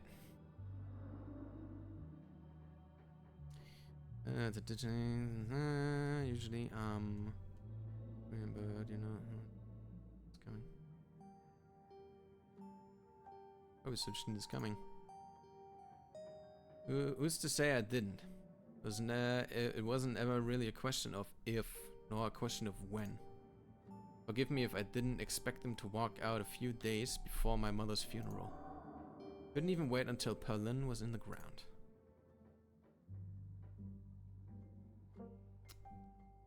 Infiltrate the strike. Even if they didn't already know you're my cousin, that seems like a great way to throw gasoline on a fire. This is my problem to fix. Your only job is to stay safe until the funeral is over.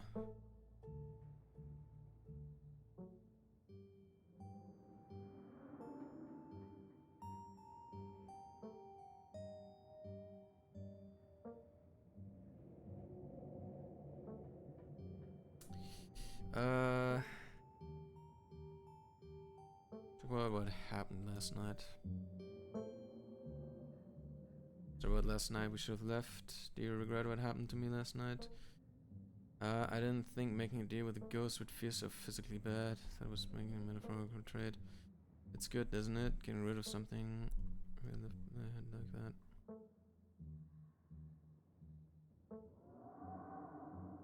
Still can't get over that. I can. What does that actually change about anything?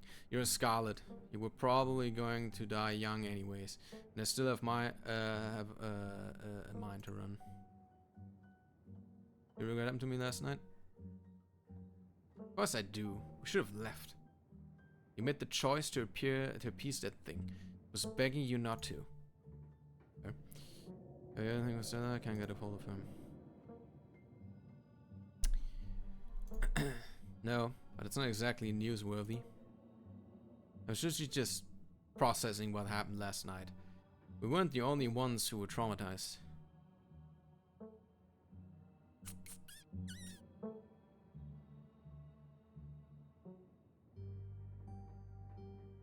So you should just sell it and sell the estate. Get out while you still can.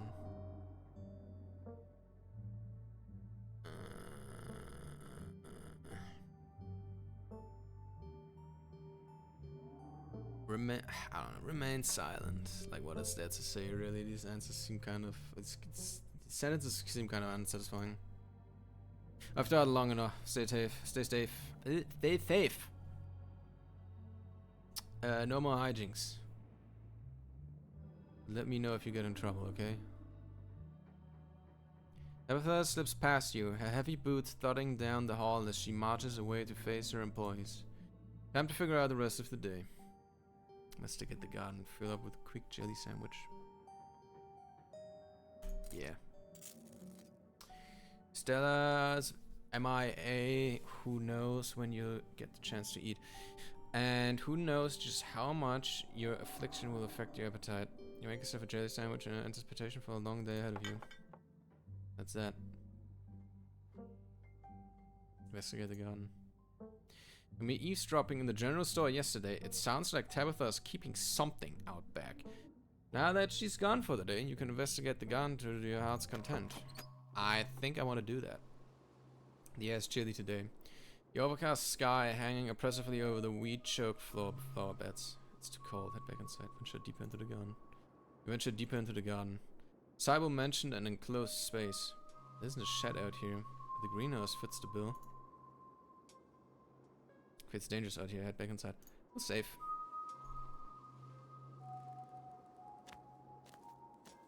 You start carefully picking your way through the underbrush. It doesn't take much effort to find the path. Cutting off prickly raspberry bushes and tangled vines litter the ground around the greenhouse. You step towards the door. Is that a goat? It's sealed shut by a lock, and you catch a brief glimpse of an orange shadow through the ancient clouded glass. Kina, it was a goat. What a strange thing to keep in the greenhouse. Especially one so isolated and overgrown. Pick the lock. Examine the lock. Just a padlock. You can pick something like this open in a second.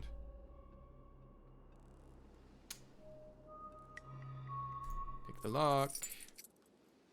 People are going to learn that a mere lock can't keep you contained. You pop it open with ease. A warm barnyard smell floods your senses as you stare down at the goat within. It stares back at you from its place on the tilted floor, surrounded by dried herbs. It smells familiar. It's the same scent that wafted out of the burlap sack of the tea Tabitha picked up from Sybil the previous morning. Untie the goat. Free goat, gone, prince of the wilderness. Nobody can keep you here any longer.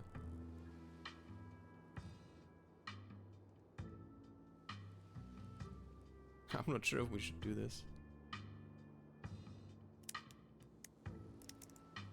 Greenhouse stares blankly at you in response. I don't know about this.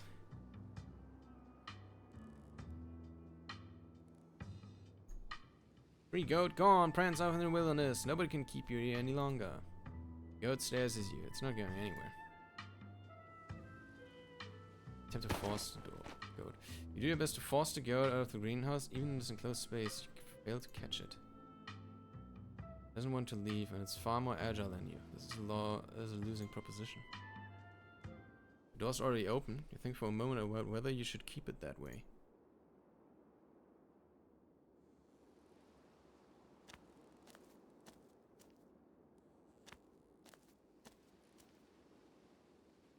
Investigate the garden. With Stella missing, it's best not to keep Kanika waiting for much longer. Interesting. I'm loading. Still gonna investigate. We're still gonna break in, but we're gonna lock it back up. And I'm not gonna untie the goat.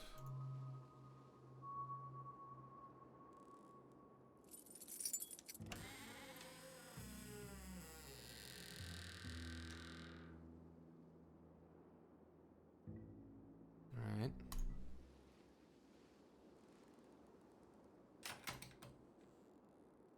Close the door behind you and reapply the lock. Your cousin will be none the wiser about your little excursion. Good. Investigate the garden with Stella missing. Yeah. Okay. Head to town. Get to the front door and begin your trek to the town below. Oh, they're everywhere, dude. There's a big one over here. The birds sound different today. Muffled. Like your ears are full of cotton. The dull sun shines down on the surrounding wilderness, seeming to wash the color from the world. But you're adjusting. Already, your body is starting to accept the change that has come over it. To accept that this is how things will be from here on out. Glimpses of pale figures dot your periphery. You haven't seen ditchlings in the middle of the day before. They're getting bolder. As you continue to trek to town, you pause to stare out at the mountain range beyond the hollow. Contemplating beyond the hollow. Contemplating a world that's blissfully unaware of the danger threatening the citizens of this tiny town. The world outside feels less real with each passing day, as the strange reality of what's happening in Scarlet Hollow gently uproots what you'd always taken to be the truths of your world. Your everyday worries seem distant, overshadowed by fear and dread that hasn't stopped building up since the moment you stepped off that bus. This isn't long until your journey from the estate is over, and you once again find yourself on the main street of Scarlet Hollow. You made it to town. You made it down the hill in one piece. Thank God. I didn't realize there were so many of those ditchling things around, or I would have driven up to get you. Oh, we're having an ad break soon, guys. I'm gonna get some tea in the meantime. I'm gonna get some tea and some water. See you guys in a couple minutes.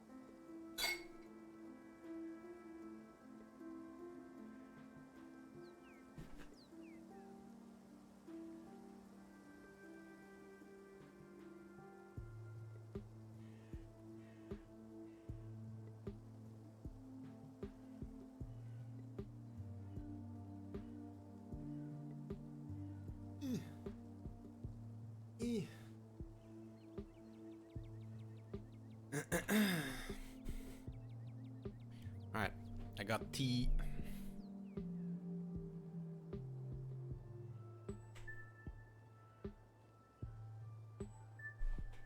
Can't believe they're outside during the day.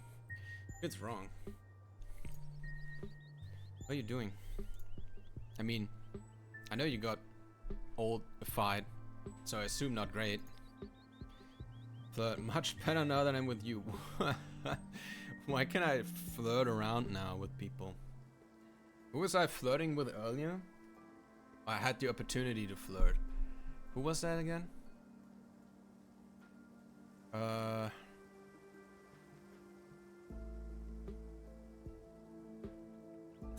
With Reese. I had the opportunity to flirt with Reese. Like,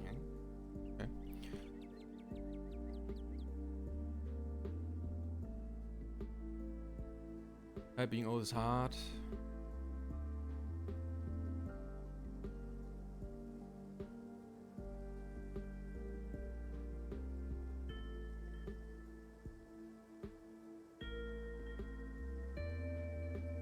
You know what? Let's explore that. Sure, why not? We're just glad to see her, right, guys? We're just really glad to see her. Oh, blush. Me? Oh my gosh, you're too much. No, yeah. But I feel better too. Now that you're here, even with everything we've been through, being around you somehow feels safe. Nice. So, how are you mentally? I'm supposed to see your mom at some point today. Maybe she'll finally shed some light on things. I guess. How are you mentally? That's a great question. My concept of how the world works is being shattered a little more each day, so that's cool. So, is there something hiding behind the pillar there? No, never mind. It was just the text. I thought like there was little eyes or something peeking over. Every day I feel more and more like I need to get out of this town before it swallows me whole. But I also keep feeling like there are too many reasons to stay. Like right now, I can't leave until I know Stella's okay. With her folks gone, the only people she has are her friends. And as her bestie, I can't just let her go running off into the woods and go eaten by a Bigfoot. And my mom's just so chill right now. It's driving me nuts. She's not giving me any answers about the shit she pulled last night. It's just weird. Sorry, I'm ranting. But thanks so much for asking. This is really thoughtful of you. And it helped to talk about. If you ever need someone to rant at too, I'd be happy to return the favor. Supposed to see your mom at some point. Your mom was the one who told us about the ditchlings. If she's tight-lipped, it's probably for a good reason. It was definitely a witch. You know, seems like a nice lady. Supposed to see your mom. Yeah, maybe she can. Supposed to see your mom at some point today. Maybe she'll finally shed some light on things. I'm not sure what she's planning to tell you today. That she couldn't have told all of us last night. Maybe she's going to read your fortune. I should probably stop making fun of her whole new age mystic vibe. A lot's happened in the last couple of days. Still, there'll be plenty of time for tea after we've looked for Stella. Ghosts, huh? Annelies and Stella. I was just chill, I'm sure Stella will find. Song manning the so you look for Stella. Ghosts, huh? Yeah, ghosts. I don't know about you, but I'm currently staving off massive existential crisis about the state of matter and what being alive means. Fair.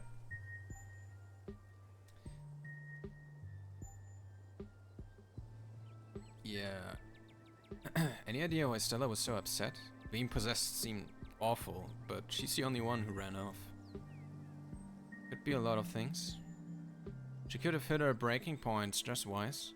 She could have been horrified by meeting a ghost for the first time. She could be traumatized by what the ghost did. But at the end of the day, I have no idea. We'll just have to find her and see if she wants to stop running from it and finally just talk things out. Keen eye. I guess that raises an important question. Is Stella missing because she doesn't want to be found, or did something happen to her when she ran off? If it's the first one, finding her is going to do any good. Maybe she needs space.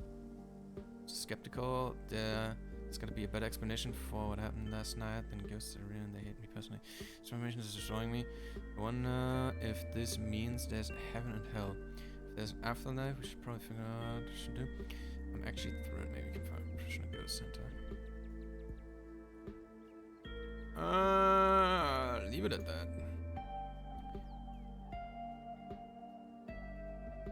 Any leads? Haven't had a chance to talk to anyone else yet, so nope, none so far. She ran north last night, but that doesn't mean she didn't double back. I'm trying not to worry too much. It's possible she's safe somewhere, just not answering her phone.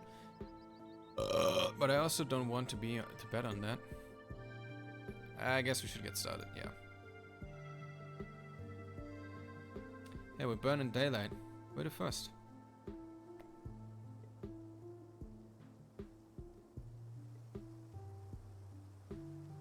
Let's check at the diner, we should go to the mines, we should check on the church.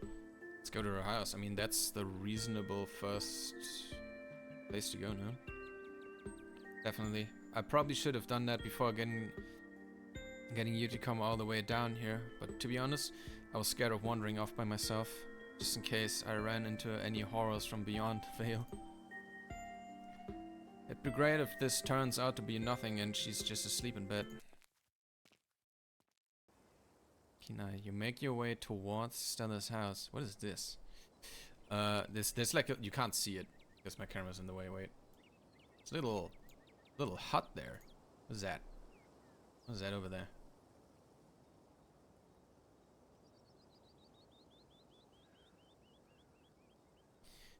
Make your way towards Stella's house. The door is as pristine as any old wooden door. No bloody handprints inside.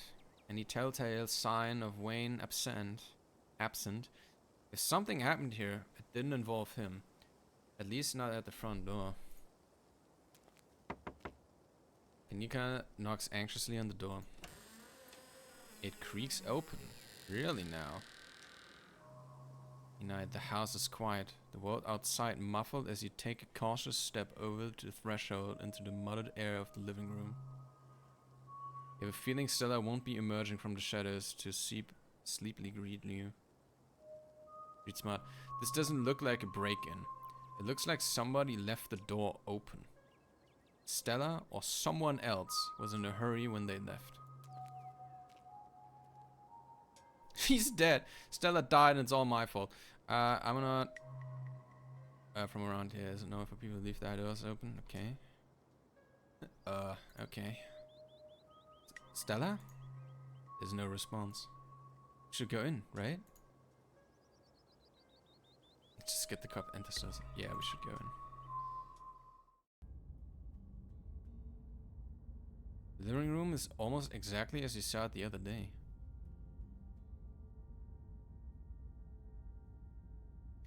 Aside from a corner of the room dedicated to Gretchen, Stella's house almost feels like a museum. Everything's organized with a sort of tidiness you wouldn't expect from someone as rough and tumble as Stella, and only a handful of objects feel like they belong to her.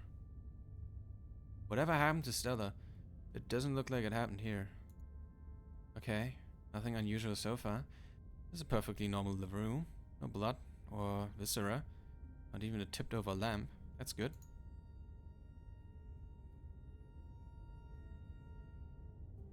Investigate the kitchen.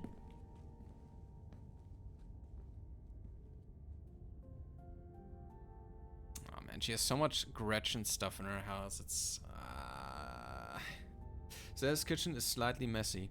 A couple cabinets are hanging open, and a loaf of bread sits on the corner by a used butter knife. Keen-eyed. The crust of the bread has gone somewhat stale, about as much as you'd expect after being left out overnight. Whoever left it here left many hours ago. It's a little messy, but it doesn't look like anything violent happened here.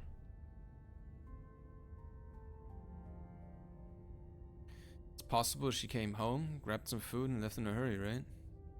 Maybe she had a panic attack after being possessed and stopped by home to make a snack before running off to cry somewhere. That might not sound rational, but that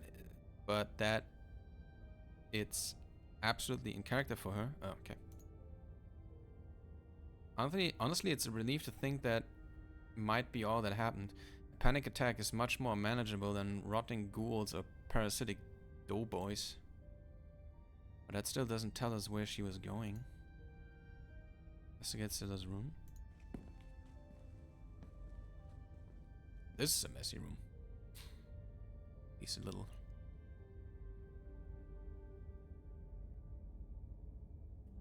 Make your way down the hall, what you assume to be Stella's room. She's not here. Though it's a little untidy. It's the usual sort of untidiness that accumulates when someone doesn't often have guests in their bedroom. There aren't any signs of violence. Keen eye. No streaks of blood and pus that might belong to a certain phantom miner. He hasn't been here. You do notice, though, that her jacket is nowhere in sight. It isn't in her closet, and it wasn't on the coat rack in the other room. Stella's jacket is gone. Letterman one. It wasn't in one. It wasn't on the rack in the other room. It's not in here, and she didn't have it yesterday. Okay, I'm sold. Between this and the kitchen, she must have come home last night. Check her computer. I'm not sure we should be snooping on her computer. Isn't that the invasion of privacy? What if there's a clue we don't, that we miss? What if we don't find Stella? It's all because we didn't snoop on her computer. If Stella didn't want us to snoop, she shouldn't have gone missing. I'll make the rules. Like, I know it's an invasion of privacy. We gotta do... Honestly, yeah, I feel like this is fair.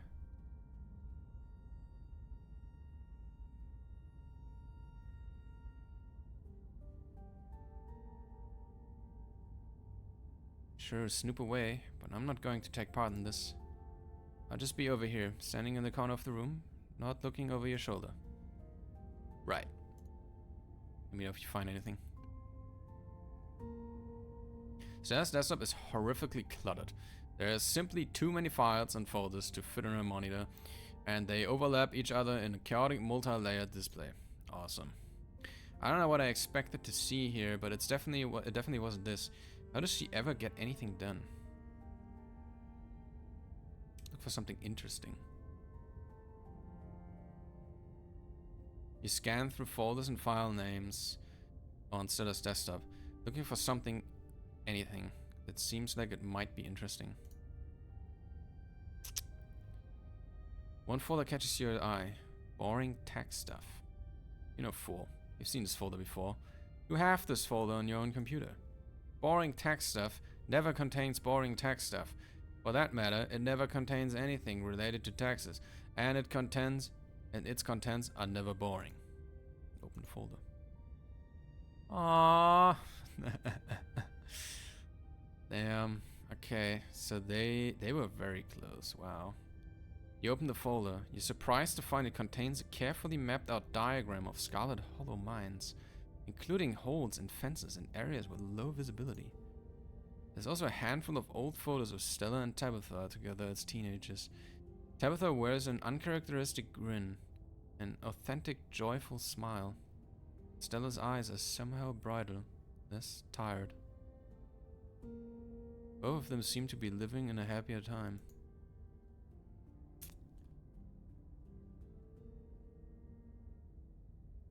Check our open tabs. It would take you all day to count the number of tabs in Stella's browser. Oh my god, look the So numerous are her tabs that you can't see a so numerous are her tabs that you can't see a single icon. A sea of rounded, featureless triangles from Windows Edge to Windows Edge. The most recently opened tab is post on Uncle Carl's Bigfoot Farm, a forum for cryptozoology enthusiasts. The post the post in question is titled "Something Big is Happening in Scarlet Hollow."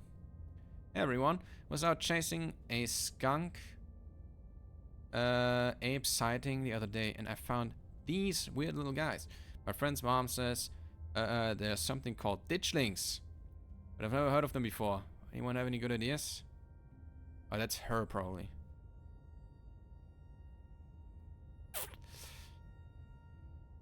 Camera isn't shaky enough. This is totally staged. Clean footage in some sort of cryptid body. A cryptid nobody has heard of except for a friend's mom. I think I'm seeing when I Google ditchlings is some city in England. Thought you were legit. Guys, since when did high quality footage count as anything other than actual evidence? Those things are terrifying. Since every low budget horror movie started doing guerrilla marketing, I smell an ARC. Or ARG. I'm serious, I've got a ton of extra footage. Look at this nest. They've been doing something to the animals in town, and they're apparently some sort of bad omen, like Mothman. Okay, I'm listening. I love me a Mothman. I believe you. Lucky you're falling right into her lap. I don't trust YouTubers, the entertainers, not scientists. But it continues into the next day. Hey, okay, so 1, this isn't an ARG. I would never. And 2, you're not going to believe this, but we went into an abandoned mine last night to investigate things, and I'm pretty sure we found some Tommy knockers. Listen to this knocking we managed to catch on tape. There's a link to an audio file titled Tommy Knockers Real. WAF. Just because you put the word real in your file doesn't mean they're real. 2 supernatural events and back-to-back nights. This is so fake. Can't believe I thought I bought into that River Runner hype. You're so full of it. YouTubers are always going to sell out big indie horror. This is a kidnapped by aliens all over again. Also low, doughy, white things now low popping noise. This is definitely an ARG. You sell out the Pillsbury. So I'm going to call the mods.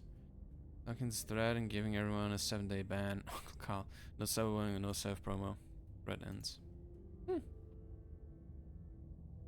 Check her search history. Check Stella's search history. She hasn't visited any websites since Tuesday night. She came home after the last night incident. She didn't touch the browser. Aside from the expected search of Tommy knockers and ditchlings, it looks like she's been playing a lot of Sarah McLachlan. That's that. Okay, I think we've seen enough. Thank God. Stupid computer in episode 4. Find everything.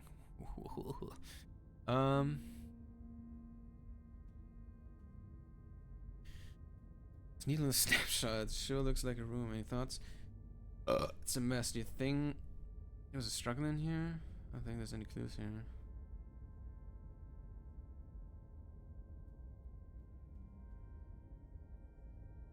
Yeah, nothing much to comment on.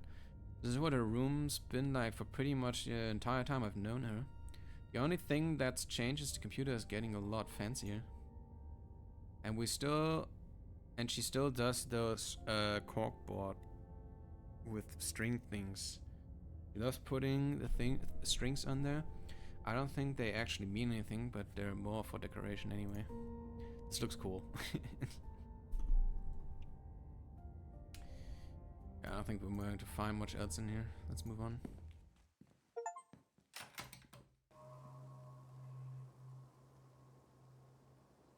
So she probably came home last night, but she left the door open and didn't tell anyone where she was going. I thought I was overreacting this morning. I thought she would have just been sleeping in or something. I can't believe she's actually missing. Where to next? Fuck if I know. Let me take care of my tea a little bit before I make a decision here.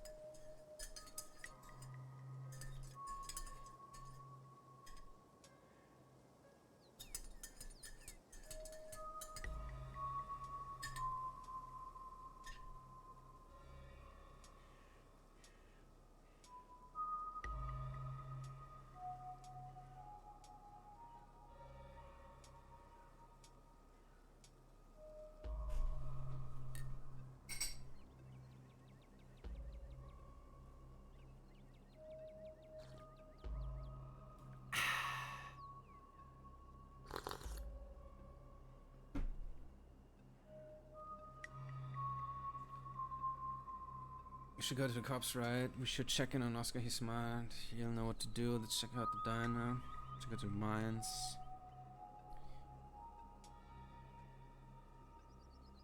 Should go to the mines. I don't think she would be anywhere like Oscar. I don't think Oscar would know. Guess there's a decent chance Stella went to find your cousin. I can't say I get it, but it's definitely something we should do. On I'll drive us. Oh yeah, wait, the mines are also gonna be like in strike. There's gonna be a strike and we're okay. Yeah.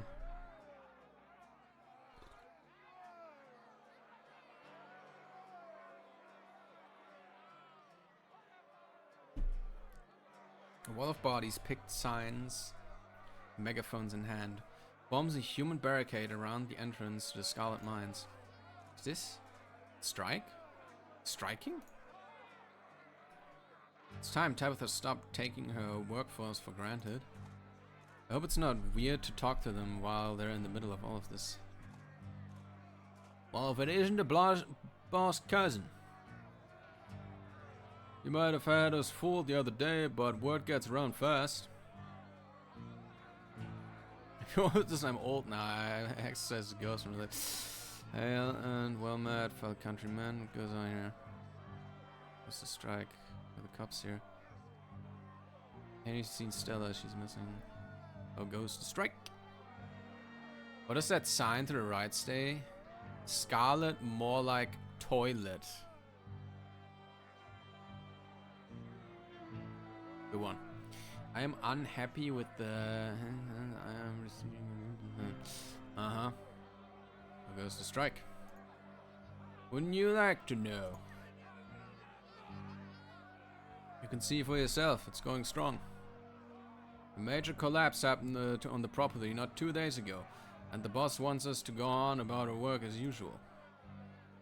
I'm not going back down there, knowing death or serious bodily harm could come at any second. I care about living, and I do about any paycheck.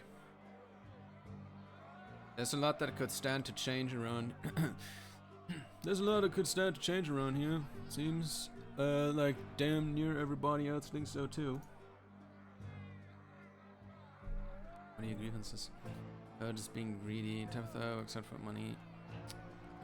Coming. She's a tough week. 7%. I have no horse in this race. Just got to town a few days ago. No legends.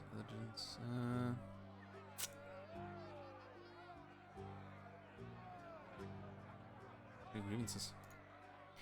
We like competitive pay. 8-hour shift instead of 12 or more. Improvements to the sick day and vacation policies. A thorough safety inspection before any of us step foot underground again. That collapse was way too close to the archive mine for me to feel safe down there until I know for sure I won't wind up buried under 2 tons of rock. This place is supported by the labor of folks who are too desperate for work to care about the condition they work under. They runs them ragged, then spits them out when they're too broken to keep going. I've seen it time and time again. We're going to change things. There's no reason we should be treated like we're disposable workforce. If we're the ones making the money, we should make money too. We should be making money too, not just scraping by. Jesus, Tabitha. That's it. Look, I just need to talk to my cousin. I'd be able to pass over new demands. Being greedy. Tabitha works out for money.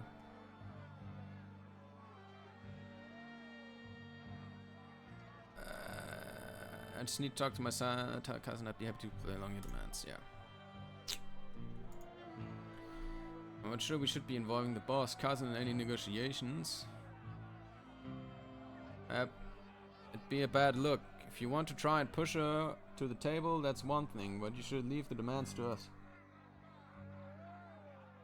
Okay. Have you seen Stella? She's missing. The YouTuber?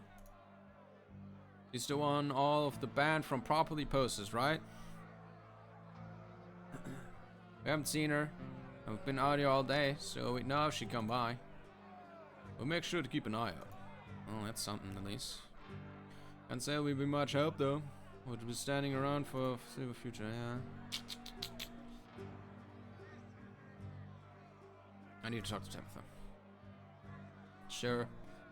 You may be the boss cousin, but you seem harmless enough. Go ahead.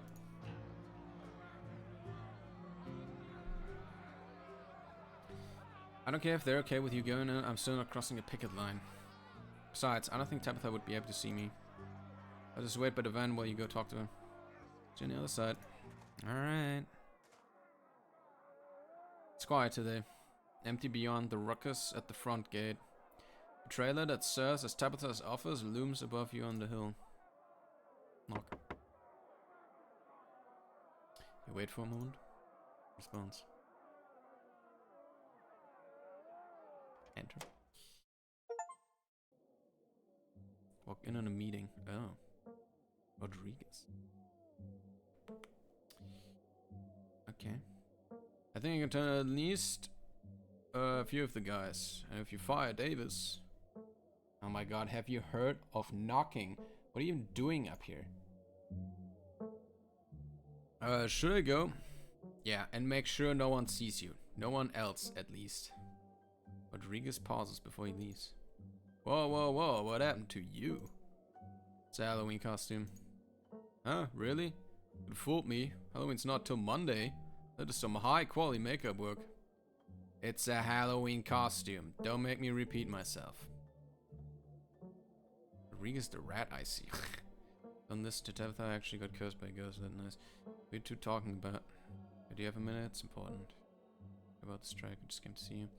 Telling Rodriguez, are you selling the other miners? That's kind of fucked up.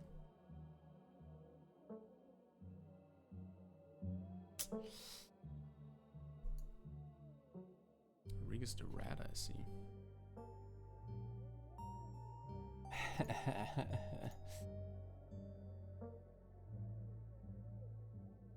Hey, I got kids to take care of. Can't miss a paycheck.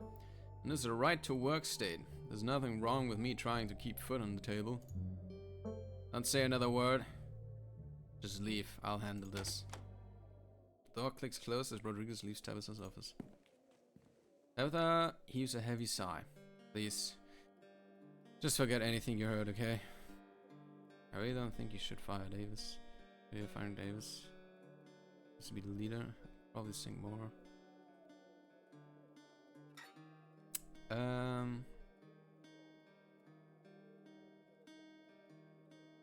Let's explore. I really don't think you should fire Davis. They'd really start hating you then. You can salvage this. You just need to hear them out. Seems well like you make them marry. I think yeah, you can salvage this. You probably have a point. I'll be careful about this. I'm not going to do anything hasty. Oh, that's good. I can't wait to see where this goes before doing anything that might just make things worse. I can wait. I'm going to undermine you. We're good, Tabby. I don't think I can be on your side for the strike. I talked to some of the miners outside. The demands aren't too bad. They just want an 8-hour shift, better pay. I thought, I don't know if we can be friends if you break strike. I'm gonna mind you, good Tabby. Thanks. I know I haven't given you many reasons to be kind to me, so I really appreciate you choosing to be that way, even if I'm not very easy to get along with. Look, you didn't come here to talk about my meeting. Why are you here? Don't get me wrong, it's nice to see a friendly face, but you shouldn't be up here. This is my battle to fight. Zed is missing, we've been looking all over town.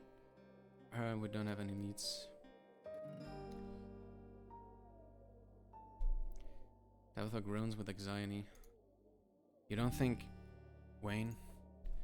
That's what I'm worried about. It was an empty threat, he's not gonna fall through. No evidence that we've been in her house. There wasn't evidence that he'd been in her house as signs of a struggle or anything.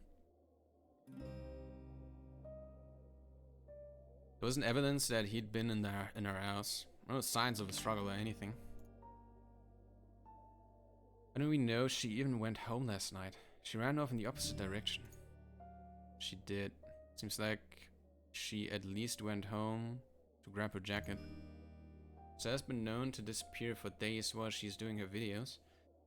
But I think we both know that's not what's going on. Let's see if I can figure something out. You have to tell me about later. This you. Other one to talk to you about. Wow, this is like we could. Wow.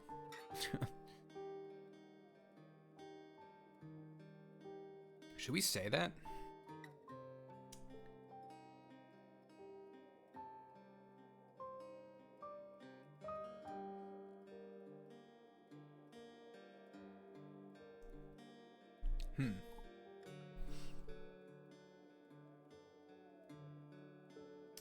See you tonight. You have time to hang out later. I miss you. This is like we're getting very friendly. To say that.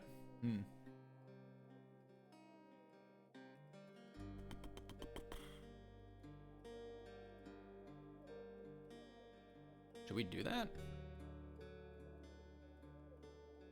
Should we just be like, yeah, we'll keep looking for stuff to see you tonight. I'll be friendly. You have time to hang out later? I miss you. You do? You're not joking? There's so much on my plate right now. But I see you tonight. Maybe we can have some ice cream or something. If you want to spend time together. I mean, Tabitha's phone buzzes. Ah, we'll fix her, guys. We'll fix Tabitha. We'll fix her. We'll fix her. I better get back to work. Stay safe out there, Space Plus. Tell me if you run into more trouble, but please don't go looking for any today, okay? I don't need you going missing too. Ah, we're getting there. We're getting there with her. We're softening her up, you know. You leave the office, closing the door behind you. This is the Mines, episode 4. Find Kanika waiting for you outside. You don't look like you found any news there, any new leads. You look back at the striking miners. On them about Rodriguez's scheme. So, I don't think we need to. I don't think we need to warn them about Rodriguez. Because we talked to Tabitha about it, right? She said to us she's not gonna do anything hasty, and I don't think Tabitha would lie there, really. I don't think Tabitha would lie about that. So I don't think much is gonna happen for now. And I think she actually listened to us about the, oh, you shouldn't fire Davis. This is just gonna make things worse.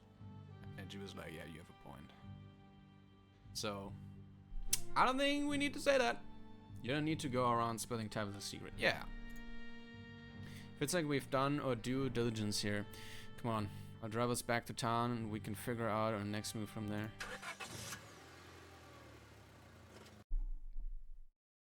What do next?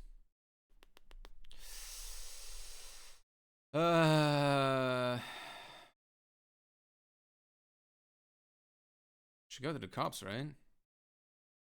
It's not a terrible idea. I'm sure they won't be much help, but we are dealing with a missing person, and that's cop stuff.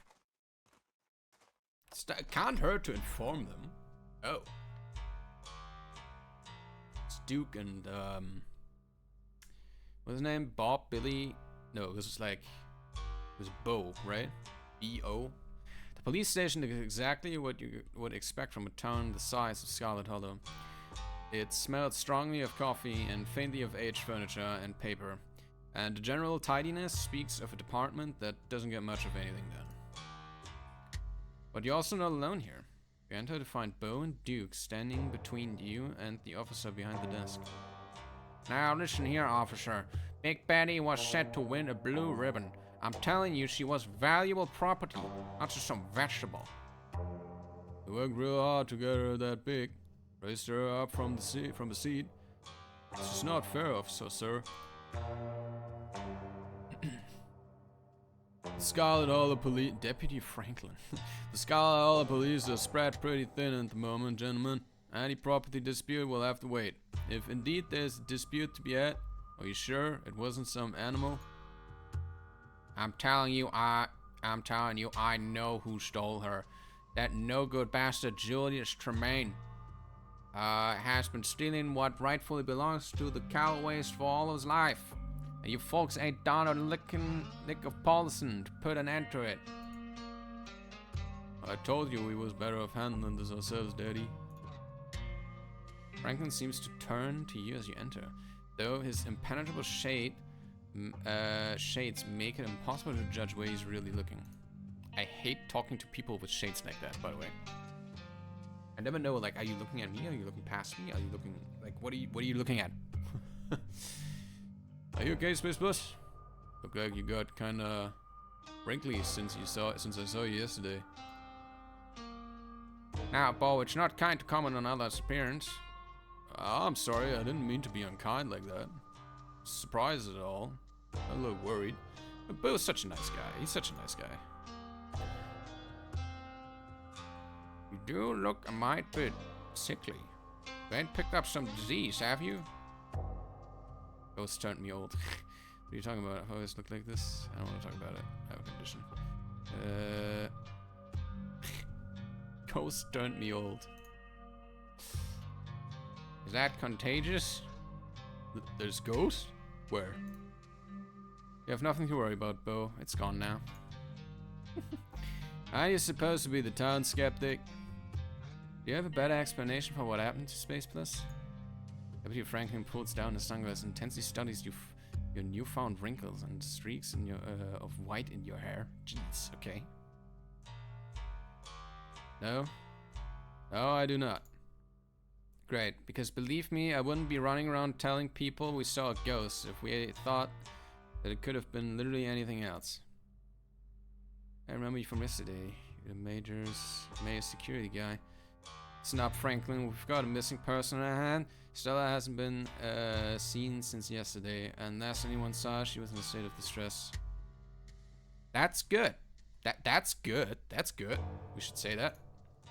Listen up, Franklin. We've got a missing person in our hands. Stella hasn't been seen since yesterday, and last anyone saw, she was in a state of distress. You speak with complete authority in your voice. Franklin's sunglasses are impenetrable, but you can imagine the eyes behind them methodically scanning you like a machine. Missing person. Apologies, Mr. Calloway, but I'm going to have to handle this first. W. Franklin makes his way back to his desk, pulling out a few forms before returning to the front. If one of you could file this out, please. I can take care of that. Thank you so much for taking this seriously. Seriously, Mike.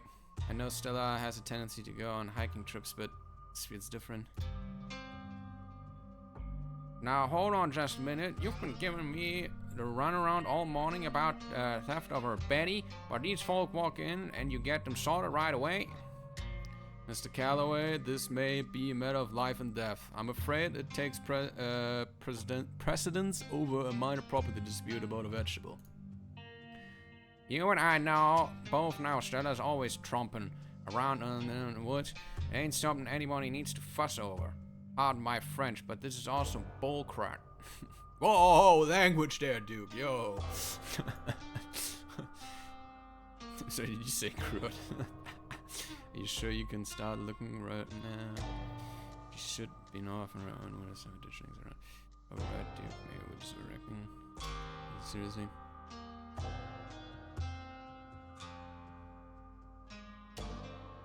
So you just say crud.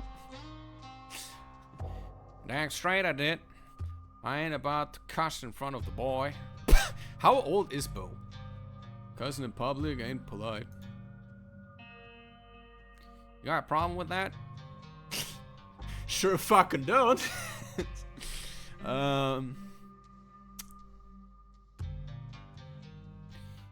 She shouldn't be off on her own when there's so many dishes around. You probably do. Maybe just afraid. No, are you sure you can't just start looking like right now? She shouldn't be off on her own when there's so many ditchlings around. Ditchlings. I called you about those too. Not that anybody even bothered to come up with to get a look at them. They've been sneaking onto our property at night. We've been to take shifts guarding the chicken coop. Seems they've started creeping around during the day too. We saw some out of the way here, plain as day. I seem to recall you folks calling in about some strange creatures. You may have gotten a few calls from other folks too. But Hogby and Derek's deputy friend. Hogby and Derrickson don't seem to be too concerned. I trust the sheriff on this one. I don't care what Earl thinks. People should be concerned. I don't like how many of them there are, and I especially don't like the impact they're having on the local wildlife or the local pets. True. It's no use. The boys in blue are being bullheaded as always. Look, we're stretched thin enough as it is. If you think the town should have dedicated animal control department, you're welcome to take it up with the mayor. Your dog? Take it up with your friend's cousin. And to answer your question, my orders are to man the station. But I'll be sure to start an investigation as soon as I'm relieved. Pound for gold. Let's get going. Yeah, whatever, man. I don't feel like we're getting anywhere here, really. Let's just get going. Kanika hands the completed report back to Deputy Franklin.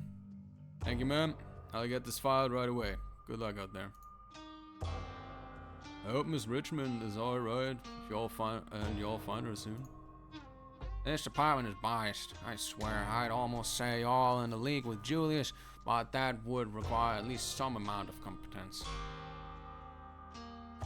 Scarlet Hall Police Department takes no sides in familial disputes. We're merely a pursuit of upholding the law, and we do a damn fine job of it, Mr. Calloway. I will be on our way. Just keep your nose clean out there, Space Bus. Try to stay out of trouble.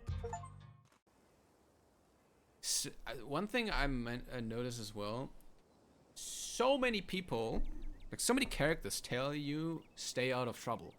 Stay out of trouble, stay out of trouble. So many characters tell you that. It's been that kind of a repeating thing. On the one side, yeah, it's normal to say that. But on the other side, I find it kind of suspicious that it's being brought up over and over. So, who knows. At least we filed a report. Still, I guess finding Stella is going to mostly be up onto us. Before you can suggest your next move, you start to feel woozy. Spots form at the edges of your vision. Your legs suddenly feel unstable. Your body sending you clear signals of exhaustion. Really now? And then it passes. Still, it probably won't be long before your body needs a chance to rest. You should plan your next move wisely. Oh my god, I hate that. I don't like being put on a timer here.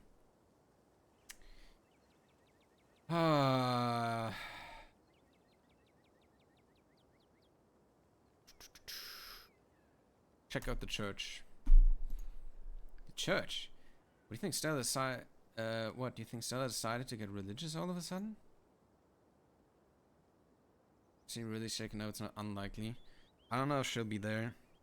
I just want to talk to the pastor. I just want to be thrown. Fair enough. Shouldn't rule out just because I don't want to have to see the pastor. Let's make it quick though. I don't want him trying to rope us into some church event. Oh, those are my eyes. No. Kanika leads the way, taking up the gradual slope towards the church. Right, where's it, weirdo? My. 3 visitors at once on a Thursday? This is unprecedented. 3? There are only 2 of us. Oh no, we were followed by a ditchling? Were we followed by Wayne? Sup, old people? It's fucking Zane, okay.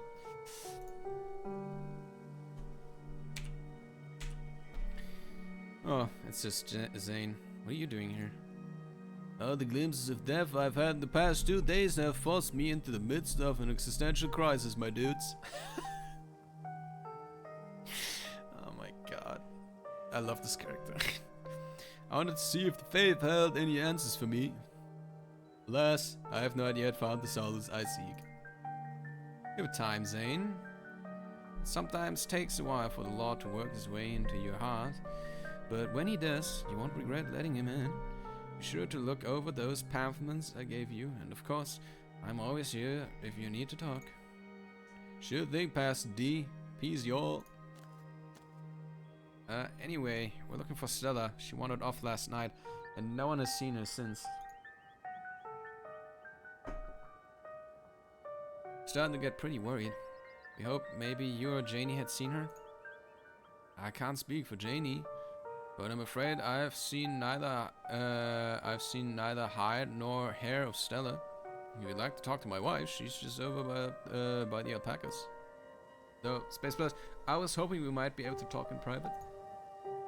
What do you have to say to him that you can't say in front of me? Please, if you wouldn't mind, this is a personal matter. Personal for whom? I'd rather folks not pry on this. You know how rumors get started.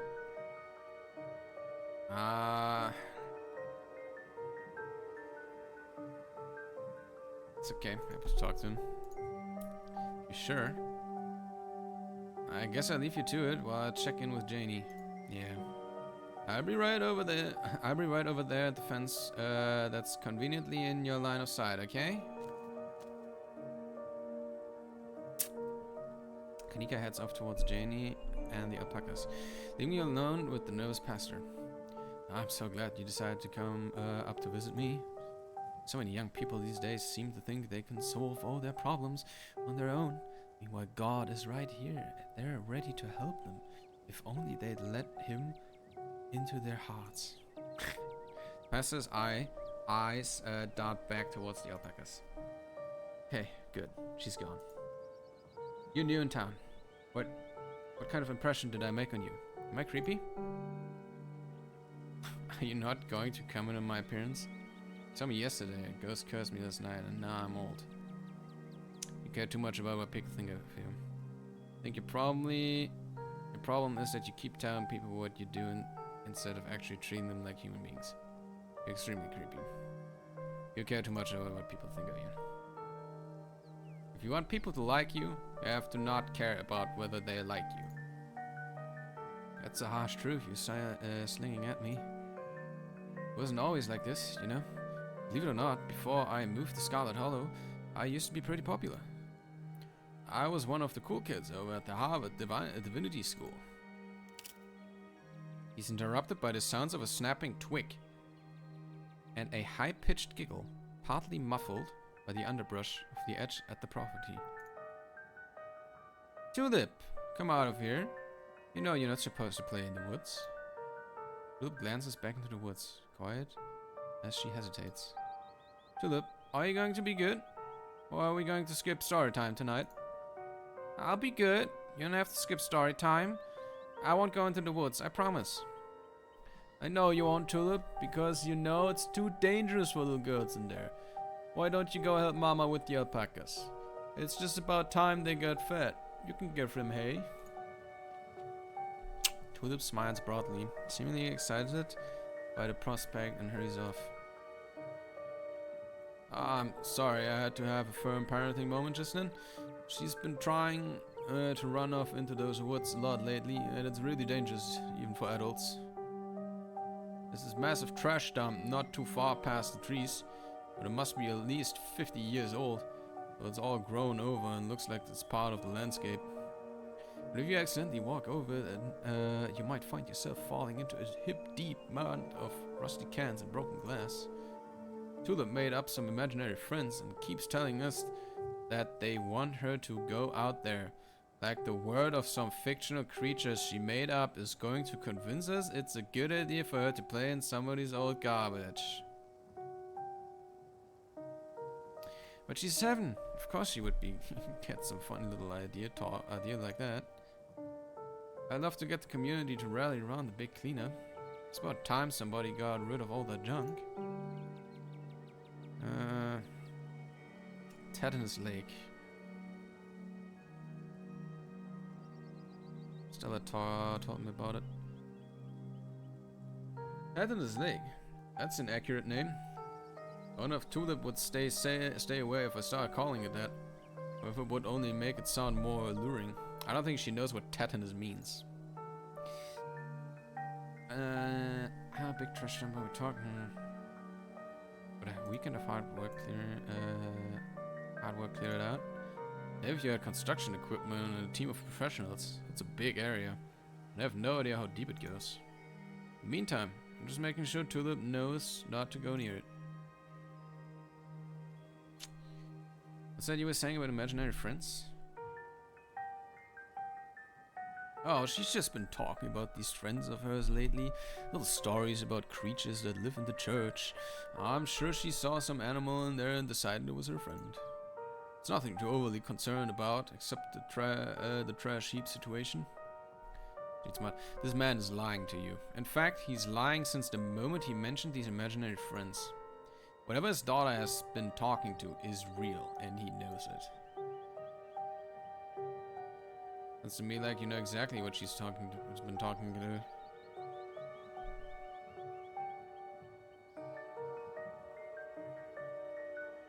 Did the screen just only blink for me, or did you guys see that too?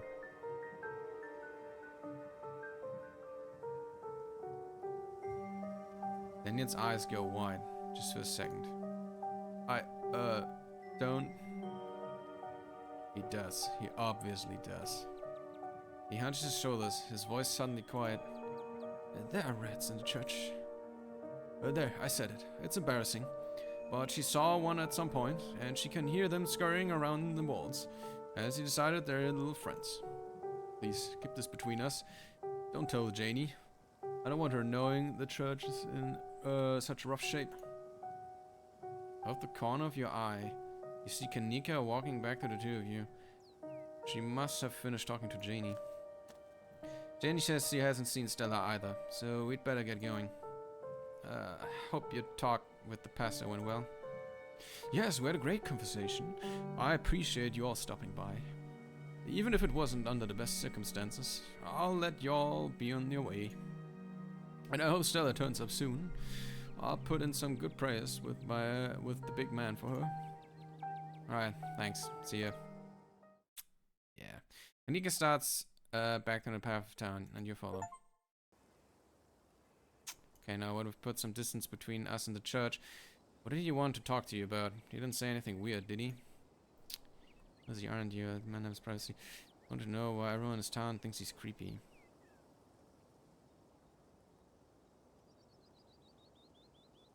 He is creepy.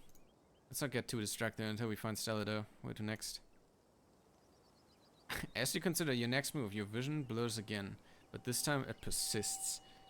The weakness in your knees returns, your ears fill with static, and you can feel yourself swaying, unable to control your body. It seems to tell if the pact you made last night is finally catching up with you. Hey, Space Plus, are you okay? Oh shit!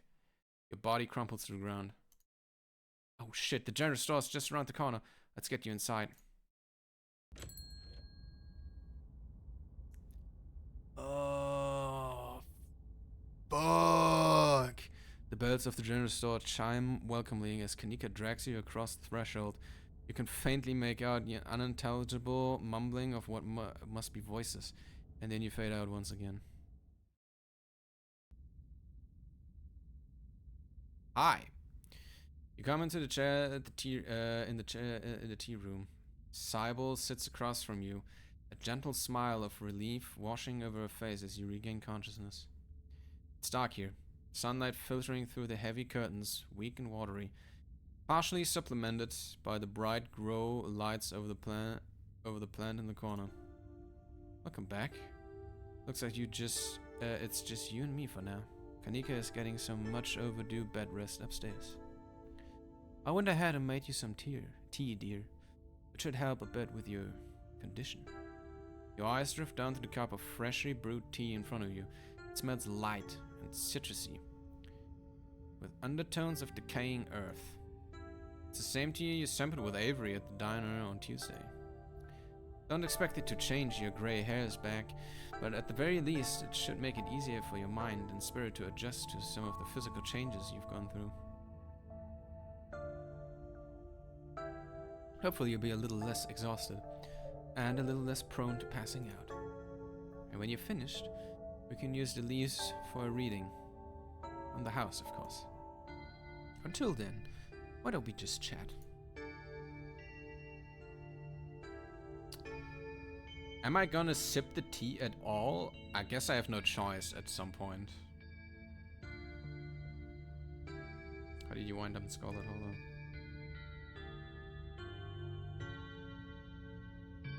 Ah, we're having an ad break, guys.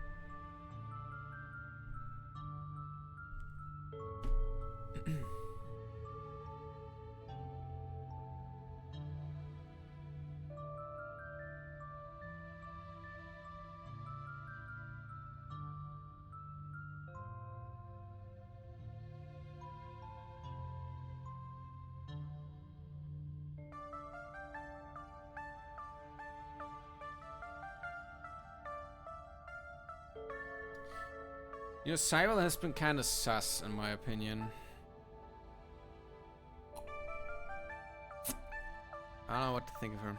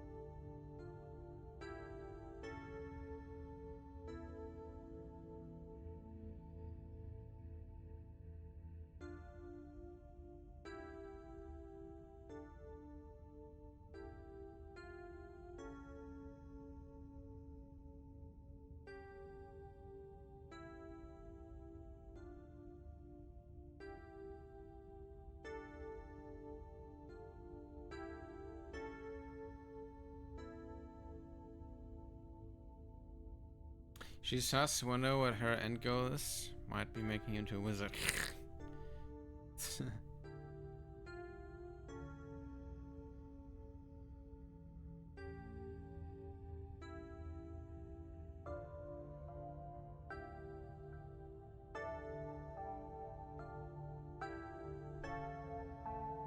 Right, welcome back everybody. My family's been in these hills for a long time. That's how I know so much of the local flora. Everything I've learned was handed down from generations of hill folk. There hasn't always been a reliable doctor up here, especially not one most folks could afford. They have to figure out their own medicine. Then you promised to tell me, what was it? Unsavory tales of my mom's youth? I most certainly did, though I might have been exaggerating a bit for dramatic effect. I'm prone to do that. In a town this size, you get to know everybody. How matter what the age difference might be. Vivian was a little younger than me, which meant I always had a certain older sister instinct about her. The family wasn't good to her. Palin was a lot like your great-grandmother, Edwarden, which is to say, she was not a very kind woman. Similar to Tabitha, but with more social grace and considerably more hatred for a fellow man. But your mother wasn't a shrinking violet either. She was just as stubborn as any other Scarlet, so her family choosing her as their punching bag made her into quite the rebel. Ripple and my mom raised to be Edwin. What happened to their mother? We know that. She died. You know about Grandma?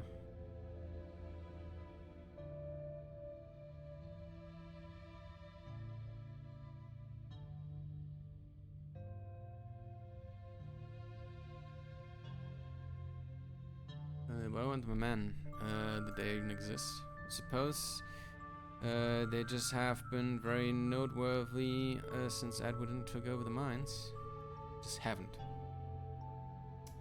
My husband died a long time ago, and to be quite honest, I can't even recall his name. Might have been Stuart, or something just as forgettable. From what Vivian said, her father was some teenage fling that ended once your grandmother found out she was pregnant. I'm fairly certain it was similar for Vivian, though she was much older, and I believe she was the one who ended it. What with skipping town and all. Quit yanking me around. Yeah, you have something to tell me. Just go ahead and say it.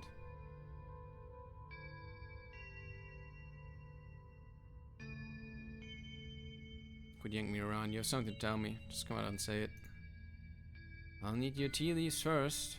I have pieces of the puzzle, but the tea leaf should help to give me the full picture.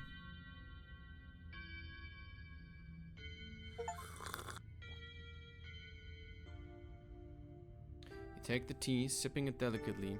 Citrus smell. I got an achievement for that. Quickly placed with the earthiness at its core, and you have taken a mouthful of dirt. But the aftertaste combines with the two flavors into something soothing and medicinal. And you find yourself feeling more comfortable. Your muscles relaxing for the first time in days. Finish the tea. Close your eyes and take another sip. And another. It's delightful. The tea is gone before you know it. The small cup empties save for what's left of rehydrated leaves coating the bottom. Cybele wasn't lying when she said it would help your condition. You still feel aged and worn, but you're a little less tired and a little mentally sharper than you were a few minutes ago. Oh, good. Glad you found the tea palatable enough to drink. It should do you some good. It's one of my more medicinal blends. Now, on to business. Cybele takes the cup from you, staring thoughtfully down at the sludge. Oh dear, this doesn't bode well. You've just got about every warning that can fit in the bottom of a cup. Cross, kettle, hourglass. All of these mean death, misery, difficulty, and the hourglass ties it all together with definite urgency. It's fair to assume that this all has to do with whatever brought the ditchlings. Something is coming, and whether any of us can stop it, I'm not sure. But we may at the very least be able to figure out what it is. There's a central figure here, a cat, an enemy lurking in plain sight. The cat's gotta be Pixel, or maybe it's Rufru. Those two cats I know. It could be Tabitha, Wayne, Stella, Nika, Oscar, Reese, Avery. Dr. Kelly, she's been nothing but hostile since I've met her. Pastor Daniel. How do I know you're not the cat? It's ridiculous. Cybele's helping you. When she was the cat, why would she warn you about herself? Pick someone else.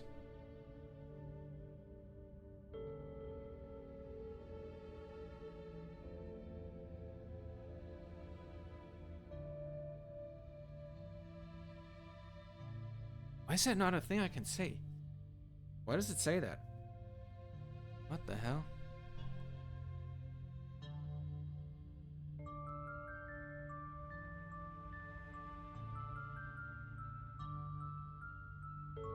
Gotta be Pixel. Maybe it's Frou-Frou. Those are the two cats I know. Dear, the cat isn't a little cat. Like I said, it's a symbol for an enemy lurking in plain sight. Probably a human enemy, but almost certainly not a cat. You don't have to figure out an answer right away. It often takes time for the mind to connect the dots. Just be on guard and keep vigilant that someone close to you isn't to be trusted. We knew from the ditchlings that something terrible is coming your way, and it's likely that it's connecting to some hidden enemy. Perhaps we can try to counteract whatever might be planned for you. Judging by what you told me last night, those stones, carving seals, whatever you want to call them, I think it's likely they have something to do with this. Until the cat reveals itself, it seems like your best course of action is to seek these carvings out, piece together what you can from your visions, and arm yourself with information. Have you sensed any others around town? You think you might be able to find another?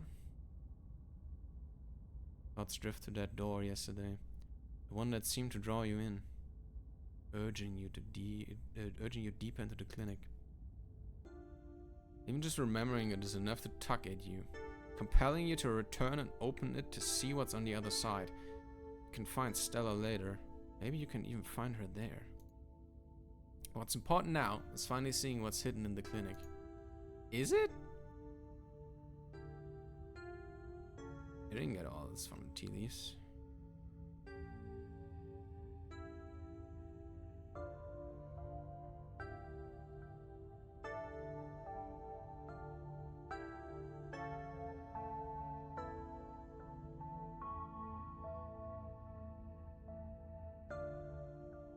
That's good. You can find your way inside and uncover another stone. That could give you a leg up on your adversary. You just have to be careful to avoid the doctor. Something tells me she won't take too kindly to you sniffing around her clinic. If I can recall correctly, there's a hill that'll take you nearly all the way to the second story, and she never locks any of the doors up there. Just in case that's helpful information. I think that's all the help I can offer. I hope this conversation has been illuminating, even if it just brought up more questions than giving any clear answers. You helped last night. Why didn't you come with me? That's it. It's not helpful at all. All you did was look at some leaves and tell me to go put myself in danger.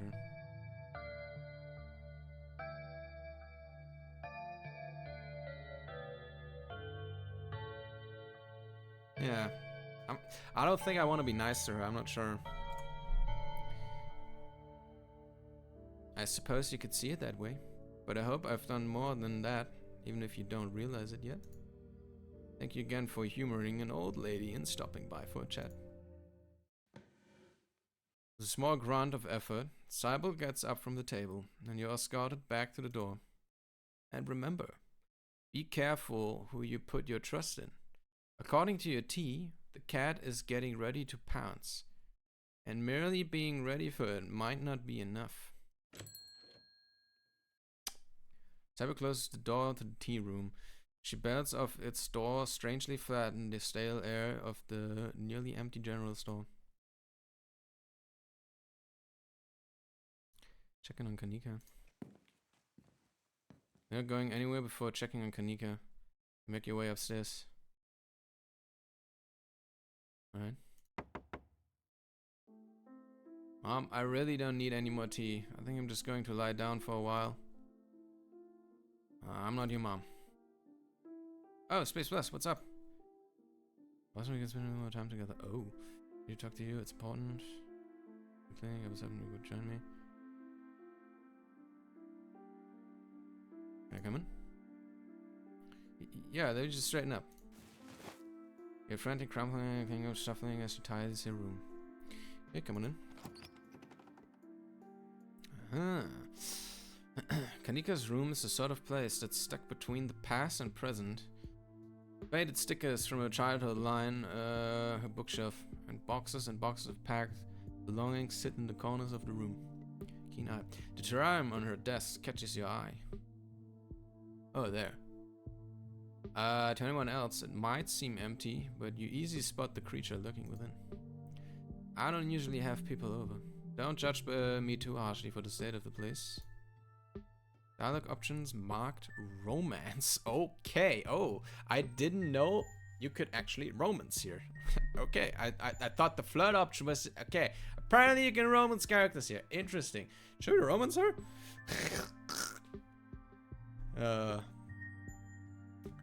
I mean, if anyone, it's probably Kanika, right? Because Tabitha's a cousin. That's weird. And Stella still seems to have, like, we know there's something going on between Stella and Tabitha, so. Space plus the Rizzler, yeah. Confess your feelings. Wow! that's kind of straight up. That's kind of straightforward.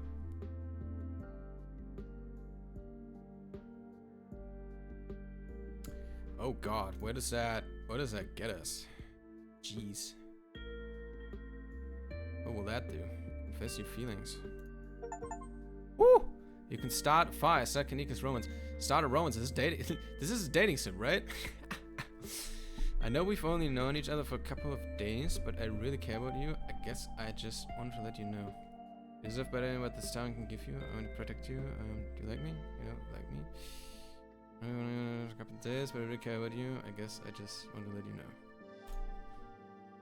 Well, we're saying that. Kanika's eyes dart away as her cheeks flush. You really mean that? We just met. Well, I mean, I don't mince words. I mean it. I hope you feel something similar. Can I say? I just wanted to wrap you up in my arms, protect you from down. I'm usually a love at first sight kind of person, but I think you're the exception. I really like you. Huh.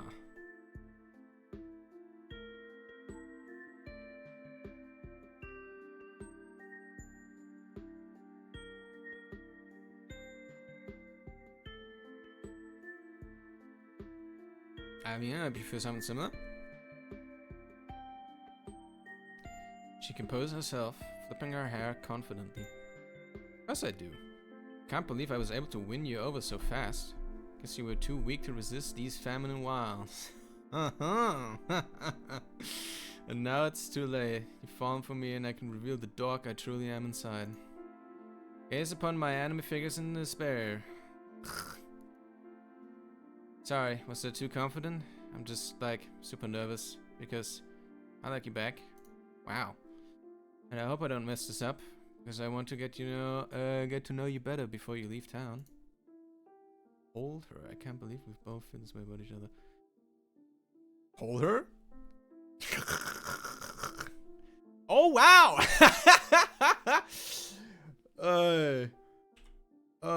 Okay. Damn. You reach forward and hold her in your arms. Wow. Her body is soft against yours. You can feel her heart beating quickly in her chest. She runs her hands across your back and smiles, her eyes filled with the warm joy you haven't seen before in your short stay. And she smells incredible. Her sleek braids exudes a perfume of warm coconut, and an aroma of flowery cucumber wafts from her skin, scents melding to create a sweet tropical bouquet. Bouquet.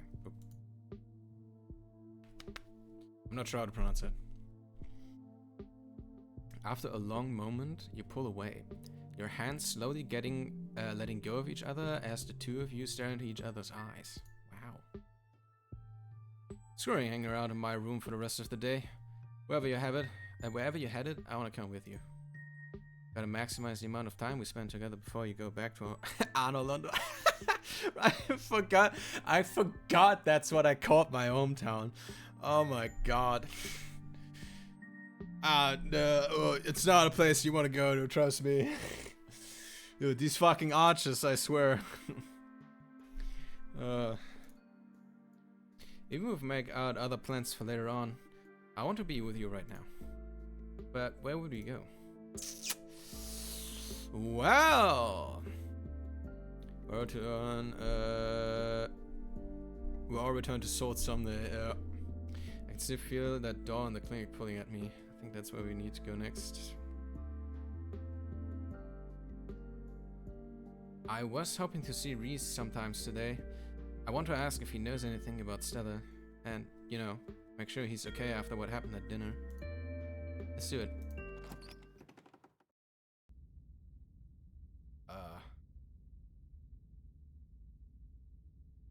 Do two of you make your...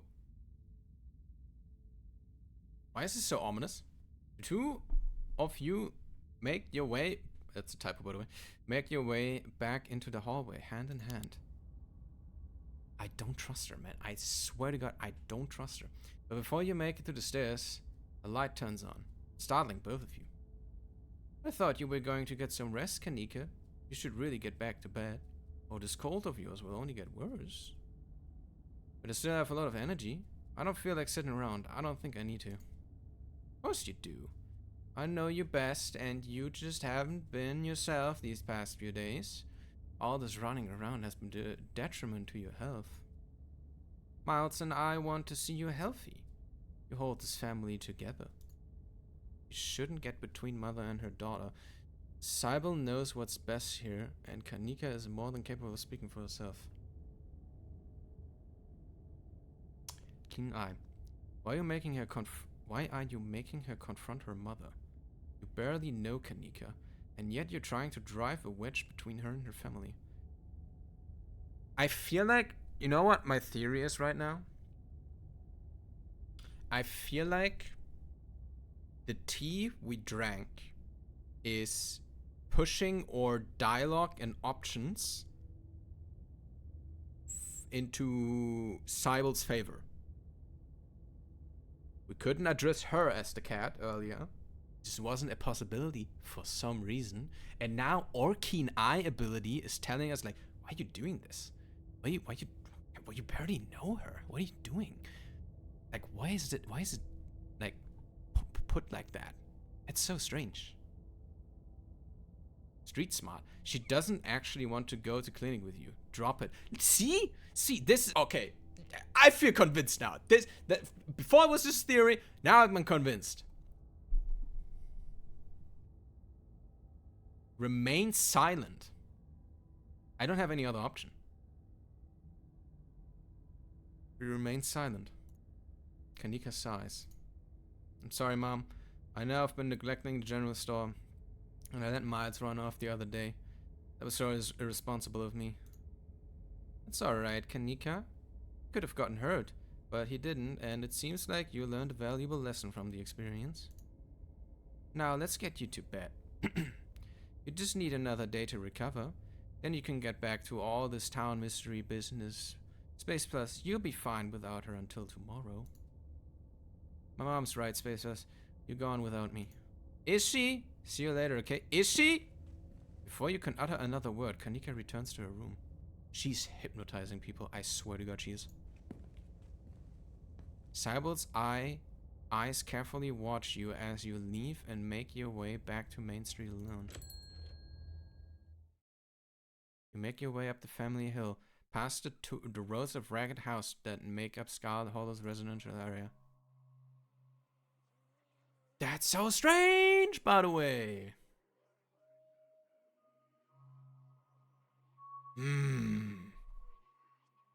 Did I have a convenient save there?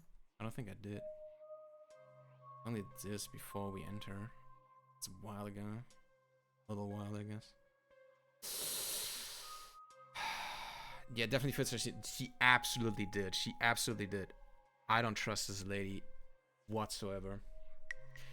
I think she's not just hypnotizing. She's hypnotizing people for sure. She's hypnotizing me so that my dialogue options are all fucky. And she's hypnotizing Kanika so that she's just like, oh yeah, you're right. I'll go back to bed. and just leaves. After all of that, after all the termination, all the determination that she just displayed when we got closer, yeah. It isn't long before you find yourself outside of Dr. Kelly's clinic. It's secrets enticing you. Find a way in. Dude, look at, by the way, look at this. This one here, this fucking raccoon. He's like, what the fuck is that shit over there? What is that? There's one over here, here. This is Miles right there. He's right there. You can't see him. He's just standing there. Look. That's Miles right there. Wayne. Why am I saying Miles? It's Wayne. Wayne. I don't know why. How did I got to Miles? Wayne. He's right there. He's right there. Oh my god. There's another one here. There's here. There's one over there. Fuck, man. Can you click him? I don't think I can. No, it just puts the thing back. Isn't long before you find yourself outside of Dr. Kelly's. Even at the bottom of the hill, you can already feel the presence. It's like a magnet has been fixed to your ribcage, gently tugging you forward, guiding you towards whatever emits this compulsive frequency. You can see the hill Cybele was talking about, wrapped around the back of the old hospital like a stone blanket. It should take you directly up the second floor and the unlocked doors of the terrace. As soon as you finish your thought about jumping onto the terrace, a dull throb sets into your knees. There's no way you're doing that. Just go in through the clinic door. Knock on Ree's basement windows. You've aged at least a decade since last night. You should see if Dr. Kelly can give you a checkup. Then she knows I'm there.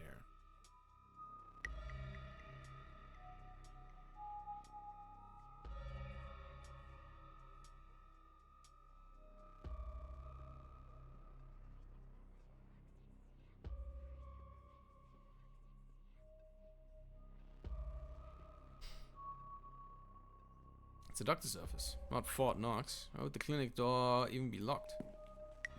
Of course it's locked. You carefully make it, we know that. The wooden stairs, avoiding suspicious creaking looking steps. You push the door open slowly. Just enough for you to slip in. It's open! But not enough to risk any sound from the door's ancient hinges. It's just open? Okay. You can see the doc at the desk in some room down the hall. She hasn't noticed you. You shut the door silently, watching her closely. You're in the clinic, free to explore as you please. Or rather, you're free to explore as you please. You can feel that odd sensation again, the nagging pull of whatever it was that wanted you to find it. You've been caught by its gravity, an overwhelming curiosity guiding you around the corner and towards the dark doorway under the stairs. It's been left ajar, as if inviting you to enter. Turn on the lights.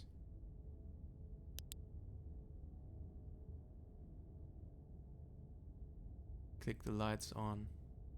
You're in the merge. Space Plus? He squints, seemingly unsure whether you're the same person he met yesterday. What are you doing in the merge? Morgue? I don't know what to call this. Vampire! You haven't seen Sarah around, have you? She's been missing since last night. Like you died and she Frankenstein you back to life. Interrupting something? Ask, are you human? She killed you. What are you doing in the marsh?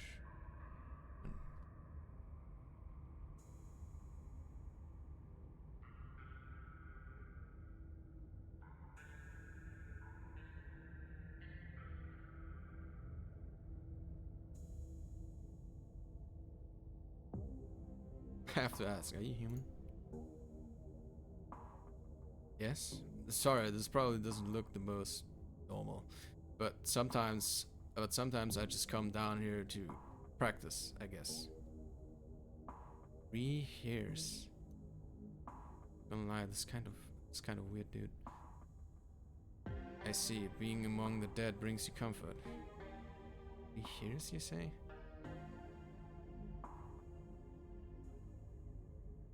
Go on. Okay, that was... I didn't know I was making a pun, I'm sorry. His words seem distant to you. Tugging is strong down here. You can almost feel yourself slipping into a trance. And your eyes wander to the back of the back wall of the morgue. You need to see what's back there. Follow the pull. Damn, I don't even have a choice. You touch the wall. It feels disappointingly solid under your palms. Hey, are you okay? Feel Reese's hand gently shake your shoulder, and for a moment, the thing on the other side of the blank white wall loosens its pull on you. Kinda looked possessed for a second. You good? Make him understand. Make him understand? What? Why wall? Need see thing but wall stand in way? Hit me inside. There's some kind of magic shit going on, man. But it's telling me I need to get behind the wall. We should be honest. I need to get behind the wall. Stone carving on the other side of the wall. I need to see it. There's some kind of magic shit going on, man. But it's telling me I need to get behind the wall. He just glances back at the wall. You're all serious, aren't you? Aren't you? This is probably a bad idea, but... you really need to get in there. I'm pretty sure there's an emergency axe somewhere upstairs. I just need to get the dog out of her hair. Take 2 seconds.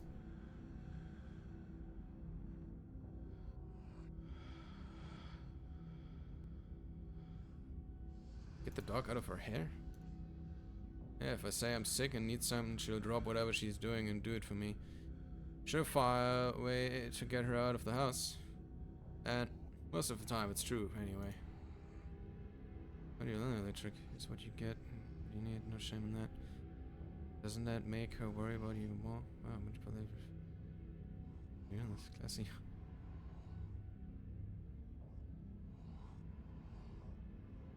Use what you got to get what you need. No shame in that. Exactly. These axe now. I'll destroy the wall. That's great. Lead the way. Say nothing. Your heart pounding in your chest as you remain fixated on the wall. You're back. He strides past you, his long legs moving swiftly. He seems excited.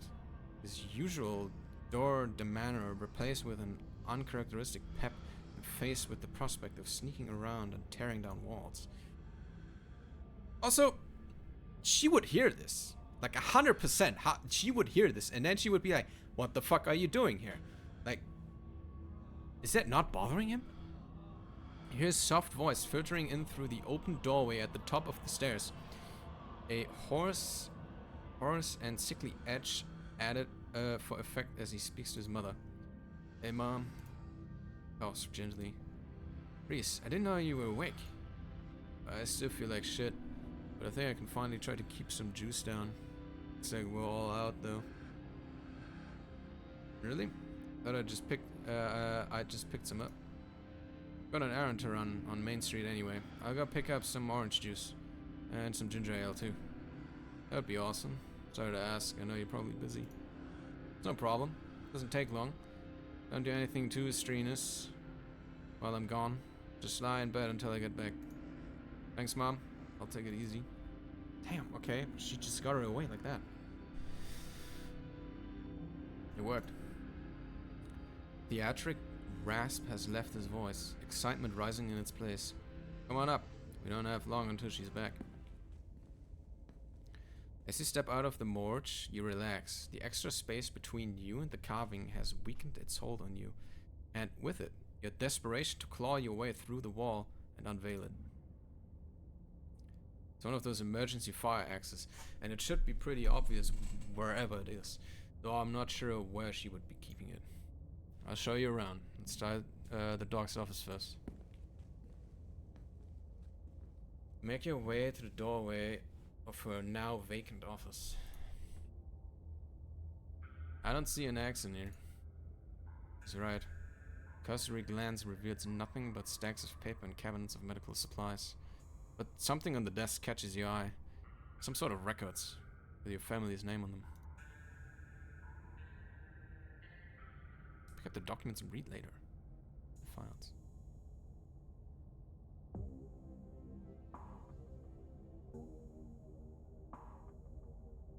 we on a timer? Wait the fight. He stops in the doorway, turning to watch you leave through the documents. Find something interesting? There's your family's death certificates. Alan's death certificate. Edward's death certificate. Enoch's. Other death. Heart failure. Your normal almost made it to 90. Died of a normal old person illness. Oh my god, it's the Shayubi. The Yoopster. Holy moly, it's space. Spec E4R cloud. What the fuck? Perlin's death certificate. Discovered by her daughter, Tabitha and SCARLET. No autopsy performed. Her middle name is Chrysanthemum? Wonder who cursed it with that mouthful, yeah.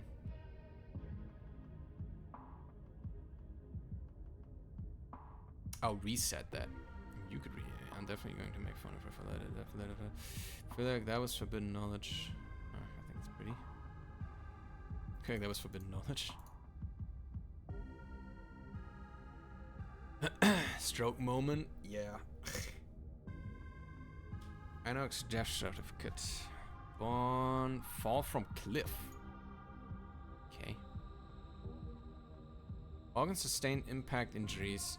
The naked body consists of falling from height. Well, an actual autopsy report. Looks ancient. Other whose name aren't quite as familiar. Theodore SCARLET. Crushed in mine collapse. Joseph SCARLET. Both killed and normally near the lines of duty. This must have been... okay. Certificate of fetal death. Infant boy. Andrew Charles SCARLET. Okay, because of the complications during birth. No doctor present. Home burial. Street smart. There was no doctor present at the birth. And a home burial. There's some information missing there. Yeah. Seems very sussy.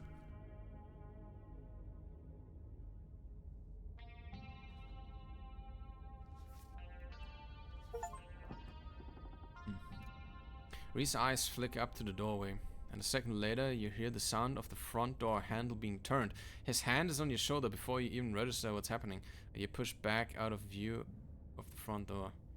Shit, I'm not supposed to be in here. We gotta hide. He hurries to the closet door, motioning you inside. So reading all these did cost time, and she's back already. Fuck. Slip past him and squish yourself into what little space is available in a nearly full closet. Reese is close to your heels. Let him in. Together, you listen as the doctor makes her way to some room deeper into the clinic. Silence of the tiny closet. Every breath seems too loud, as if you could expect Dr. Kelly to hear it from wherever she was across the house. Better wait a second, just in case.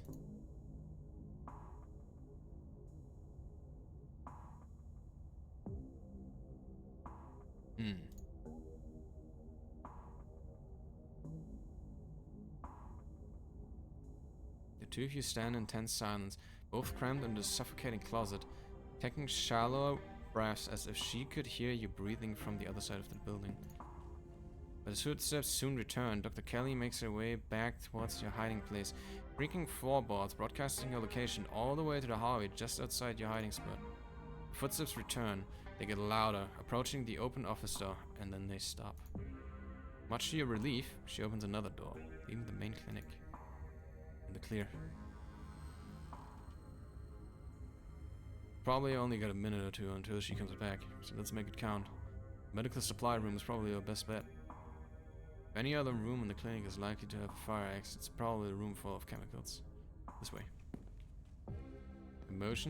Emotions you down a hallway, slipping through the slightly ajar door of what you assume to be a supply room. Yes, there it is. Keys. There we go. He looks like a fucking... oh my god, he looks like a fucking psychopath with this. Rushes over the cabinet that contains the bright red axe, pulling the glass door open. Your axe. I hate having that keen eye. A splash of brown catches your eye. There's a small sprig of what almost look like furry berries, with a white 8-branched leaf still attached to the base. It's behind the axe, I think. The end of the sprig is leaking sap onto the countertop. It's fresh. Now we can... Reese stops mid-sentence as he notices you staring at the plant. He stoops to pick it up. Does she make her own medicine? He puts it down, but not before breaking off a berry and sliding it into his pocket. I don't think she's allowed to do that. It's not a pharmacist. This room is just for storing stuff she orders for patients from the pharmacist in Brevard. Why would she be making her own? Before you can answer, the two of you hear something in the distance and turn to listen intently. That was the door from the house. Come on, we hurry, we can get you back downstairs. I'll run interference. Go downstairs, quick. You can hear her approaching now. Floorboards creaking in the hallway on the other side of the office. You follow Ree's instructions once again, starting down the basement stairs. Letting the pull of the stone carving guide you back to the morgue. Dr. Kelly's voice. Space Cloud. You just got raped, Yo! Space Cloud. Nope. Juice! Put your dick away, Space Cloud. I'm not putting my dick away. The Raiders are having sex with you right now, Space Cloud. Welcome in, everybody. Juice, how was your stream? What up, what up? Hello. Finger, yes. Finger moment. He's Space Cloud, what? Hello. Yo, Xan, what up, dude? How are you all? Okay, so we're having a bit of a psychopath moment right now. We have a fire axe and we're about to break down a wall where we think something weird is behind. It's that calling us in, you know? Oh, come on, get me, free me, whatever, some shit like that. It's getting kind of creepy and I'm not sure if our character is feeling well. Oh boy. But yeah, to anybody that doesn't know me, hi, I'm Space. I'm a variety streamer. Today we're playing Scarlet Hollow. We're somewhat deep in, like halfway through. There's like 7 chapters, I think. And we're in the 4th one. And basic story is with the cousin of someone with a lot of wealth and a mine and stuff. They own a mine. And we visit because her mom died. And there's been a bunch of weird shit happening. We've seen weird creatures in the forest, and we've had hallucinations. We've encountered a fucking ghost who took our lifespan away. As you can see, we have like these little brown dots all across the screen. That we have those since last episode because we basically sacrificed lifetime to get the ghost to go away. Yay! And now we're here in a friend's friend home, and we're about to break down a wall. Just who's we? Just you listening, yeah. I was right. We did already have juice. It was just in the back of the fridge. There's no harm in having extra. What are you doing in the clinic? But I told you to go rest. Oh, I'm just gonna chill in the morgue. I got my speakers, so if you hear some weird sounds, it's just my music. I'll be sure to put in earplugs to drown out all the industrial clanging you listen to. Damn, he's smart. He's okay. You know, I'm not the biggest fan of you spending time down there. Okay, it can't be good for your mental health to hang out in a refrigerator for corpses. Do you at least have a blanket this time? Yeah, I'll be fine. It's just a change of scenery. My room feels too claustrophobic right now. I need to be stored at room temperature? Yeah. Don't want to be in the fridge. Me neither. Okay, I'll let you know when it's time for dinner.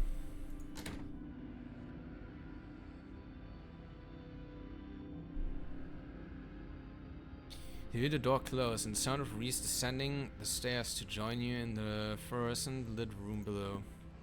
Hey. Well now, dude, our dialogue is so deranged. Look at this. Wall now? Yes? Wall. Let's do this. May I make the first blow? This is all... Oh, there's more. Listen to music that sounds like wall being broken down. Should warn you, something spooky might happen when we break down the wall. Of course I do. Say it all the time. Got my taste in music is finally coming in handy. It's exactly the cover we need. Stop asking questions. It's time to see what's on the other side of the wall. Dude. It's... No. Does it come back? Does it come back? If we wait? Because I swear the explore options weren't there before. Maybe they won't show up this time.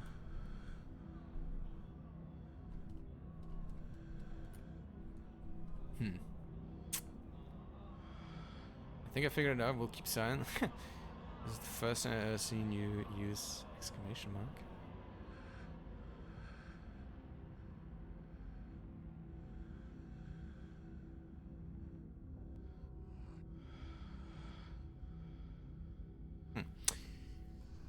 Oof, I guess. May I make the first blow?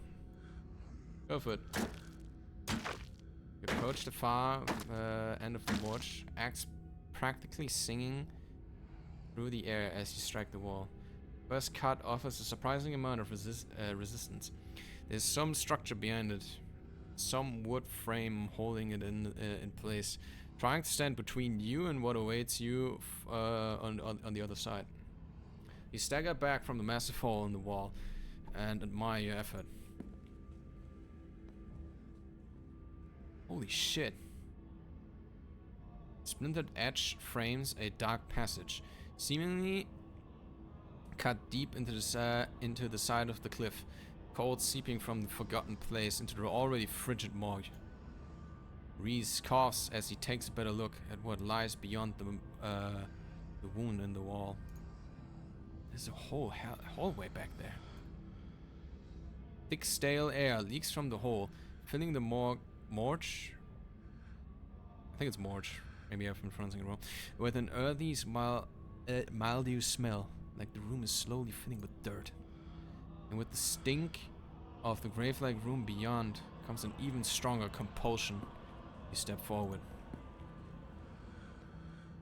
And you climb into the hole. This is wild. I had no idea any of this was here. An entire hospital wing, rotting away for decades behind some flimsy drywall. His voice sounds distant. Your sole focus is finding it.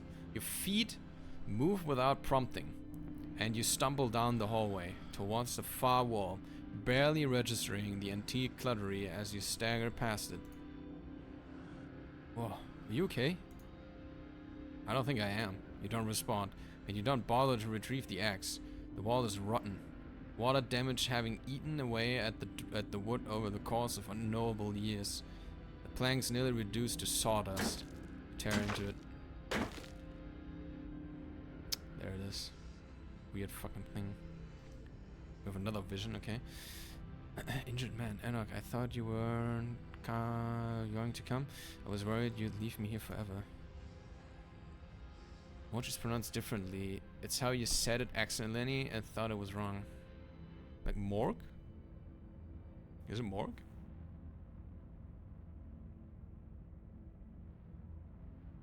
Yes, okay. I said there's something they can do. I'll never use my legs again. I know.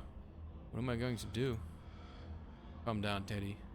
These doctors don't know what they're talking about. I've been doing my own research, and I've found us an alternative. We don't have to worry about anything from here on out, I promise. I went to talk to the witch. She's a witch! She's a witch! I'm telling you, I'm saying it. Cybele is a fucking witch, man. A witch? But that's nonsense. It's alright. It's all sorted. We're taking you home today. And everything will be resolved by this time next week.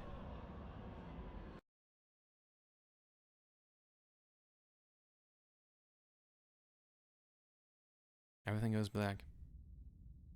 Your vision swims back into focus and it takes... How the fuck did you get me down here? And it takes a solid second or two to reorient yourself.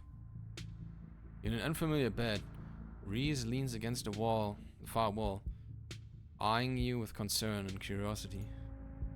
Hey, I was worried you'd slipped into a coma or something. You tore down a wall like a wild animal, found some weird carving and collapsed. I think you might have had some kind of seizure. You okay? Wait, nothing spooky happened? The mountain didn't collapse on us? No ghosts? How did I get here? I had a vision.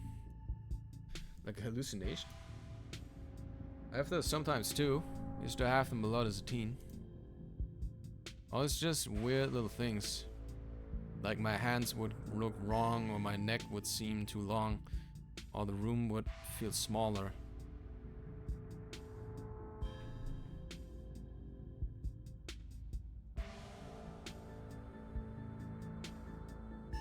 Is Reese a werewolf?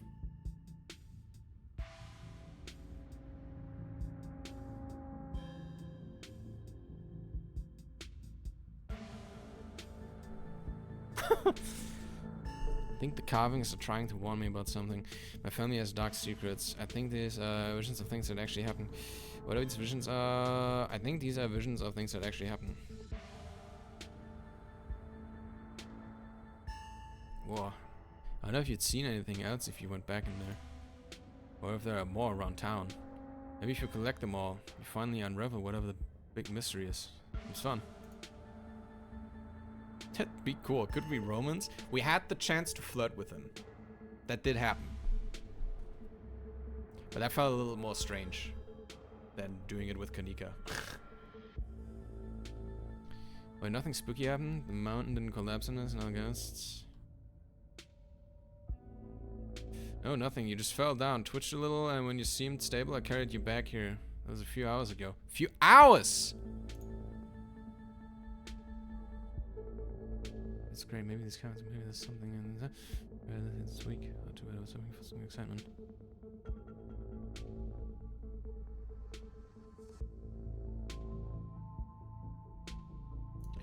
Appreciate it. No problem. Just figured you'd rather wake up in the bed than a musty hallway. Or the morgue. A morgue. About the big ass wall in the morgue. Isn't your mom gonna see that at some point and she's gonna be like, what in the actual fuck did you do? Guess Dr. Kelly know I'm here. No, I snuck you back into the house while she was busy with the medical storage room. Figured you wouldn't want to come too in the morgue. I should probably get going. Still missing in the stone. You just finally stopped yelling at me. I should probably get going. Still missing as soon as finally stopped yelling at me. That might be a little tricky. The duck is up on the raw path up there. I refuse to take my medicine and she's not happy about it. But after I looked this up, there's no way I was going to take anything she gave me. She's been poisoning me for years. Oh my god. So the dialogue option we had last chapter that seemed really fucking strange because we had the option to just say straight up to her, hey, I've heard about a similar situation that you have here, and turns out the mom was poisoning the son for years. And now he finds out that that is actually what's happening. Fuck. I went ahead and blocked my door, so she can't get down here. Now we just have to wait her out. You blocked your door? Of course I did. Put a chair in front of it. It's never failed me before. You don't need her coming down here to finish me off. Whatever it is she might do now that I know her treatment plan has been all these years. Okay, sleep over. I need to leave. I just block the downstairs. Am you prisoners? You hold me hostage? No. I think you're acting rationally. How are we supposed to get out? Gotta give us some time to figure out the game plan. What's your plan? That exactly? We're just locked downstairs. Maybe I was a little panicked when I found out what she's been giving me.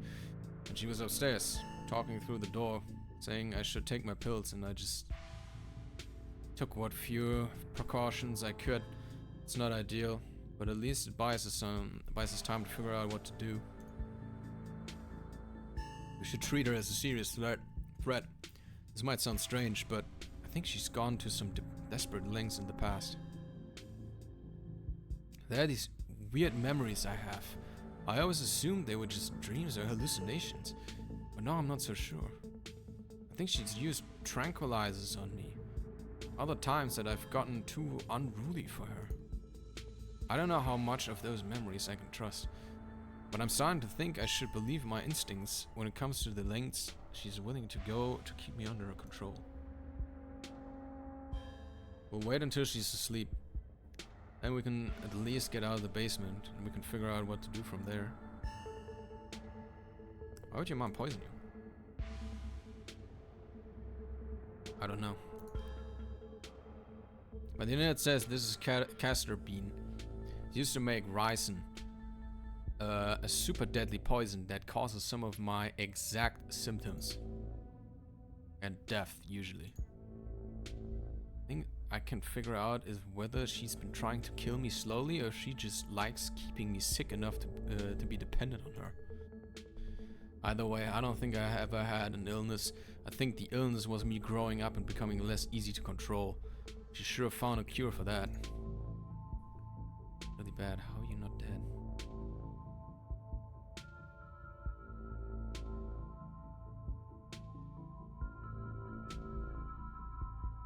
Why are you not dead? I don't know. Maybe it's low enough doses, or maybe I developed a tolerance.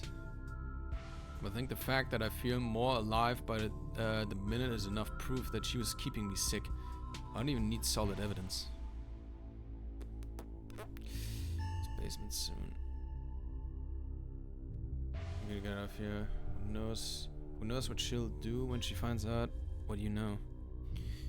The evidence.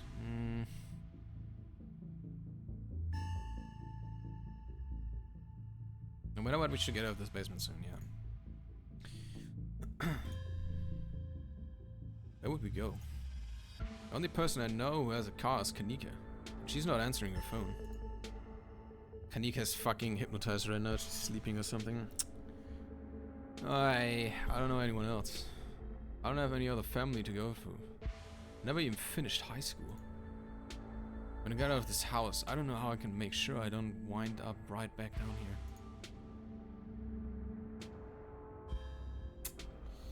Stay with me if you want, we can figure it out together. One step at a time. Let's just start by waiting out your mom and getting out of here. I think that's the smartest answer to do. Instead of making him some weird promise.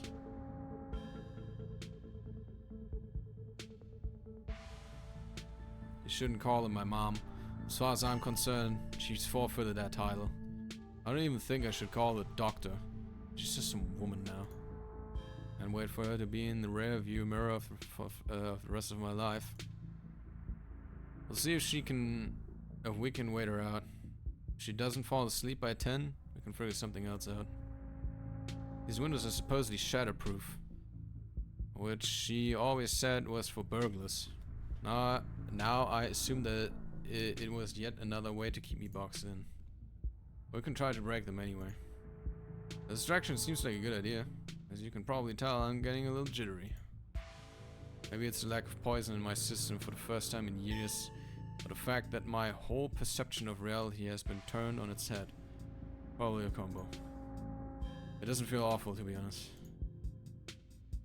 Oh dude, what if he's actually some kind of creature and this poison is to keep him human, to keep him low, to keep him down? And otherwise he will transform into some fucking creature. A werewolf. I'm telling you. Whatever it is to the kill time, preferably.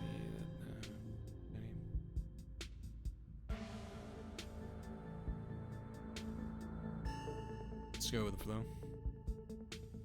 Got some time to kill. Could always watch a movie. I'm really into horror movies. I'm sure you could tell. And it has been so long since I had somebody to watch one with me. Getting something real. He said he felt more alive for the minute. There's regeneration at least. Something like that. I believe I owe you a showing of Shi no Chi Deathblood. I'm not sure if this is really what we should be doing right now. But, oh well, here we are. Reese gets the movie set up and joins you on the bed. Let me know if it gets to be too much for you. I'm not a great judge of how other people will react to the sort of things I watch, but I definitely don't want you to feel uncomfortable. This is a slow burn of a movie, but the dread it's managing to build up is palpable by the room in the room. Maybe it's just how it feels down here. Down here all the time. What with the keep sleep grizzly paintings? God, my reading. Oh, we're having an ad. I'm sorry, guys. I missed it. Oops. I'll use that chance to go to the toilet real quick.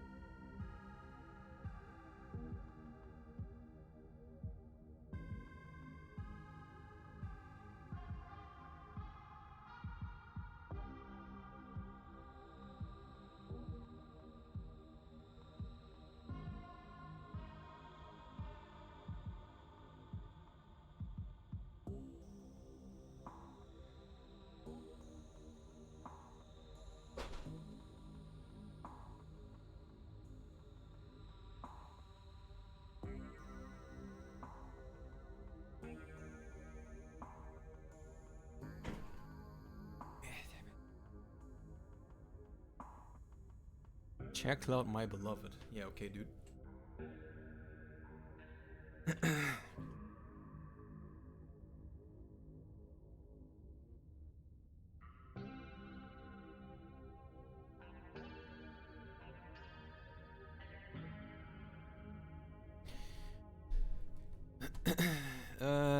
Alright. Come back, everybody. Okay. Maybe that's just how it feels down here all the time.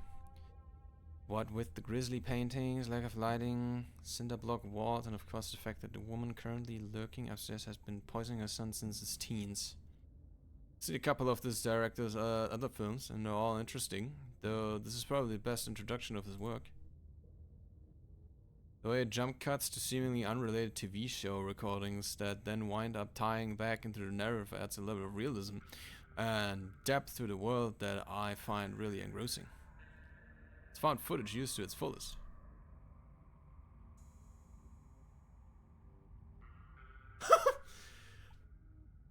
Vampire?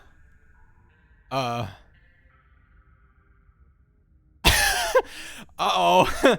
It's like, no, I'm feeling like that fucking monkey is like, let me out, let me out. I can't believe I'll be able to just do things from here on out. Like watch movies with another person. He's losing it. Or talk to people. Ever. You can hear the difference in energy that Reese hasn't had his daily dose of poison. Now that he hasn't had his daily dose of poison. He's uncharacteristically chatty, clearly not used to talking to another person, let alone when he has the energy to carry on a long conversation.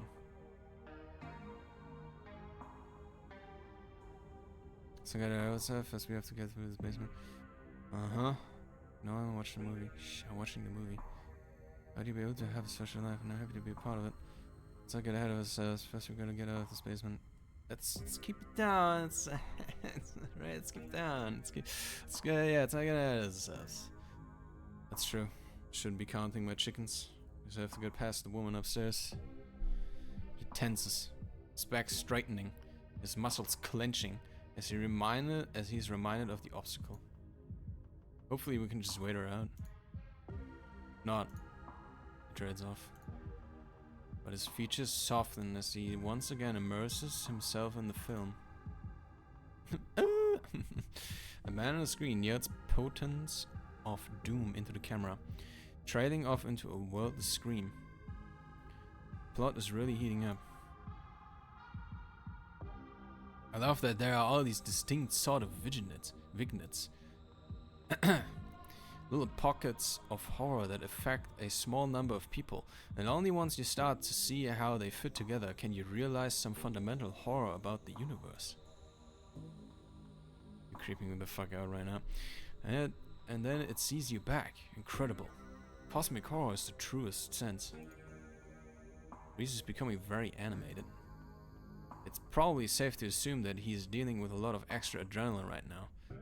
But with his entire reality turning out to be a lie. But he's also talking over the movie. I think the movie is too chill for you right now. Maybe we should just figure out how to leave. Please, are you feeling okay? Just excited, you know, I better get going. Are you feeling okay? I'm just jittery. I've had a really weird day, and I think being down here is making me anxious. I'm all hopped up on adrenaline. Maybe waiting out the dog is a bad idea. The longer we wait, the more likely it is that she'll figure out that we're onto her. And it would be easy for her to lock me up again and be through out about it this time. There's a knock on the window. On the window?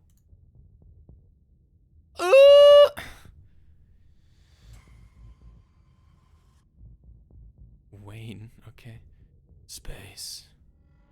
Don't get any closer to that thing. It's time to go home. That voice. I know that voice. Is that who's been following you around? Without another word, Wayne starts pounding on the supposedly shatterproof window. Enemies upstairs, enemies outside. We're surrounded. Even if I get out of this house, I won't be safe.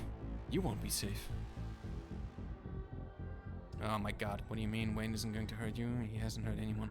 What do you call you that thing? You're being weird, man. I need you to protect me. I think you might be overreacting.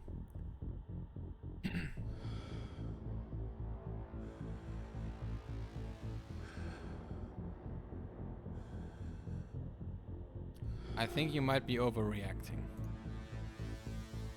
That's only because you don't know what kind of danger you're in. I know what it's like to have my life stolen by someone else. It destroys you in every way. I'm not weak anymore. No more cowering. If someone tries to hurt me, I should hurt them back. And I can do the same for you, Space Plus. We're in this together. The window shatters. Oh my god, he actually shatters. Ah, oh, he's a werewolf! He's a fucking werewolf! Dude. Oh my god! Ah, what's happening around here? As Reese tears at his clothes, paint bubbles out from the canvases, his ghoulish figures peeling themselves out of their two-dimensional worlds, invading yours. crawling up the walls. Grab my hand. I'll pull you out. I should leave. Leave us alone. In search of violence, the change that has been brewing inside Reese finally comes as it manifests. The broken basement window is sealed off, and Wayne along with it. I'm right for the stairs. You've seen enough to know you need to leave. You run up the stairs. The door's blocked by a chair. And then it's blocked by something else too. Try and tear through them and run back downstairs. Try and tear through them. Toss the chair out of the way and do your best to tear through the substance covering the door. It performs and regenerates too quickly for you to claw your way through. Defeated, you turn back to the basement. The remainder of Ree's paintings await their artist's command. It's okay. Stay right there. I can take care of this. Then she won't be able to hurt anyone anymore. I'll be right back. He storms up the stairs, leaving you with the smears.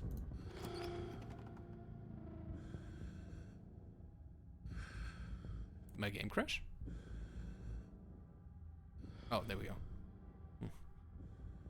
Call Tabitha for help. Try and warn Dr. Kelly.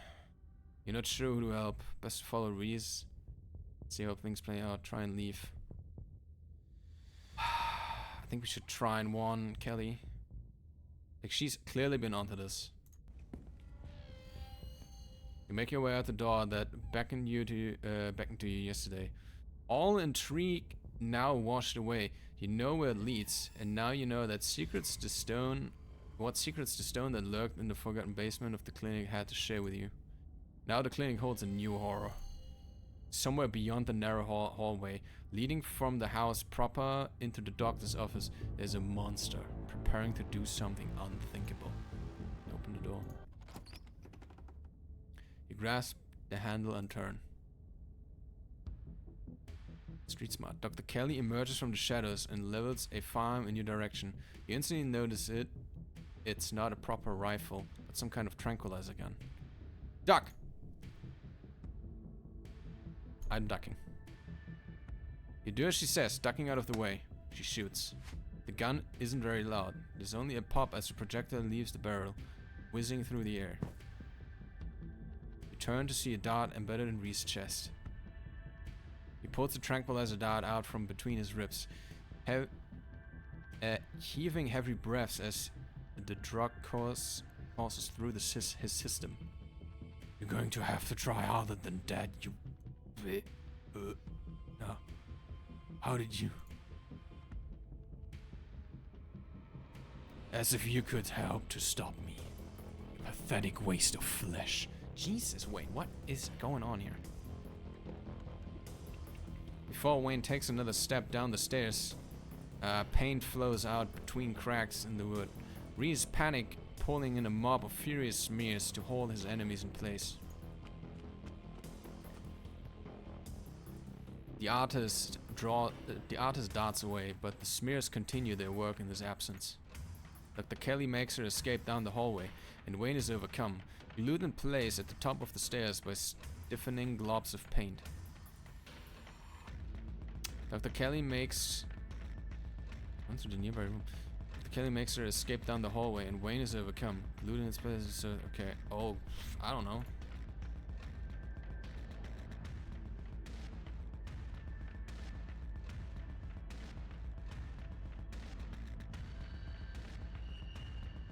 Run after Dr. Kelly. Run forward, braving the onslaught of smears, dodging them as best as you can, and try to see where the Dr. Kelly went. The doctor's front of you is small. The door in front of you is smothered in paint. Hey! Dr. Kelly's voice crackles out from some unseen speaker. You, Space Plus. Is she in this bunker? Stuck in the safe room. I can't help you from here, but you can help the both of us. Sylvie, what's going on? What the hell is your son, ma'am? Not helping you, poisoning him, you deserve the price. What the hell is your son, ma'am? I wish I knew. He was fine until he had puberty. Everyone said raising a teen was gonna be a bitch, but they don't know the half of it. I need you to get the medical storage room. I'll give you further instructions when you're there. Head to the medical storage room. Turn back around and head to the medical storage room. I'm here. Great. Dude, she has speakers everywhere? Holy fuck, she is prepared for this. Damn. Now listen to me. I need you to use the black taped key to get into the cabinet and bring me the elephant tranquilizers. Elephant tranquilizers, good fucking god. It's a bottle labeled carfentanil. Bear tranquilizers clearly aren't gonna cut it anymore. Oh my god. An intercom system, huh, Doc? Good. You should hear this. Space Plus, you don't have to do anything she says. I'm not gonna hurt anybody else. Just her. If I don't, you and I both know she's just going to shoot me full of elephant tranquilizers. Did I hear that right?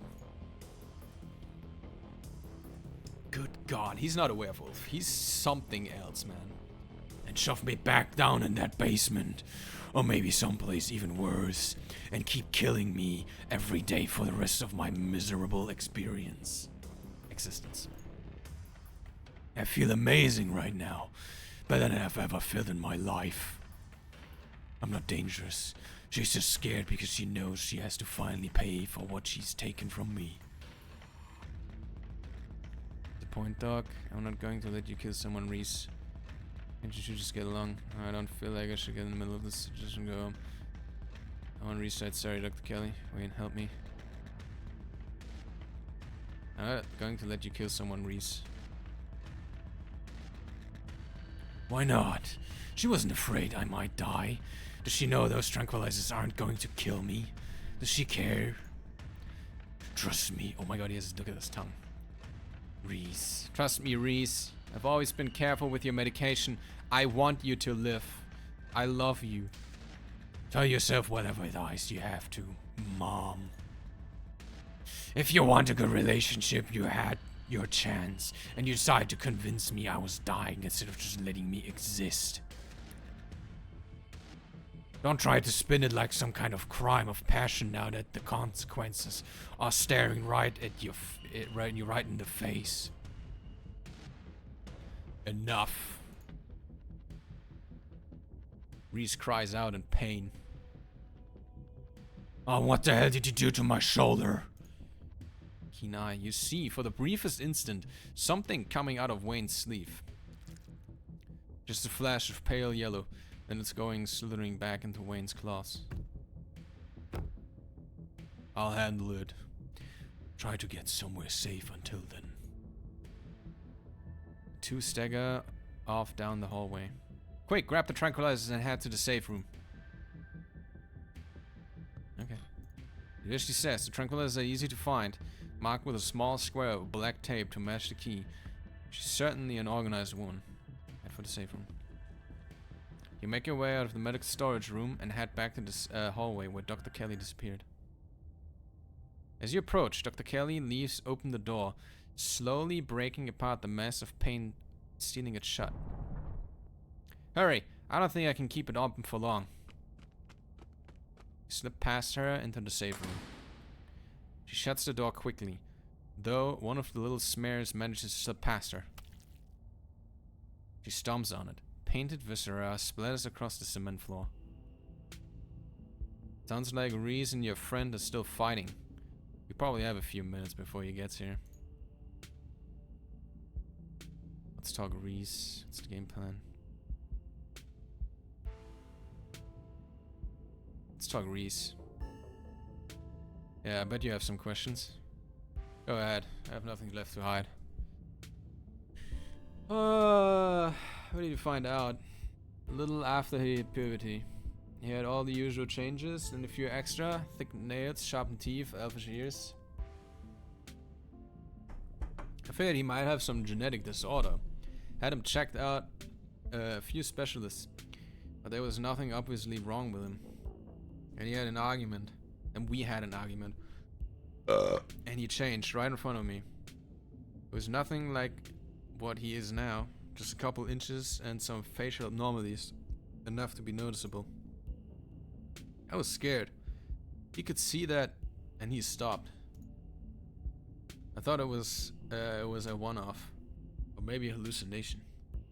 But the second time, it wasn't subtle and it didn't go away as easy. That's when I knew for sure that this was something beyond my realm of expertise. Please stop poisoning him. Dr. Kelly sighs. Can we stop calling it poison? Yes, it's poison, but the act of giving him poison was not me poisoning him. I was medicating his illness. It started when he was around 15. I'd been giving him increasingly higher doses of clonopin, but his body kept adapting and his symptoms would come back, especially if we ever fought. I couldn't keep ordering all those drugs. It was already suspicious, and I could risk losing my license, especially if anyone ever found out what I was using them for. Someone approached me with a solution. I took it. I think I know who that someone is. And I've been dealing with the emotional and mental consequences of that decision ever since.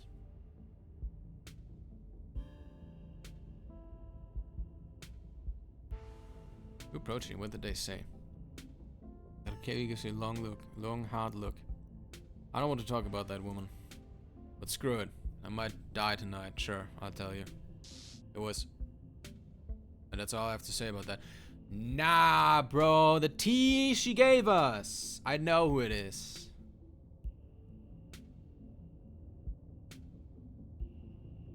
And we can't even keep further question it. Oh my god. I do not know what he was. What is he? I've been medicating him since he was 12.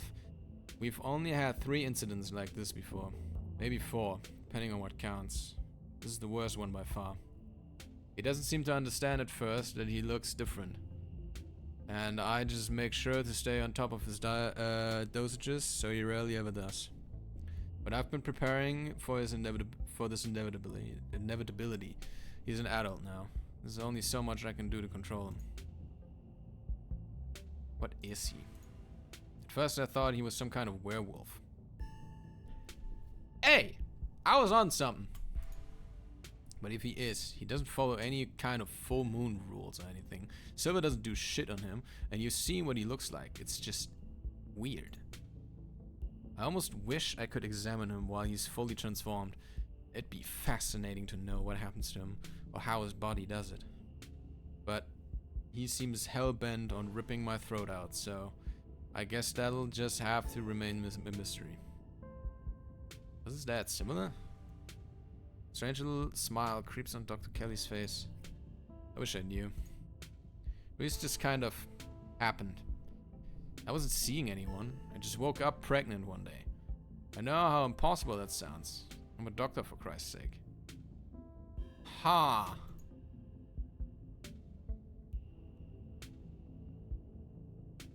I kept having these weird dreams, almost like sleep paralysis episodes. Romantic sleep paralysis episodes. They were actually kind of sweet. But they were just dreams. But then, all of a sudden, my period stopped. I got morning sickness, and roughly 9 months later, Reese.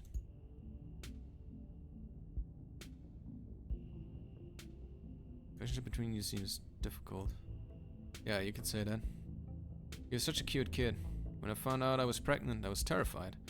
I didn't know if I'd be ready, but he made me love being a mom. It's not like I was going to be sunshine and roses forever. No matter what, kids grow up and they change. Sometimes for the worst. This is part of being a mom too. Doing what you can to make sure the child you brought into the world isn't going to go around eating people. You know he's dangerous. Well, he wants to murder me, so that's clue number 1. It's not like usually he's a violent kid.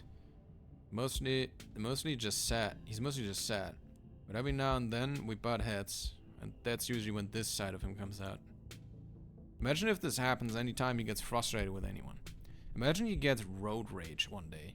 turns into a 12-foot tall monster with a million teeth and rips somebody apart in the middle of a major metropolitan area. Yeah, he's dangerous. Yeah. He's indeed a menace to society. That doesn't mean he's dangerous. I mean, you are the biggest threat to him. Nah, that's bullshit. Wanna kill him? He's been kind to me. What you're doing is difficult, but it's necessary. I think it might be self-fulfilling prophecy. I can fix him.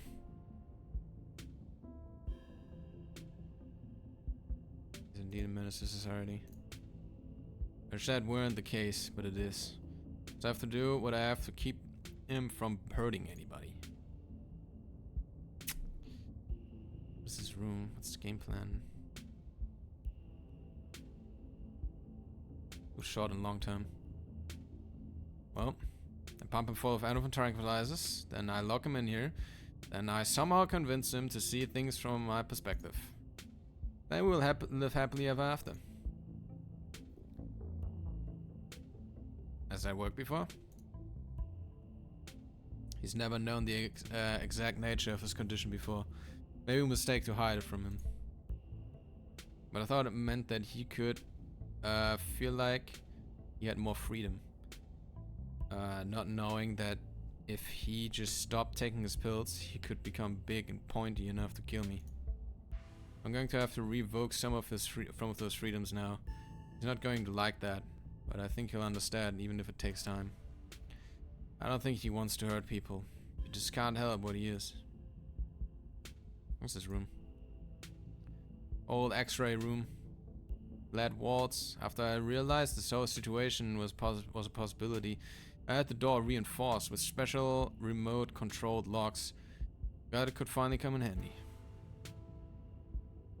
What other secrets are you keeping? You have it all. You have no idea how relieved I am to finally say all this shit out loud. Alright. You and Dr. Kelly sit in silence and wait for his son to make his way out and way to you. The sound of distant breaking glass cuts through the silence of the clinic outside the safe room. Shit, this might be game time. Dr. Kelly opens the door. The two of you stare into the hallway.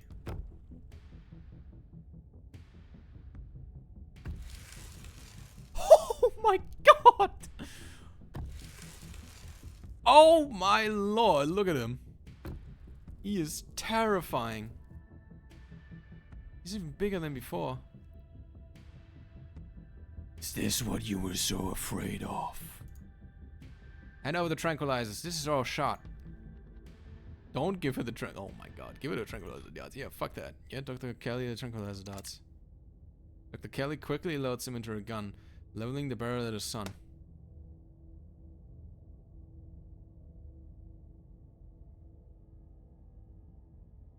I thought we were in this together.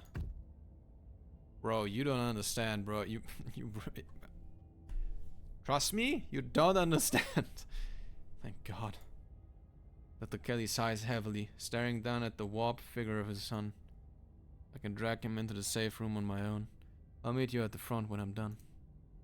Leave her to it. Return to the entrance of the clinic. Everything is quiet now.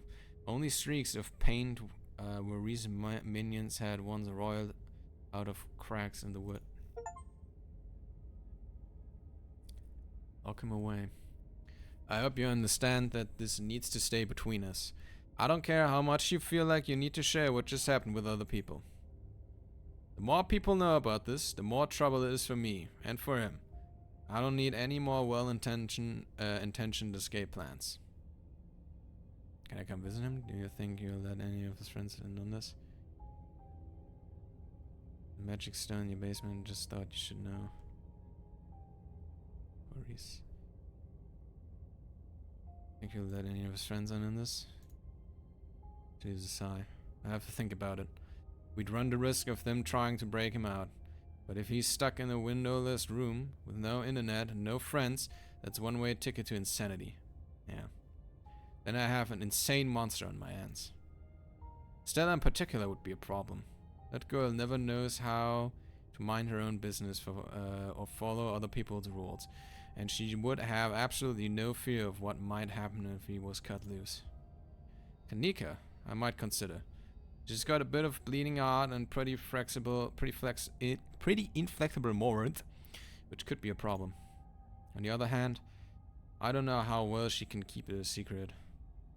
And if Stella found out, then Kanika could probably be convinced to do a jailbreak, and then it all blow up in my face.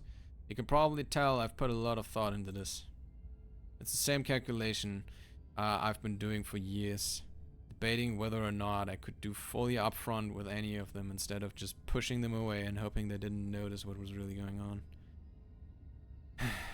Maybe I'll get him a kitten or something. Like they did for Coco the gorilla. Might as well give him a tire swing while I'm at it. Some enrichment for his enclosure. I hate that I have to do this to him. There's a magic stone in your basement, just thought you should know. Also, we busted a hole down in the wall down there. Okay, thanks for the heads up, I guess. Unbothered.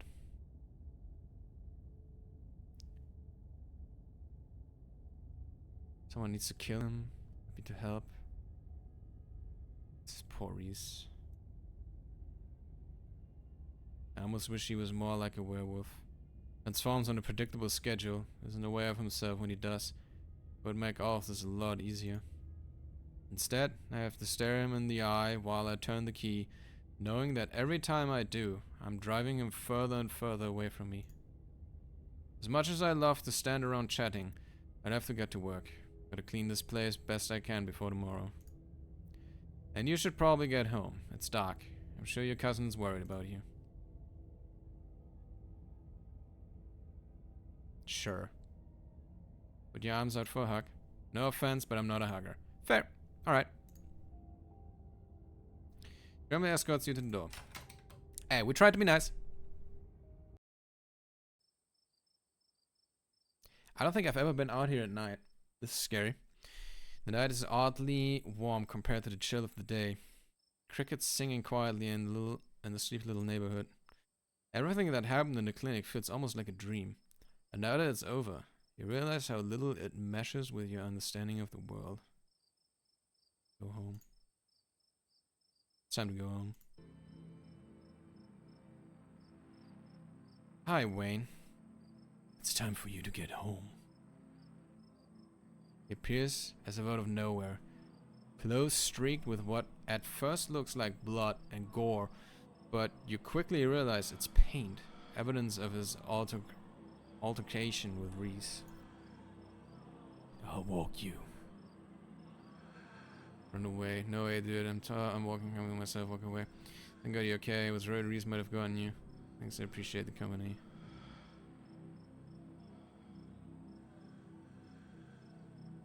Shall we? Wayne walks just ahead of you, in near complete silence. Did you know Reese was like that? I knew he was different. How exactly, I wasn't sure. But now I know.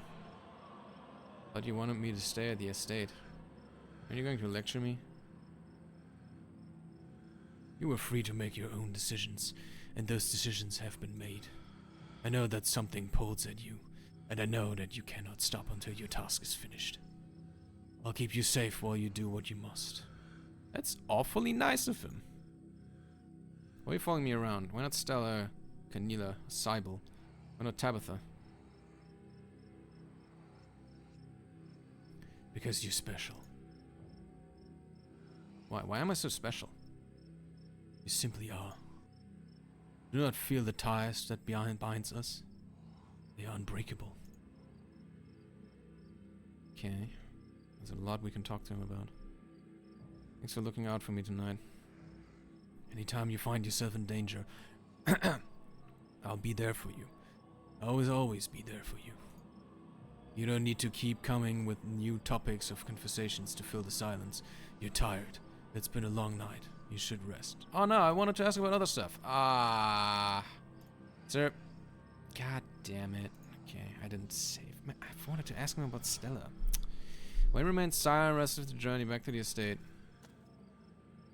I'm sure we see each other tomorrow. We should try to spend some time in that old building. before you head to town. Tabitha won't be around. Too busy at the mines.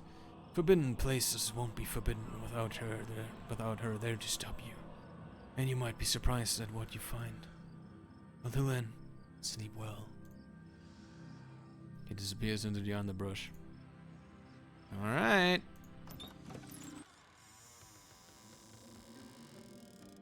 You're back. I was wondering if something happened to you. Or if you'd maybe forgotten about her ice cream pants. Oh, she's actually worried about that. That's sweet. A lot happened tonight. I wouldn't miss cousin bonding for the world. Let's do it. Just gonna head to bed, rain check on the ice cream. No. I wouldn't miss cousin time around the world. Let's do it. I'm kinda glad I won't be eating alone tonight. Thanks. She seems roughed up too. Follow cousin to the kitchen. She pulls 2 pins of banana chocolate chunk. She puts one on the table and wordlessly thrusts the other into your hands. I'm sure there's a lot you want to talk about, but we're both here. We're both safe. We've had a long week. Let's just exist together. Hey, ice cream social. The two of you stand in the kitchen, quietly eating banana-flavored ice cream, while Frou-Frou purrs gently in her sleep nearby, an oasis of calm. But as Tabitha's spoon scrapes at the bottom of her ice cream pin, the moment ends. Right, I'm off to bed. You should try and get some sleep too. Here's hoping tomorrow is uneventful, right? Thanks for this. We could talk some more if you want. Okay. Your cousin leaves for the room. Your body breaking down from the stress of the day's events. There's nothing left for you to do but head to bed.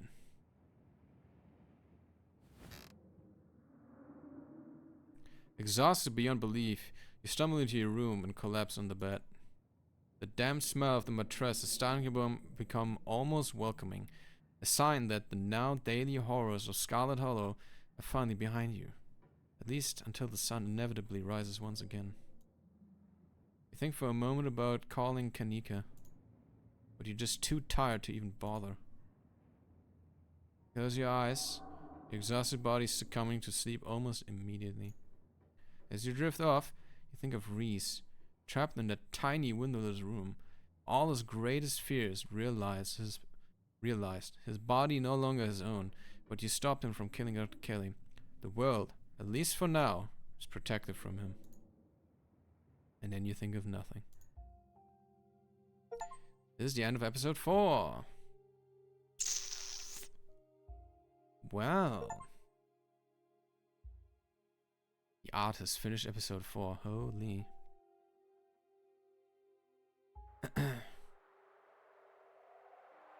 You unlocked hardcore mode.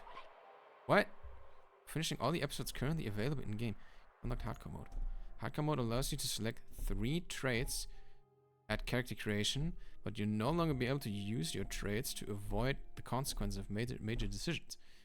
This penalty only applies to hardcore runs. Have fun if you dare. If you'd like to continue with the word said in episode 5, please save your game now.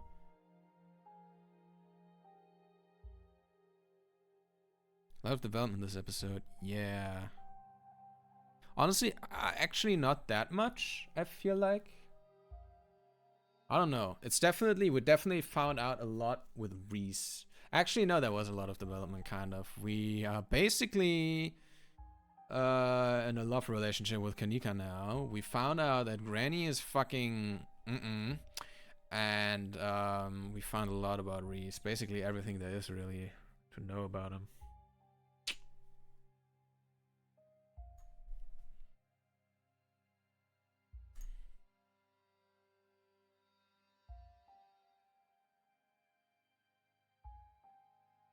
So, are we at the end of the game?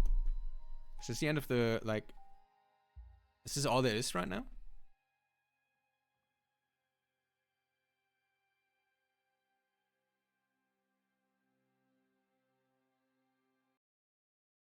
Oh, gap smallest. Wow. Oh. Huh. Wow, okay. Is it open Twitter? Okay. Is it? Oh wow.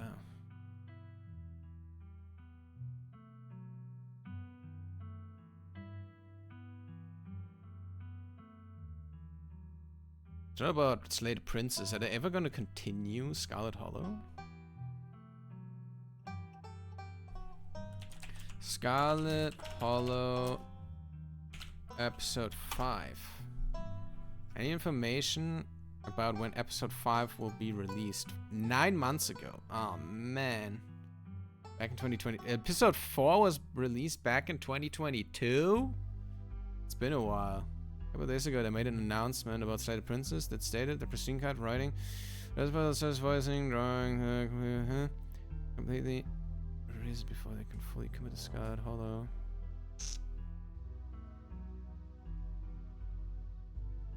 The latest update given on Steam says that the 2024 release date is likely, and given that they have finally finished all script work for the SDP pristine cut, it should mean Scarlet Hollow is being fully prioritized.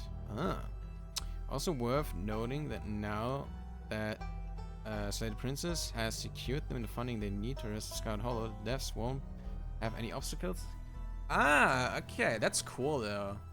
So they paused Scarlet Hollow, made Slade Princess, it blew up, and made them a bunch of money, and now they can keep funding this game.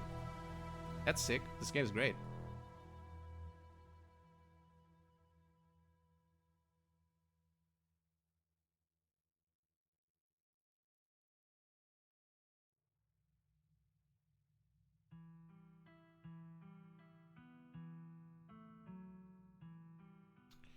Interesting.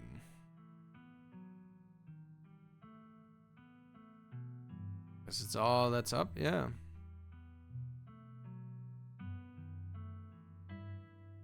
And he gives us a Man in Black mind vibe. I'm very curious about like going back after stream and like see if I can avoid drinking that tea. Actually, we could do that right now. Let's fish around a little. So if we go back all the way over here. Yeah, over here, basically. So instead of going somewhere else, to the point that we are gonna collapse, there's teased Daniel O'Byrne. Welcome in. They've teased some new alternate paths in earlier chapters as well. Apparently you'll be able to not go with Stella into the woods in chapter 1. Interesting. I'm definitely gonna revisit this game a little bit here and there. The story is really intriguing.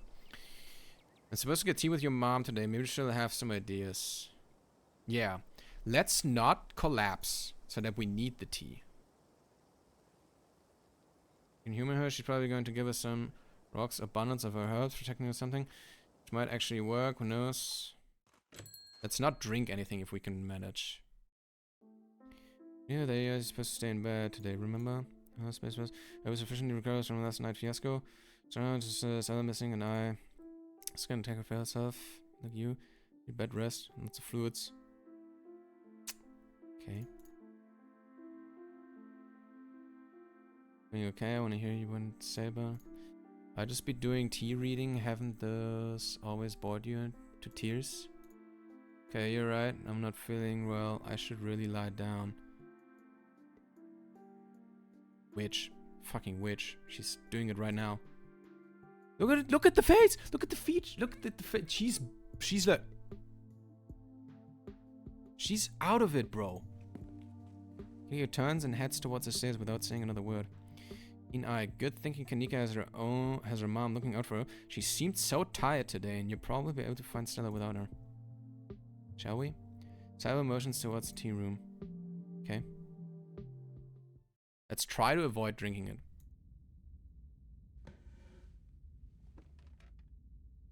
It's dark here. Only a silver sunlight will be able to filter through the curtains. Surrounded by a bright glow. Huh? Joins it again. Smell the light and citrusy of decaying earth. I'll be able to do a reading once you're done. Until then, how about we just chat?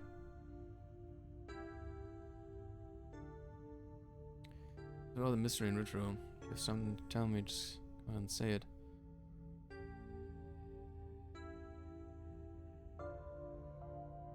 Oh, the mystery and ritual. If you have something to tell me, just come out and say it.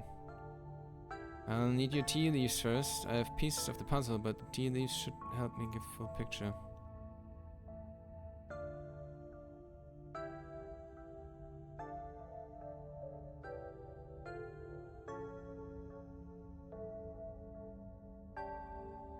Are they? Once you've you did. Town this size, you know, everybody, Vivian, blah, we had this talk.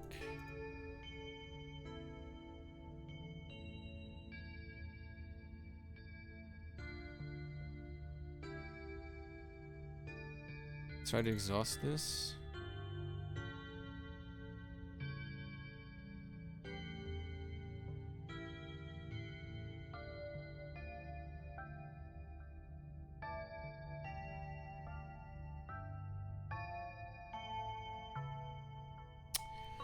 I don't want to drink it.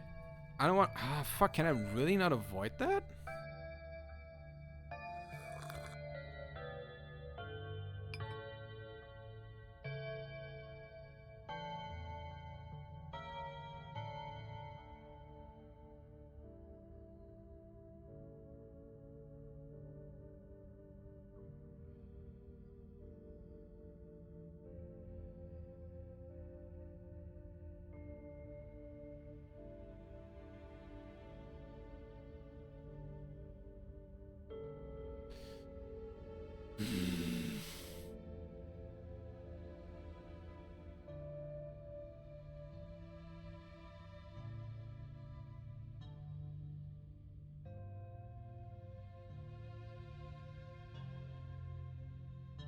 She gets you as soon as you drink it, yeah.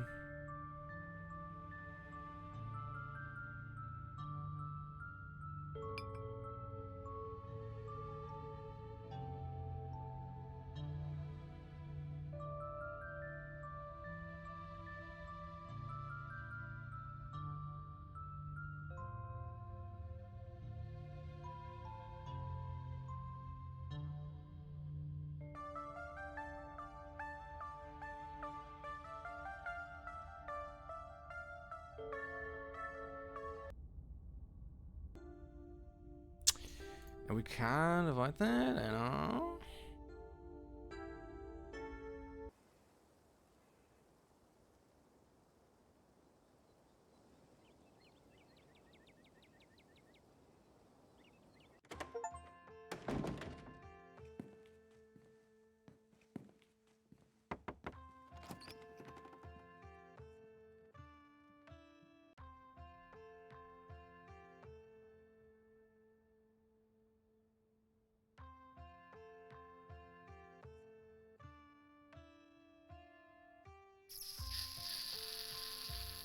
I'm just experimenting here. I'm not sorry if I'm not reading any of it.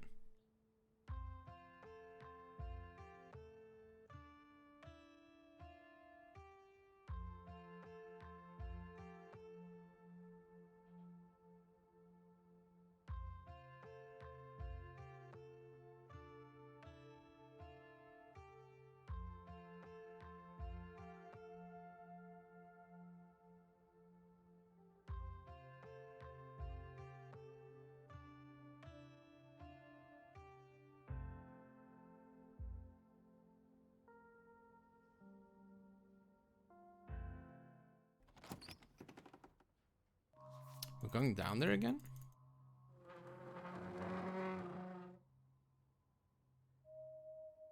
Nothing to be worried about. Start trembling, your voice tells you the most he's saying that to himself. Send. Turn to the basement. And find yourself the same cold unfinished place you were last night.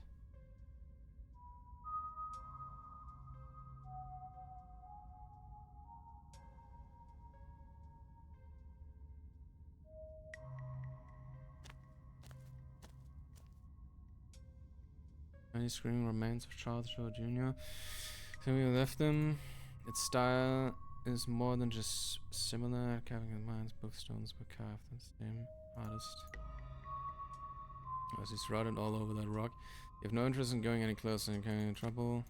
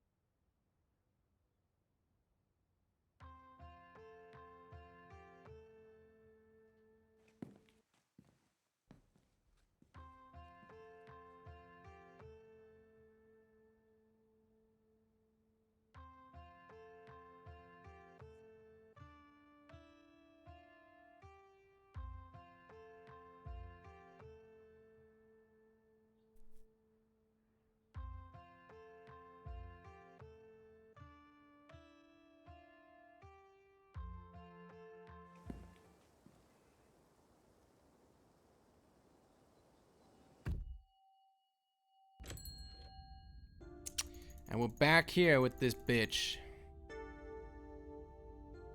Grrr, okay. Is it maybe only possible to avoid this by not getting aged and actually leaving the place?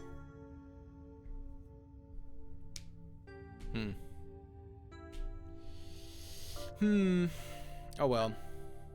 Anyway.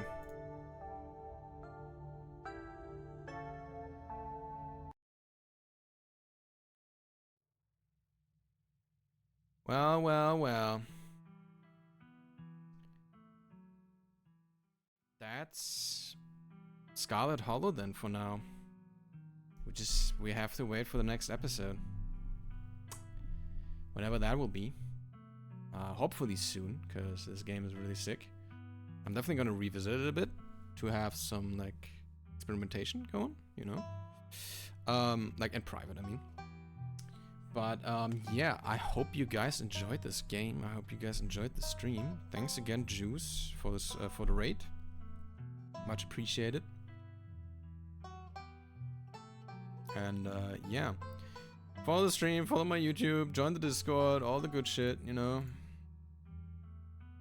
And yeah, I will be back. Oh, watching. Which is a very important item. What's this Elden Ring run? So we should get that. We can also craft it because we have already found at least one hefty pot. I don't remember anymore. Did you die from that? Okay, that was good. Yeah, I was gonna say. Yeah. I don't think that's Wasn't safe, I yeah. walking on the stones just now? You were just slipping off. What counted as slipping off? Rip. Yeah. I will be back tomorrow with Project Zomboid. Once again, we're back. Again with Orbi. It's gonna be a heckin' fun time. Because we're going to be trying a different mod that basically changes the entire game. So I'm really, really excited for that. Hope you will stop by. Check it out. Who could we raid? We will raid...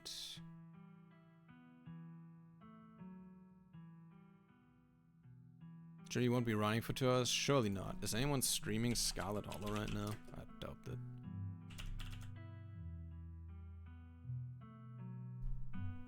Oh, there is. There actually is someone. There's someone on the Sabathon. Let's figure out what to do. Not poking in that closet. There's a doll in there. I'm not trying to see that. Alright, yeah, sure, let's raid them. They're playing Scarlet Hollow. I think they're fairly at the start. They've only been live for about an hour and a half.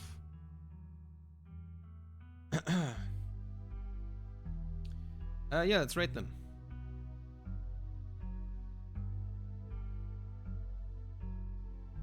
Oh, she has the ability to talk to animals. She's talking to the fucking cat.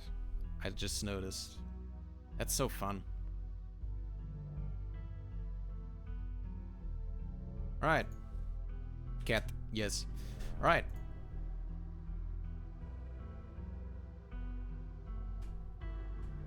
Thanks for the rate messages, Abyssal. The first one is for subscribers, the second one is for non-subscribers.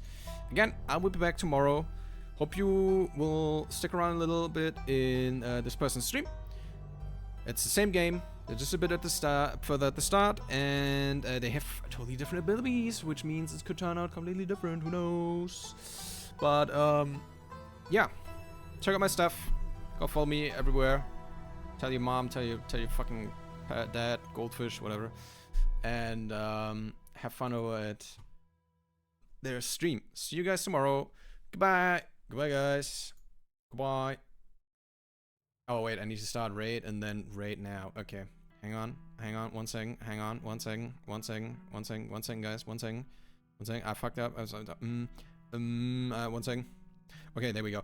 Goodbye, guys. Goodbye. See you tomorrow. See you tomorrow. Okay, goodbye, YouTube. Goodbye, YouTube. Bye, YouTube. Bye.